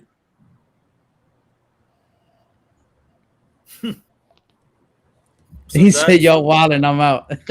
Yo, I'm just saying, bro. That motherfucker with the crooked It's teeth. it's a roasting session, brother. It's a roasting session. Yeah, man. Hey, some of the people, they've been putting their pictures up and they've been fair sports about it. You know what I mean? Some people are getting in their feelings. Who get in their feelings now? You could tell the ones that are in their feelings too, because they Dude, fucking. They say you look like Doug and shit. Yo, oh shit. Eric, they said you look like Doug. Funny and shit, bro. Who said? They said Eric look like Doug Funny from Nickelodeon. Bro, and put shit. your profile pic, bro. I'm not gonna respond to that shit, bro. Like, dude. Doug Funny. You all good, Chris. You all good, bro. Yo, Elijah. Let me put Elijah up, yo. OG Face said, "I look like I could be Dirty Son to be real." Yo, Elijah said my nigga Sinbad, yo. Hey, Dirty, yo, he got that smoke for you. Hey, bro. Hey, why you look like you was a lost member of Get on the Bus, my nigga? you look like you were selling T-shirts at the Million Man March, nigga. Yo. Called you Sinbad though, son. That's okay. You call me Sinbad, bro. You can call me Sinbad all you want to. Bro, he said Sinbad, bro. That's fucking funny though, Dirty. You gotta admit, yo. I laughed. It was hilarious. I laughed, bro. But it was said like 4 or 5 times already, though. He said, "Hey, Kumar, what the next time you go to White Castle?" That's fucked up, yo. You're good, Fake? Yo, Faye, you good, bro? Huh? Yeah, you Googling the joke? No. I'm just reading a fucking text right now. Sorry, guys. That's a long yo, that shit was a scroll. That wasn't no text. That shit was long as fuck, yo. Hank Hill. I look like I could be Dirty Son to be you real. guys there? Yo, he said that Terrence Howard. Yeah, they been calling you Terrence Howard though, bro. That's the fucking funniest, yo. If you're a 90s baby, you're gonna know Eric looked like the homies Mexican characters. When you get 12, well, I don't know what the fuck you talking about. Fuck out of here, motherfucker. Fade scouting in my Wait, school. let me see that profile. I'm trying to. Yo, hey, yo, man, Gabriel Wilder. He said you scouting his school, so he's still in high school then. Yeah. Oh he, man, he don't know what the level of he don't know the like line. disrespect all is. good. Yeah. You don't quite understand, you know what I mean? And that's the thing it's one of He's the a things kid, so I'm not gonna say shit. Yeah, just leave that there. I'm gonna you know ignore what I his mean? comments. So I ain't That's tripping. one of the things that He's a I keep kid. trying to tell you young kids, man, is Change that your diapers, fucking Gabriel. So what I was saying is some Change of your you fucking young kids, man, what you don't understand, bro, and why we get upset with y'all is because the fact that you guys ask for all of this respect. You know what I mean? You guys want to be treated a certain way. You feel like you should get this, you should get that, bro. But you don't pay it back, and you don't pay it back. You know what I mean? I have no soul. None of this shit makes me mad at all. It doesn't make me mad, but why I'm asking you to leave the middle school thing alone, bro, is because I got a friend of mine who lost a family member. Fucking cool kid, in a school shooting. You know what I mean? So for me, like that to me is like politics and religion, bro. That shit is not warranted. You know what I mean? Hey, Faye, they said you watching Bang Bros on your phone. Hey man, I'm sorry, man. I'm getting text messages right now. 1 o'clock in the morning, I'm getting text messages. What do you think what do you think it is? They said you look like you huff propane. Hey, dirty. Much respect on that though, man. Because people sometimes they do get out of line, and if you don't call them out, you know what I'm saying. It makes it seem like it's okay. So. Yeah, nah, Yeah, you know what I mean? he went out of line on that one. So I mean, I'm gonna let Dirty finish, but he went out of line on that. You don't talk about fucking hey, have a looking like good someone night, that comes yo. in and kills kids in a fucking school. You don't do that shit, man. Yeah, it's been fun. I work with kids, man, and I take that personal.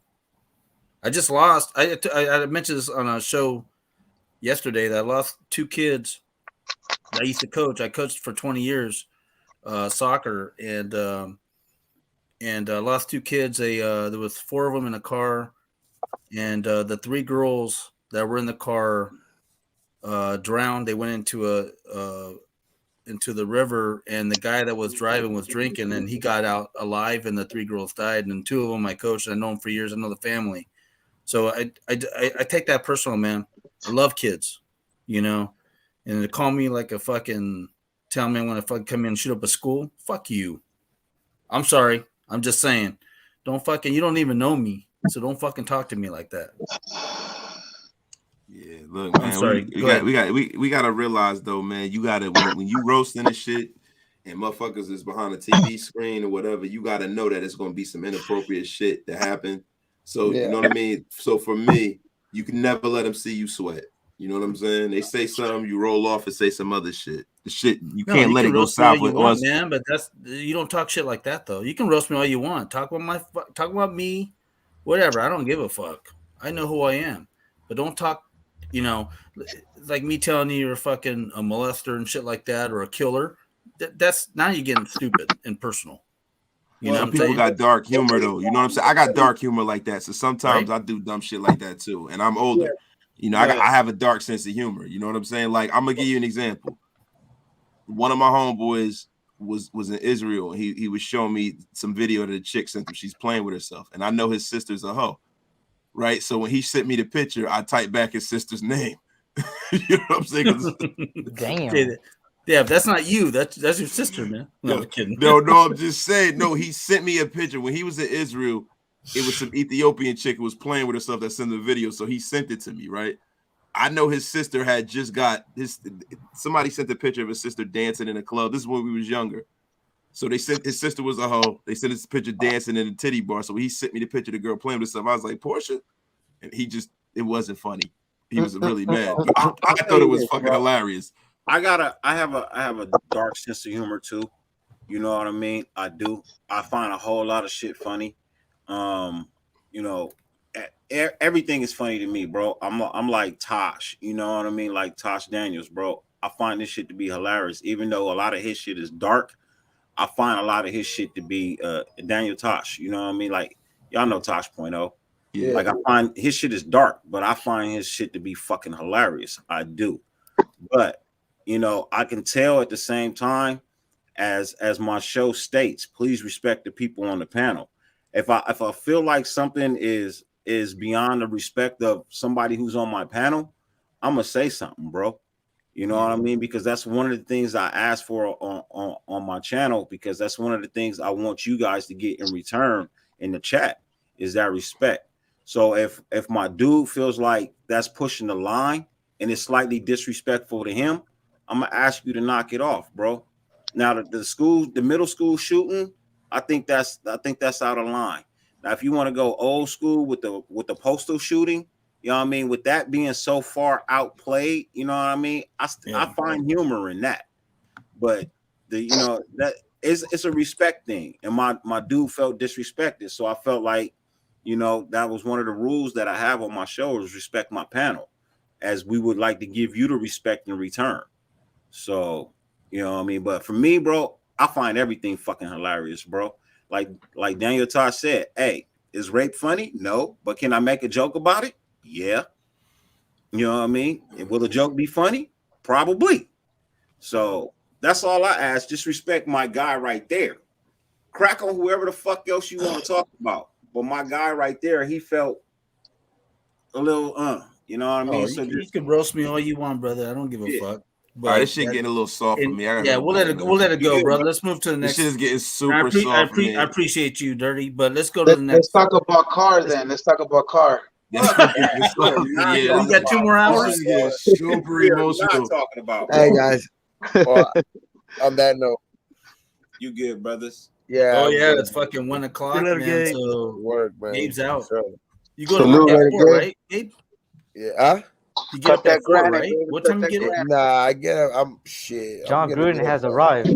Hey Gabe, why you like not Gabe, but fucking Mike? Why you like you about to go fry some chicken and shit? Hey, that nigga say you see the CT Hey, Dirty. Bronx face. Hey, Dirty, I'm gonna run to the store right quick. I'll be back. For sure. If you're still on, if you're not, it's all good. Yeah, you good. You want to get some roll up, something?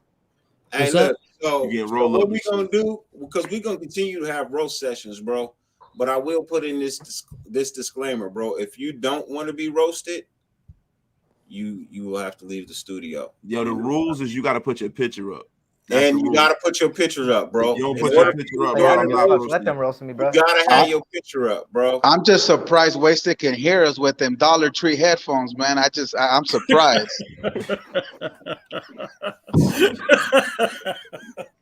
I'm shocked. I'd be shocked how he can hear us, man. He just get those fucking Dollar Tree. Like, who has headphones with one wire sticking out still, man? That's like the 70s.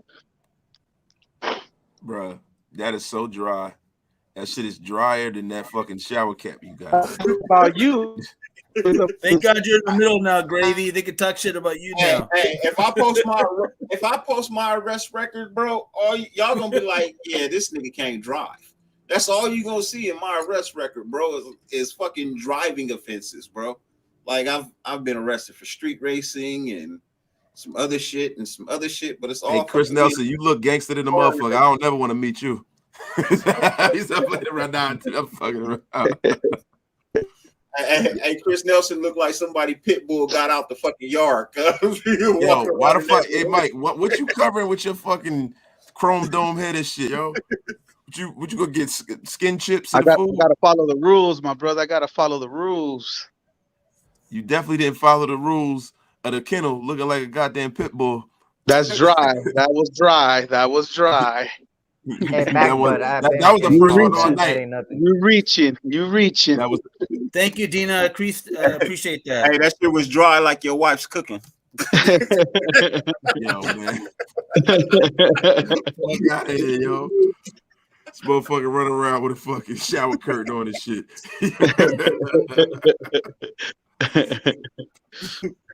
Yo, my God, you look like a motherfucker. I feel like I'm looking through a keyhole every time I look at you, Mike. Terrible, yo. I think I'm getting tired. I gotta bed. Hey, yo, you look like Bunsen and shit from the Muppets. Remember Bunsen and Beaker and shit? Hey, you look like Schrader from the Ninja Turtles, man. Wait till he bite people. OG Fade, you weak. Get a picture, bro. You weak, bro. Shit getting old though, bro. Yeah. Got a lot of names over here I haven't seen in a while. I haven't seen anywhere. Where's the Sazon? Which is good for you though. He said you could play Dirty? handball on Derek Carr's. It helps your channel out. Look at what? Let them fucking come in and troll. Oh, they control all they want to. I'm not. No, it's good. It's good. It's good. It's good shit. It's good shit. Hey, check your followers. They call me Dirty. homosexual. They don't even fucking know me. I think you there. I don't know. Dog, I think you love there, it. bro. I love it. Keep it going. It would be nice if I was there, but I don't think I picked up no 300. Just take a look. 745. 745. We gotta get you there, brother. Yeah. Shit, Stack them up, guys. Bro, I'm halfway there to the 2000, bro. Y'all got to get me there, man. That's Eric's, man. Stack them up, baby. He always says that shit. Yeah, I'm like 255 away, man.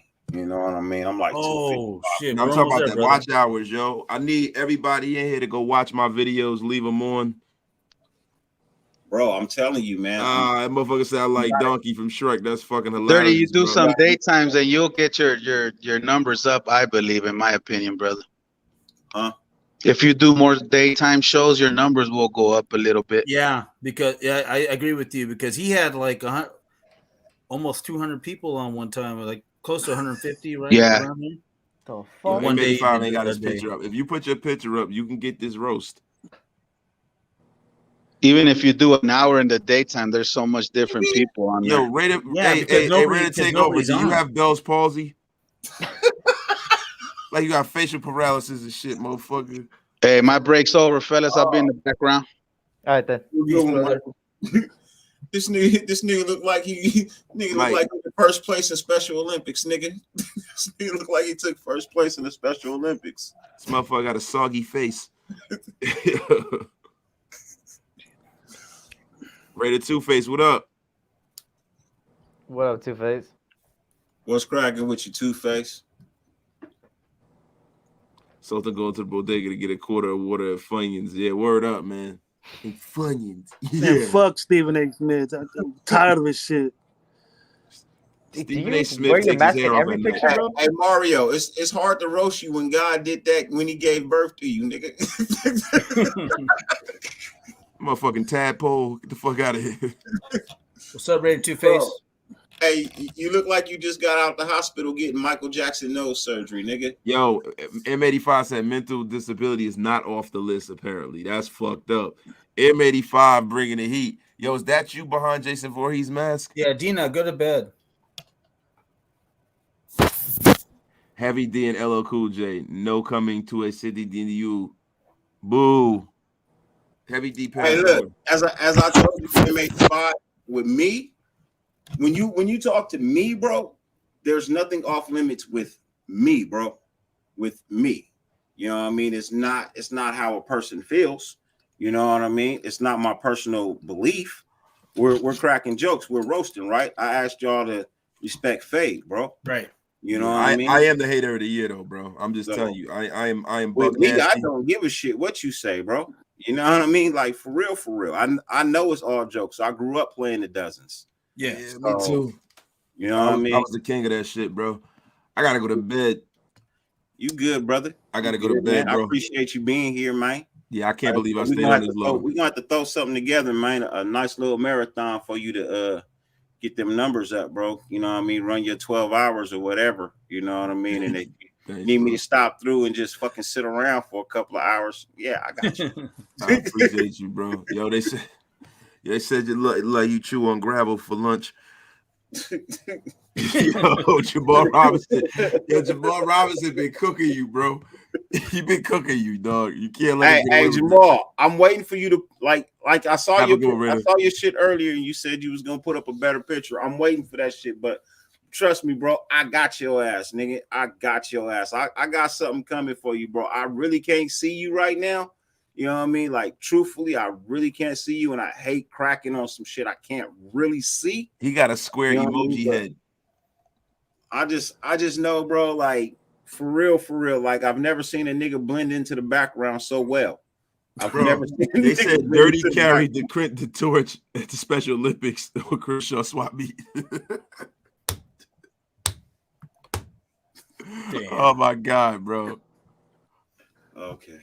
All right. Yo, they said Dirty get a haircut and want to go live. Yo, y'all, come on, leave Dirty alone, man. Come on now, yo. Y'all, good night. Hey, M85. Hey, Dina, you fine. Hey, Dina, you fine, but you look like a fake IG model. You look like you got 7 followers. Bro, is she in front of the fucking toilet, bro? I don't know. I can't really. Yo, there's a log in the toilet, Dina. Flush the toilet before you take a selfie. Hey, yeah, that's kind of a bad picture right there. That's kind of a terrible picture right there. She said I'm 17. Get out of the chat. Get out of this channel. Yo, block these kids out of here, bro. I ain't talking to you, man. What the fuck is this? High school? I'm out of here, bro. Yeah, you got too many kids in here. My show is 18 and over. I don't get why. Yeah, block the kids. Have a good one, y'all. Yeah, go to school tomorrow, okay? Yeah, I don't. At 17, it's too late for them to be up already. Really though, at 17, you shouldn't be watching my show. Really though, you know what I mean. I appreciate y'all, but dude, I'm 42 years old. You know what I mean? Well, yeah, I agree with you, man. I agree with you, brother. So, you know, I'm grown. Talking to your little girlfriend, telling her good night or going to sleep. Yeah, I don't know what you guys' ages are. I don't see none of that shit. And I don't ever intend to disrespect anybody. Yeah, hey, Dina, stop, man. She puts Faye likes high schools. You know what?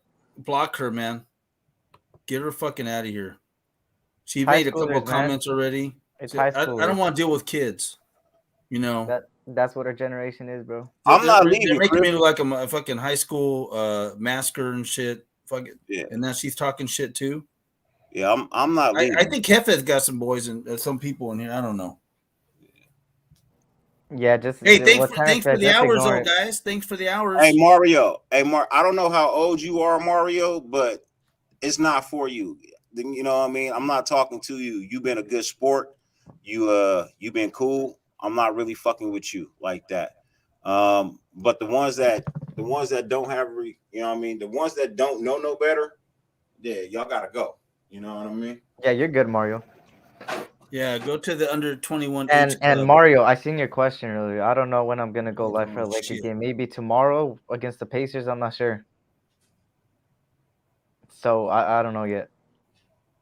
Maybe I won't go live till after the Super Bowl on Laker games. I don't know.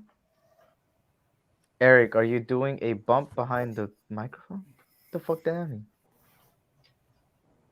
I don't know. Hey, Fade, you're in Oakland, huh? No, I'm in Modesto right now. I'm from San Jose, but I still work in the Bay. I still work in the Bay though, but I'm in Modesto right now. Yeah, Lakers play the Bucks today. I don't know if I should do that game. Nice over there, man. It was nice over there this weekend, bro. Hey, man, the fucking weather's been great. It hasn't even rained out here, man. Really, it's the weather's over here great. Either. If it rains over there in Modesto, it's gonna rain over here. Yeah, but I used to go to in Fresno a lot because I coach high comp soccer. I don't do it anymore, but I did it for like 12 years and shit. But we had a choice in Manteca either to go to Fresno or Sacramento and play those teams. In 2 years we did Fresno, so I'm very, very familiar with Fresno too. In SAC 916. So.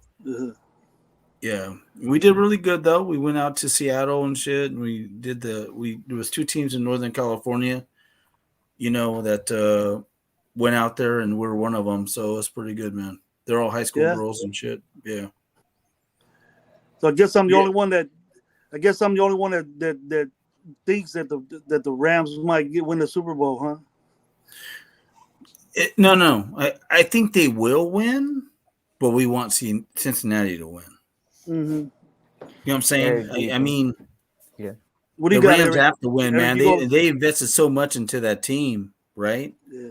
Look at all the guys they brought in. They have to win, but we want Cincinnati to win, so we can at least say, okay, we lost to the team that won the Super Bowl, and second, we're still the only team that won in LA.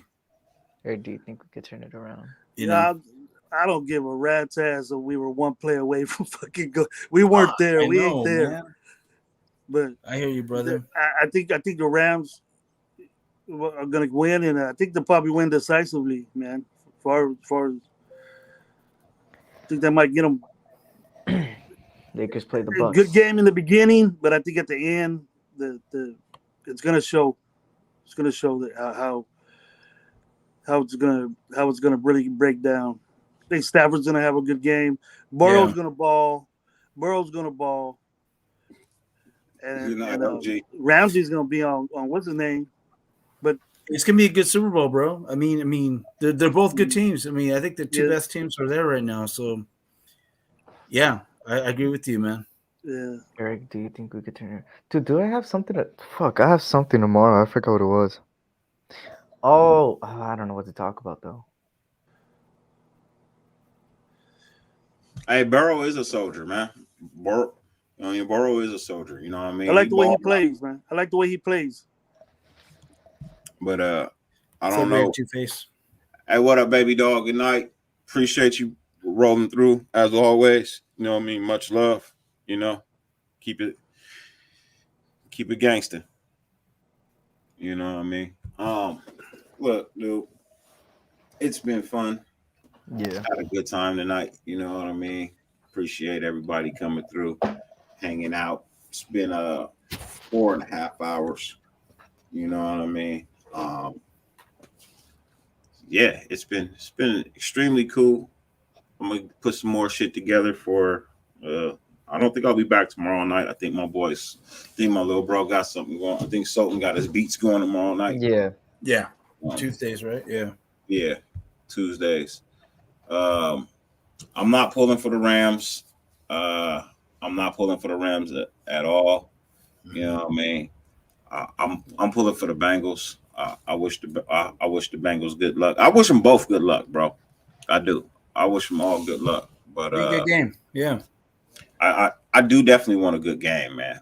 You know what I mean? First of all, I do not want to go sit and watch a fucking shitty ass Super Bowl, man. That shit is fucking garbage. So like the Raiders in Tampa Bay, we thought it was gonna be the best offense against the best defense, and we got fucking blown out. Yeah, we don't want to see that shit. We want to see a good game. And anytime Chris Nelson. Yeah. Man, I got so much stuff for that game, man. I got one of them pigs, you know, them rotisserie pigs that they get. That little Filipino dude was over there turning it around. We got him a case of Budweiser. He sat there all night cooking that shit. I kicked everybody out by halftime. Good night, Mario. I kicked everybody out. It was sad. Yeah, that was fuck. Yeah. Hey, we're coming back though. We're coming back. Yeah, we are. I have no guarantee we'll be back, man. Guarantee the moves we're making right now. Shoot. Yeah. I like it. I like that. I like the DB coach we got. Yeah. Good resume. You know, he's worked well. One of the top. You know, Miles is the best, but this guy Ash, I checked him out. He's looking real good, man, for us. Maybe for what we're gonna run.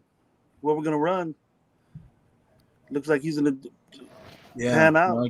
I agree and that coaching staff, you know, their circles, they got to know a lot of different people. I overheard you guys saying the defensive line and stuff like that. Bringing Buckner back, that'll be good. If he wants to, if we can get Buckner back, that'd be good. Yeah, I got Dirty's side on that about bringing Buckner in, and I chimed in and said, yeah, that'd be great. But then Wasted said, you know, depends on who the defensive coordinator wants to bring in. So they're connected, you know, and they know each other, right? To bring that defensive line in. So I get both sides. So yeah, Buckner would be good, though. I mean, the Crosby, I mean, he still has guys on that team that he coached, you know. Yeah, MVP. Yeah, MVP of the Pro Bowl, didn't he? Yeah, he did. Crosby got MVP of the Pro Bowl. He did. Doesn't mean nothing, but you know you can't blitz or anything like that. What the hell did he do? I didn't watch. They said he was the only one out there trying and shit. You know, really? That's how it should be. Yeah. You know, I don't want to get hurt, man. It's all fun and stuff. But see, the Pro Bowl is basically a lot of coaches go out there and put their name out there, their resumes and stuff. So there's a bunch of coaches out there, man. All of them are out there. They're out there pushing the name out. Hey, coach, I can do this. It was like quality control coach or something like that. Yeah, you got a lot of young bucks over there moving up in the scenes, and maybe might grab one of them guys. They haven't got an OC yet either. No, I agree with you. Have an OC coach, but who's in the Hey, Eric, how do you feel about it, Eric? Oh, I'm muted. About what? Exactly. OC. You weren't even listening now. No, I was listening, but I was muted. Who you looking at OC? I mean, I think regardless of who the OC is, Josh McDaniels is going to run it. But the only person that's been on my board as an OC has been Pep Hamilton, which is not going to happen no more. So at this point, I just think it might be the tight end coach from the Browns that was linked to us. But like the Raiders have been doing the past 3 weeks, we see reports of a name and then they go the other side. So I don't really know who for OC who has ties to Josh McDaniels, but I do think that Josh McDaniels is going to be the play caller. Hey, all love to Jamal, man. It's all love, brother. Everybody who was in the chat, whoever cracked jokes tonight, you know what I mean? Whoever was a good sport, put their picture up, you know what I mean? Or literally just responded in any way, you know what I mean? It's all love. There's no love lost for anybody. If you got blocked, then you know why you got blocked. You know what I mean? For the most part, bro, I'm very humble. I'm very laid back. I'm very cool as fuck as to what really takes place on my show. Just don't never cross my lines, which is religion, politics, and disrespect. You know what I mean? Those are deal breakers with me. You know what I mean? So that's really just it, dude. That's really just it. But what I think I'm getting ready to do, I think I'm gonna go ahead and see how much of this movie I can get away with playing before YouTube kicks me off. Oh shit! What are you gonna do, man? Oh shit! What are you gonna do? You're already going 5 hours into your show right now. Yeah, I feel like I want to just play that movie until they kick me off. I want to see how long I can get away with playing that before they kick me off. So if they kick you off, though, how long do they kick you off for? I could come right back on in 5 minutes if I wanted to. Okay. They just take that. They just stop that show from streaming. They monitor it like that closely, live. Huh? They monitor it that closely live. Like if you're like right now, someone's watching. Yeah. Oh shit. Sultan said you got 80 plus people still, bro. I'm on my way home. So the movie is called Fear of a Black Hat. The movie is called Fear of a Black Hat. It was filmed way back in the 90s. It was made by a guy named Rusty Cundiff. Let me give you a lot of you guys might not know who Rusty Cundiff is. But I'll give you a little bit of his filmography. So Welcome to the Fun Zone was the host of a TV movie 1984. 86 he did a film called 315. Mm-hmm. He was also in Hollywood Shuffle. He was in School Days. Eddie Presley in 92. Fear of a Black Hat in 93. He's the writer and director of Tales from the Hood. I know everybody's seen Tales from the Hood, right? Yeah. He's the writer and director of Tales from the Hood. Okay. You guys seen the movie Sprung, right? You guys ever heard of the movie Sprung? Tisha Campbell. Tisha Campbell was in that one. Yeah. He's the writer and director of that as well. The Davon Taylor Show, which is a TV movie in 2003. Tales from the Hood 2, you know what I mean? In 2018, he was also the writer and director in that movie as well. He's also did So Notorious, which was a TV show He did an episode of the Bernie Mac show as well. As a director, he did 25 episodes of the Chappelle show. He was the director for 25 episodes of the Oh Chappelle wow, show. that's crazy. Yeah. He was also the director of 21 episodes of the Wanda Sykes show. You know what I mean? Movie 43 was his. The Hustle. You guys remember The Hustle? I remember The Hustle. Yeah, he did that too as well. His movie genre goes really back, really far back. And I really like this dude, bro. Like, I like his movies. Fear the Black Hat was one of my favorite movies growing up. Yeah, I know YouTube doesn't mess around with copyrights, but I like this dude, bro. Yeah. So yeah, that's pretty much it. Now, if the chat wants me to play it, then I'll play it. You know what I mean? If they tell me nah, then nah, I won't play it. You know what I mean? But I'm gonna leave it up to the chat. You know what I mean? So chat, you tell me, should I play it to end the show? How long is it? Oh, the movie's like an hour or something. Oh, you're playing the whole fucking movie? I'm gonna just play it until YouTube turns it off. Oh shit! Look at Eric. Eric's like, okay. I don't know how bad copyrights are. I know they got sued for it. I know they got sued for it earlier. They got Stu knocked out yesterday, right? I was on his show and I tried to yesterday. Looked at it again. I can't even get on the show from yesterday. Yeah, he was playing a 70s song. Yeah. Got him. Nah, yeah. I don't get strikes really, you know what I mean? Because I'm not monetized yet. I'm not collecting any fees. That's true. He is monetized. You know what I mean? I'm not monetized. Stu is monetized. You know what I mean? So I'm not monetized yet. I don't make any money off of this. I don't run any ads or anything across my shit. You know what I mean? So he did get caught.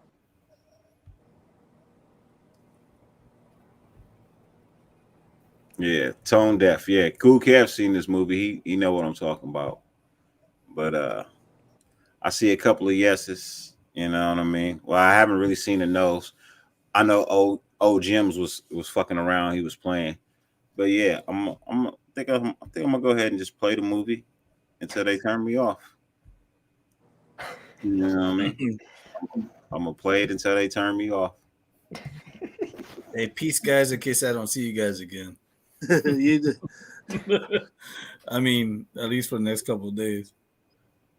I'll see you guys on this guy's show later on or whatever, tomorrow or whatever. Dude, I'll be going live at random times. No, it's good, man. I try to support you, brother. I appreciate it. No, I see you pop up, man. You're doing good. Keep it up, man. I finally hit 1K on a video, so I'm happy about that. Did you really? Good for you, man. So I'm gonna take each one of y'all out of the all right, then out of the screen because it plays easier. Yeah. And then I'm gonna just let it run. You guys are more than welcome to watch in the background. Peace out, chat. All right.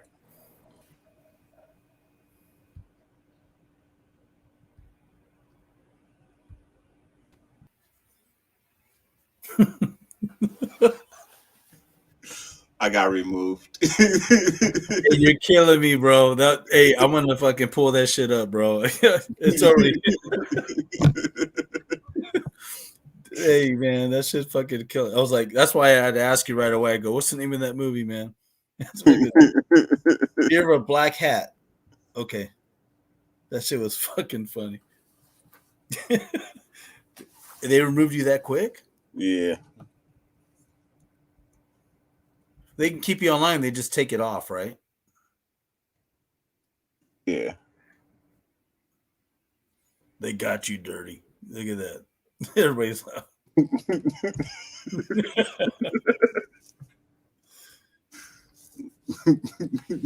That's okay. That's funny, bro. Most definitely, man. What up, E? That's bro, that was quick as hell. I thought they would at least give you 30 minutes, bro. They got you quick. They got you quick, bro. YouTube's on that shit, bro. Yeah. I was all enjoying it too. I was like, shit, this shit funny, and then boom. Yeah, I was enjoying it too. It's fucking hell fun. It reminds me of the old "I'm gonna get you, sucker," or some of those the old flicks. Just kind of like that dry humor that they have, man. It's fucking hella funny. You better double check that copyright shit. It's all right.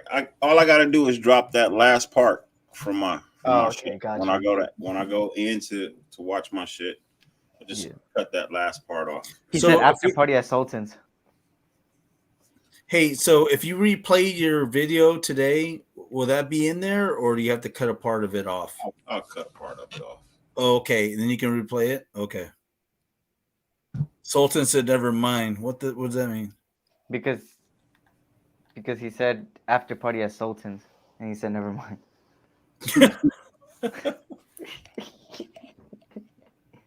So we back? What is getting drawn? YouTube. Oh, yeah. Hey, look, I came back. What? Yeah, I'm back. There ain't no way. Dude, you still have 73 people in here, bro. Bro, there ain't no way you're back. Damn. Yo, you're back. What the? What just happened? Bro, what the fuck just happened? So, like I said, bro, like certain things have passed through, bro. That's so bullshit. Certain things have passed through. This shit rigged, bro. Hey, so anyways, look. So since I'm still going,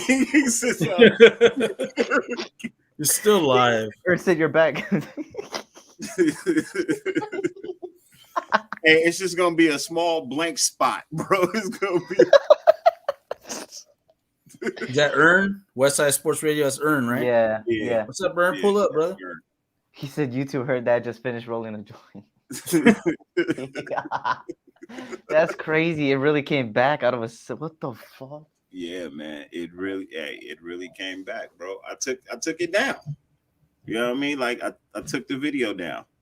But like I said, the video will pass through. Yeah. It just says, hold on. I was just interrupted. Oh, it's like saying don't show that, take it off type of warning. Yeah. Okay, got you. That's all it says is I was interrupted. Yeah, I gotta pull that shit up though. That shit was funny. I gotta pull that shit up. That's crazy. It just says, due to a copyright match, your stream was interrupted. Video title, Monday Night Get Down.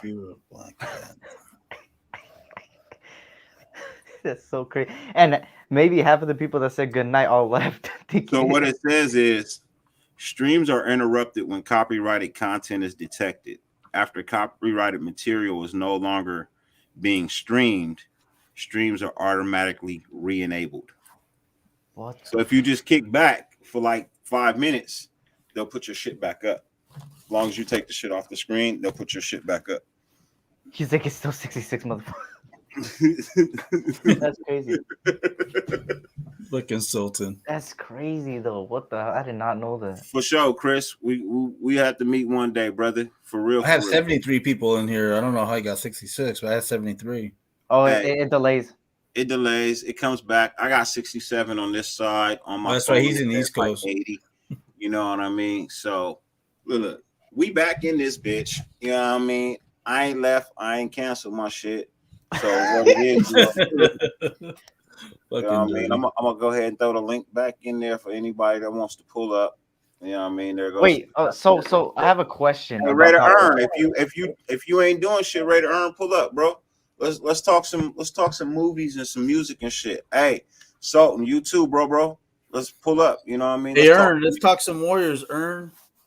Hey, I have a question though. So you know how some people say if you go on Twitter and you pull up a video, it's not gonna be copyrighted. So if I pull up Senior Bowl clips or clips of college on Twitter, would that copyright me if I show it up?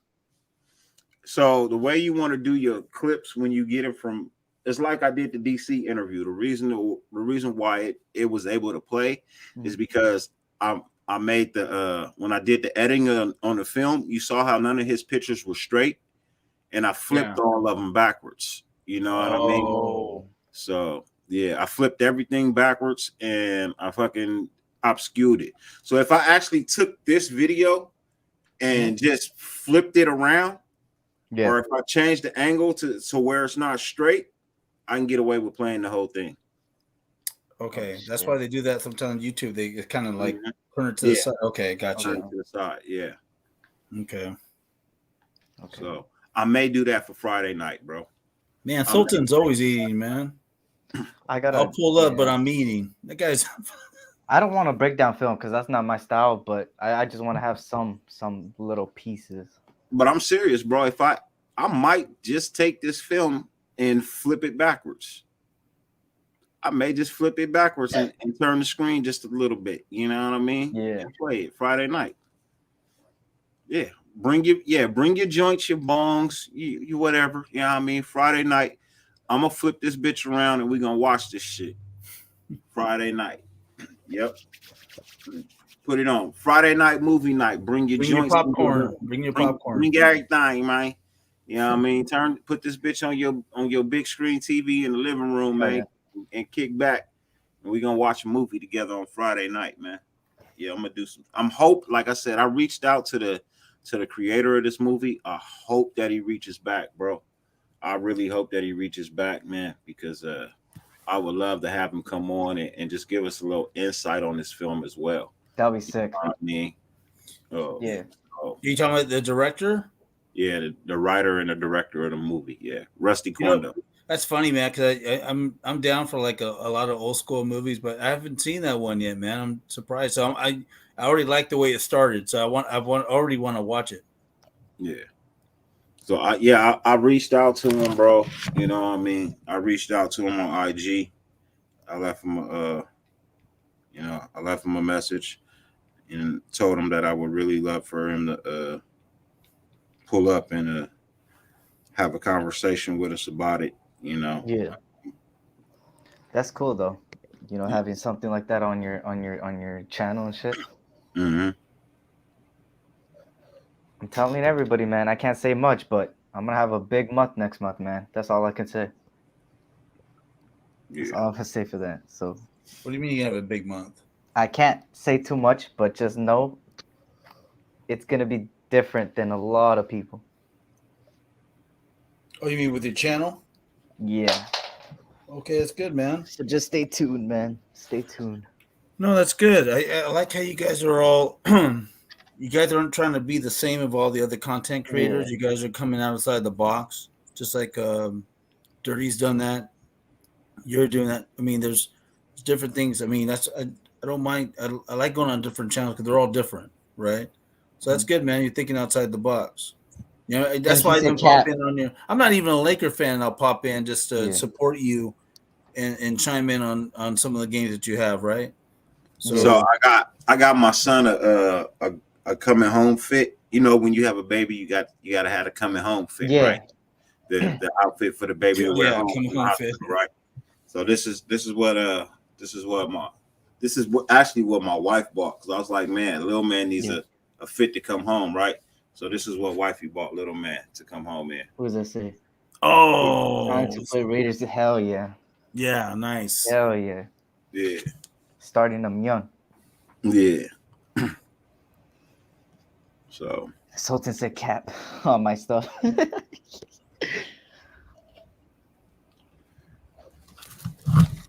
Oh my goodness, man. So what's going on in the world? What you got going on, SC? So I mean, I was supposed to do Trojan Tuesday tomorrow, but I'm gonna push it till next week.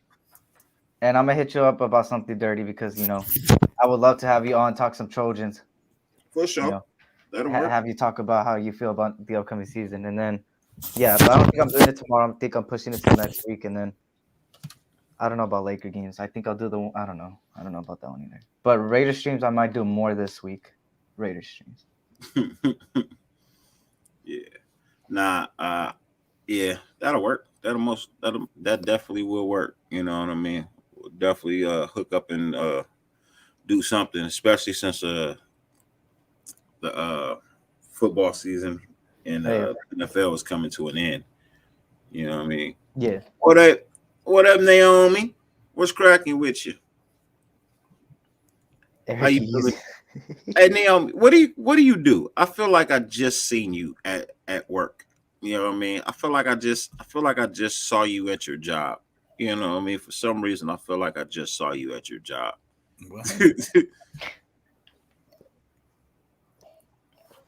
Salute, Naomi. What's up with you? Yeah, what do you do? Because I swear to God, I feel like I just seen you at your job. The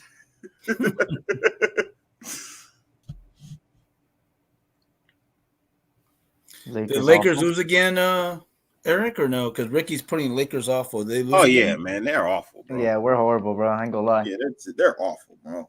That is a terrible basketball team right there. Yeah, we're not put together right. We're not. Man, I know I'm a Warriors fan, dude, but I want the Lakers to do good because it's good for the NBA, man. That sucks. Yo, we can SC football. Yeah. I like USC too, by the way, Eric. I already made a deal with this other content creator that's a Florida fan. I told him that the USC will have a better season, and if they do have a better season than Florida, then that he has to put on a USC jersey and do a stream about a USC game. Who's your favorite player coming at USC, Eric? Like at the team or all time, bro? Marcus Allen. Yeah, and you have Allen, Marinovich, Lott. Oh yeah, Ronnie Lott was one from. Yeah, I know Gene Upshaw was. I think he was. Troy Polamalu. I like Troy Polamalu. They've had a lot of. I forgot who else was there. I'm trying to think. OJ, did OJ go there? No. Oh yeah, OJ Simpson did. OJ did. OJ was there too. So you had OJ, Mark. Fuck, man, they had some great players. Johnson went to SC. Yeah. Yeah, Palmer, right? Or no?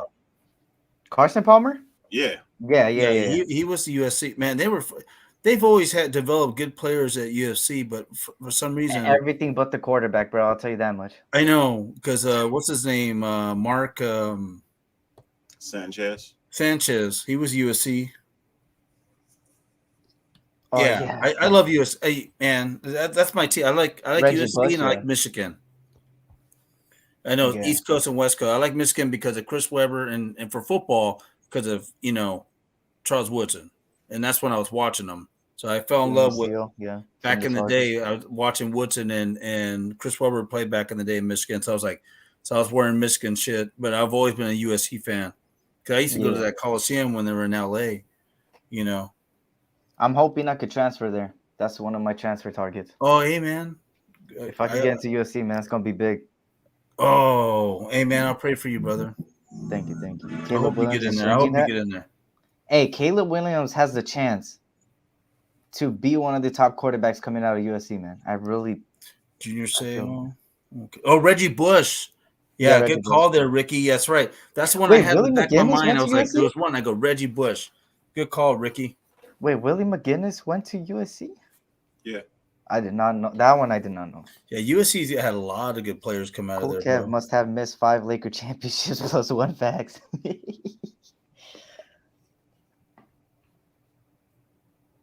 They said they're going to pull up after he eats. I did it. Just like that. It's done. What'd you do?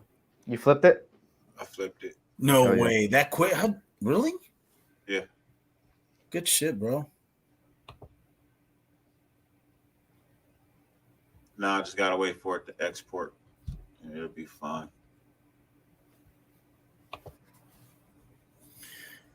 You guys got to follow this guy right here. Okay? So. What is that? That's you. Oh, yeah, the Pat to the draft. I talked about the Senior Bowl. No, that's you, man. Just put your channel up there, bro, or put your link up so they can follow you.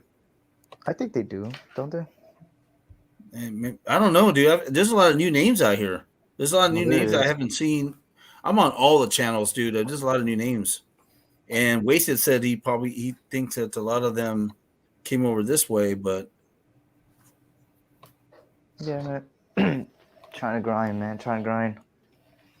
keep grinding, brother. Mario got a question for you, Dirty, about your Clippers. Hold on one second. They won't stop. No, I don't know. They might. Well, they might have to retool. They don't have to rebuild. I don't know. It depends on Don't Kawhi keep and Paul George George. and Kawhi. Yeah, Kawhi and George. I mean, come on, basketball is different. You know, you only have to 3 more players, but I don't know. If I don't know, yeah. What was the question? He said, "Dirty, do you think the Clippers start a rebuild?" Nah, it's hard to start a rebuild when you haven't built. You know what I mean? You can only call a team a rebuild when they've reached championship status and they start all over. You know what I mean? In all honesty, the Clippers haven't won anything. As much as I love my squad, bro, but they still haven't won anything. I don't think they're rebuilding, but I think they're adding key pieces to when, you know, Paul George comes back and when you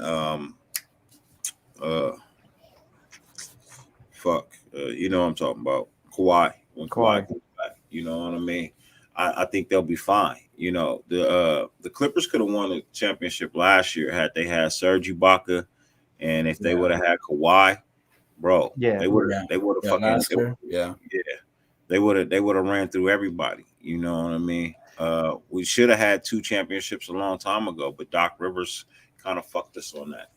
You know, he couldn't pull the trigger at the right time. You know, he let countless leads slip away. You know what I mean? Not only in the game, but you know, you blew a 3-point, you blew a 3-game lead. You know what I mean? So the Warriors, right? Yeah. Yeah, you fucked that up. Yeah, you did. I agree with you, brother.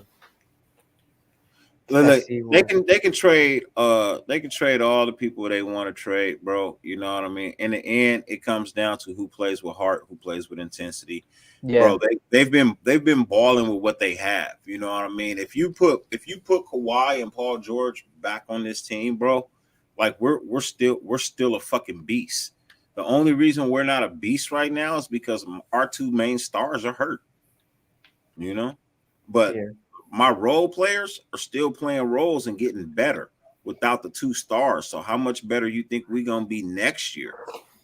They beat us with our. Hey man, you know what? Look, I'm not trying to rag on you, bro, but that's really not saying a lot, bro. You've only beat us like 2 or 3 times in the last 4 or 5 years. It's sad. It's sad over here, man. But I forgot who mentioned it earlier. That's what happens when LeBron takes over your team, man. Things like this are going to happen. Your young studs are going to be flown out. You're going to get name chasing, and that's what it is, man. And he's going to leave us, and then we're going to be left in the dirt because we don't have a first-round pick till like 2027.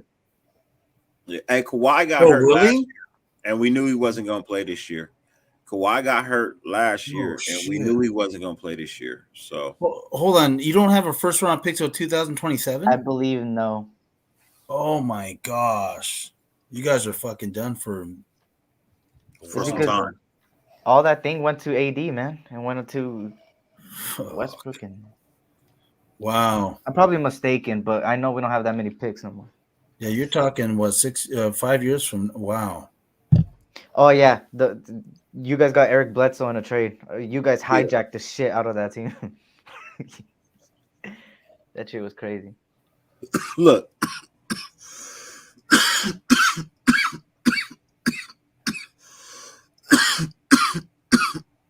the Clippers know what they want, bro. They know what they're going after. You know what I mean? They know it's not this year, but they can damn sure build for next. You know, we're not expecting much this year. We're not, but we're in that playoff. We're in that play-in spot, so I mean, we can still make the playoffs. You know, somebody got me on the background. It's not me. I don't think it's me. Yeah, I don't have anything in the background. Lakers need a true owner. It's not even the true owner, bro. It's just the fact that LeBron's taking over. It's exactly that. He's been doing it. He's been doing it time after time. You guys never should have let Jerry West go. Yeah. He Rams. went to the Warriors. Speaking of that, the Lakers are the Rams of the NFL, and what I mean by that is not winning, but I mean getting all these stars and trying to assemble a team. The only difference is the Rams made it to the Super Bowl. We suck. Yeah. That's that high risk, high reward type of shit. Hey man, you guys might make a run, dude, and get into the AC, dude. And then once you guys get in, once you get into the playoffs, man, it's a whole different story now. I would want to. I hope so. I hope it goes that route. Yeah. No, I actually want you guys in there. As much as I don't want to face you guys, or I don't want the Warriors to face you guys, but it would be good for the NBA and the Clippers too. I mean, well, if we get there, cool, bro. I'm tired of making the playoffs and not getting a chip, bro. I'm sick of that shit. You guys, they don't even have a chip, huh? No, Clippers. Not at all. No. I remember going to the LA Raider games and seeing that Clippers stadium right next door to it, right there, man. Before they moved into what they're in Staples right now, right? With the Lakers. Crypto.com, yeah. But they're moving out. They have their own right by the Clippers are moving out. There's their new stadiums in the Forum. They bought that stadium and they're gonna build it. They're gonna redo it. Where's that at? Right in front of SoFi, man. SoFi? It's right in front of SoFi, bro. It's literally one street light. You go one street light, you're there. I saw it, man. I was there. Hey Harris, I like Graham, bro. I like Graham. I'll be right back. Yeah, I like everything. Excuse me, that I'm reading about him. He can play multiple defenses, which is something I've been screaming for years upon years. Truthfully, I know a coach that coached multiple defenses in one season, many different styles, and his team was really hard to beat. You know what I mean? His team was extremely hard to beat because no two games that he played that year were the same. Graham kind of reminds me of that coach, and if that is the case, it's going to be a wonderful thing. You know what I mean? To have him as a defensive coordinator. You know what makes this even extra special is the fact that both of my football teams, USC and this team, are finally getting organizations and coaches that are changing this shit around.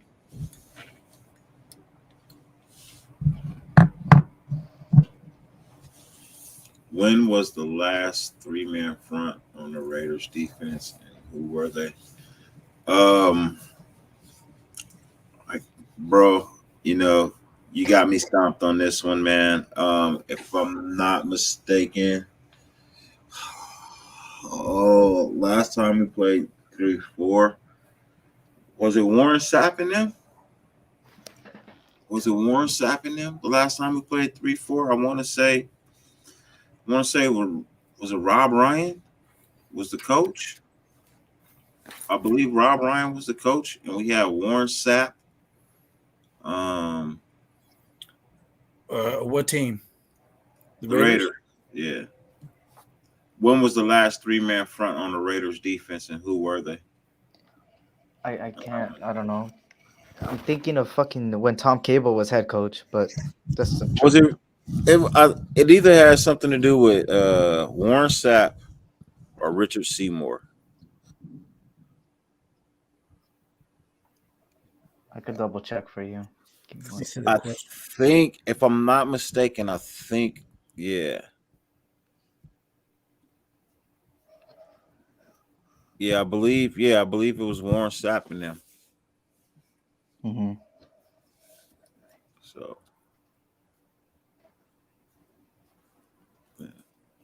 But yeah, that was the last time, you know what I mean? Last three-man front Raiders defense, and who were they? Oh, okay.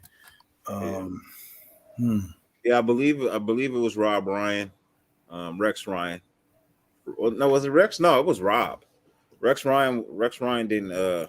Rex Ryan wasn't our defensive. According to this, it says that the defensive alignment was 4-3 when Rob Ryan was there. it didn't look like that. Yeah. It didn't look like that. It was a different style. But I could be wrong. But I believe it was Warren Sapp. You know what I mean? I believe it was Warren Sapp. Yeah. Let me see, Mario, man. No. Suns playoff. Nah, we're not talking about Suns basketball.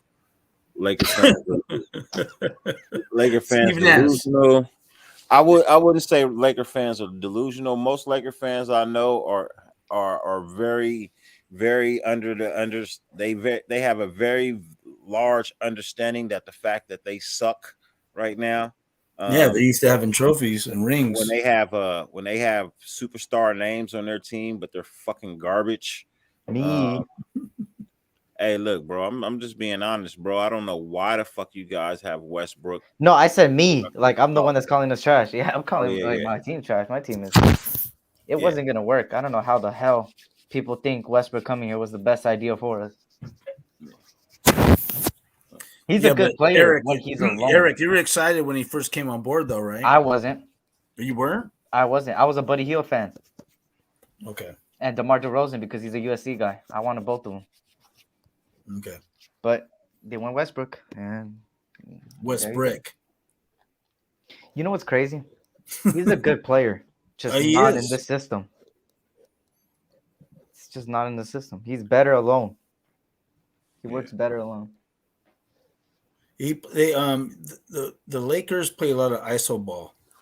You know, freaking ridiculous. They don't play team ball. They're like, you got to have too many chefs in the kitchen, bro. Hey, KJ Hendricks, you're not the only one, bro. A lot of Laker fans that I know were fucking pissed at that shit too. A lot of them don't like. A lot of people don't like Westbrook, bro. Mm-mm. They really don't. Hey, I was so happy when y'all got him and we didn't. Oh yeah, he was linked to y'all. Yeah, I was mad as so fuck. happy when you know what's crazy? I was hoping he would go to the Clippers. I was not hoping that, bro. I was hoping it. I wasn't, not at all. I was like, yes, he went to the Lakers. Yes, thank you. I threw my phone, bro. I'm not even joking. Bro, he's a cancer to your team, man. Yeah. This is what I'm thinking, right? This is what I'm thinking. I think LeBron's mindset was I could change his ego. That's what it was. I could change his ego. I could play with him. And now he's forced to play with them unless we do something by Thursday, which we're not. I believe he's more into selling cars than he is into the NBA, bro. I think he's more into selling cars than he is into the NBA, bro. I think that's the only reason he even came back to LA is because of all the fucking car dealerships he has here. You know what I mean? The Westbrook company. Oh, does Auto Group. Yeah, the Westbrook Auto Group. Yeah. Okay. Yeah, all that shit down there in LA and what the fuck is that? I want to say like Century City. Nah, not Century City, but what the fuck is that over there? Over there off the 101 and the 405. The what? It's the neighborhood over there off the 101 and the 405. That whole little area. Anyways, you know, all them cars places over there. You know what I mean? On what the fuck is the name of that street, bro? They be out there with the lowriders bouncing out there in the 818. What the fuck is the name of that street? Oh my god, I'm trying to think too. Yeah. Fuck. Anyways, he owns all the dealerships out there, bro. All of them. He just bought the Ford dealer. Yeah. He fucking the Westbrook Auto Group. Yeah, they got all the dealerships out there. And then he just bought the one where I've been buying all my cars from all the fucking time, bro. And Are you serious? Yeah, bro. I was not happy, bro. I was not happy at all, bro. I may not never buy another car there again. You know? I didn't even know he sold cars like that. What the fuck? Yeah, he has a auto group. You know what I mean? It's not just him. It's a group of them, but he's the face. You know what I mean? And he's a big investor. So, but yeah, bro, his basketball. I won't say his business is bad. He got maybe some bad people running while he's, you know what I mean, this thing. But yeah, Sherman Oaks. There you go. Yeah, Sherman Oaks. So but Raider Casper. well, I can't remember the name of the street right now, bro. But I know they be out there, dude. It's in the 818. It's crazy. Something Boulevard. Fuck. Century? No, it's not Century Boulevard. I forget, but yeah, man.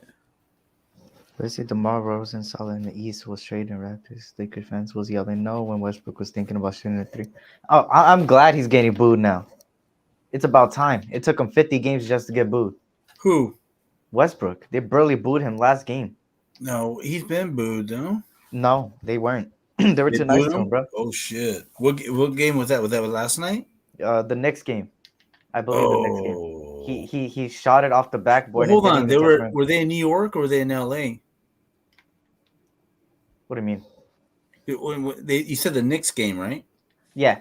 They were in LA. They were in LA. Oh, and their own fans booed them? Yeah.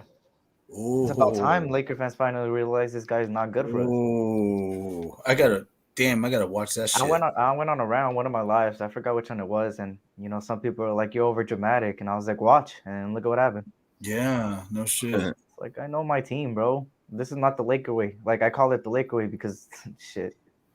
I think I'm at 750. For sure. I need 250. Hell yeah, you close, man. You close. Yep, I just need 250. Man, you should be up there already, brother. Hell yeah. Everybody you should be. Fuck, it's not even. You should have already been past that shit, man. We gotta get. You will, man. You're getting subs quick. Oh, yeah, he'll get there. Laker fans talking big shit in off season when I know they did. My fan base was crazy when he came over here.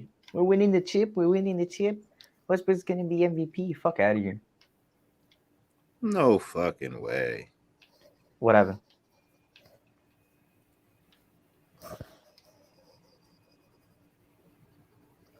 Wow. No fucking way. What happened? You'd go crazy. Oh, nothing. You know how they be showing them short stories on YouTube? Yeah. Yeah. And yeah, no fucking way. Some of this shit, you be like, no fucking way.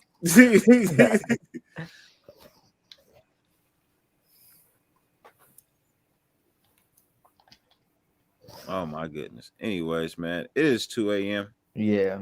And I'm getting ready to go ahead and call it a night. Go ahead and give me some rest.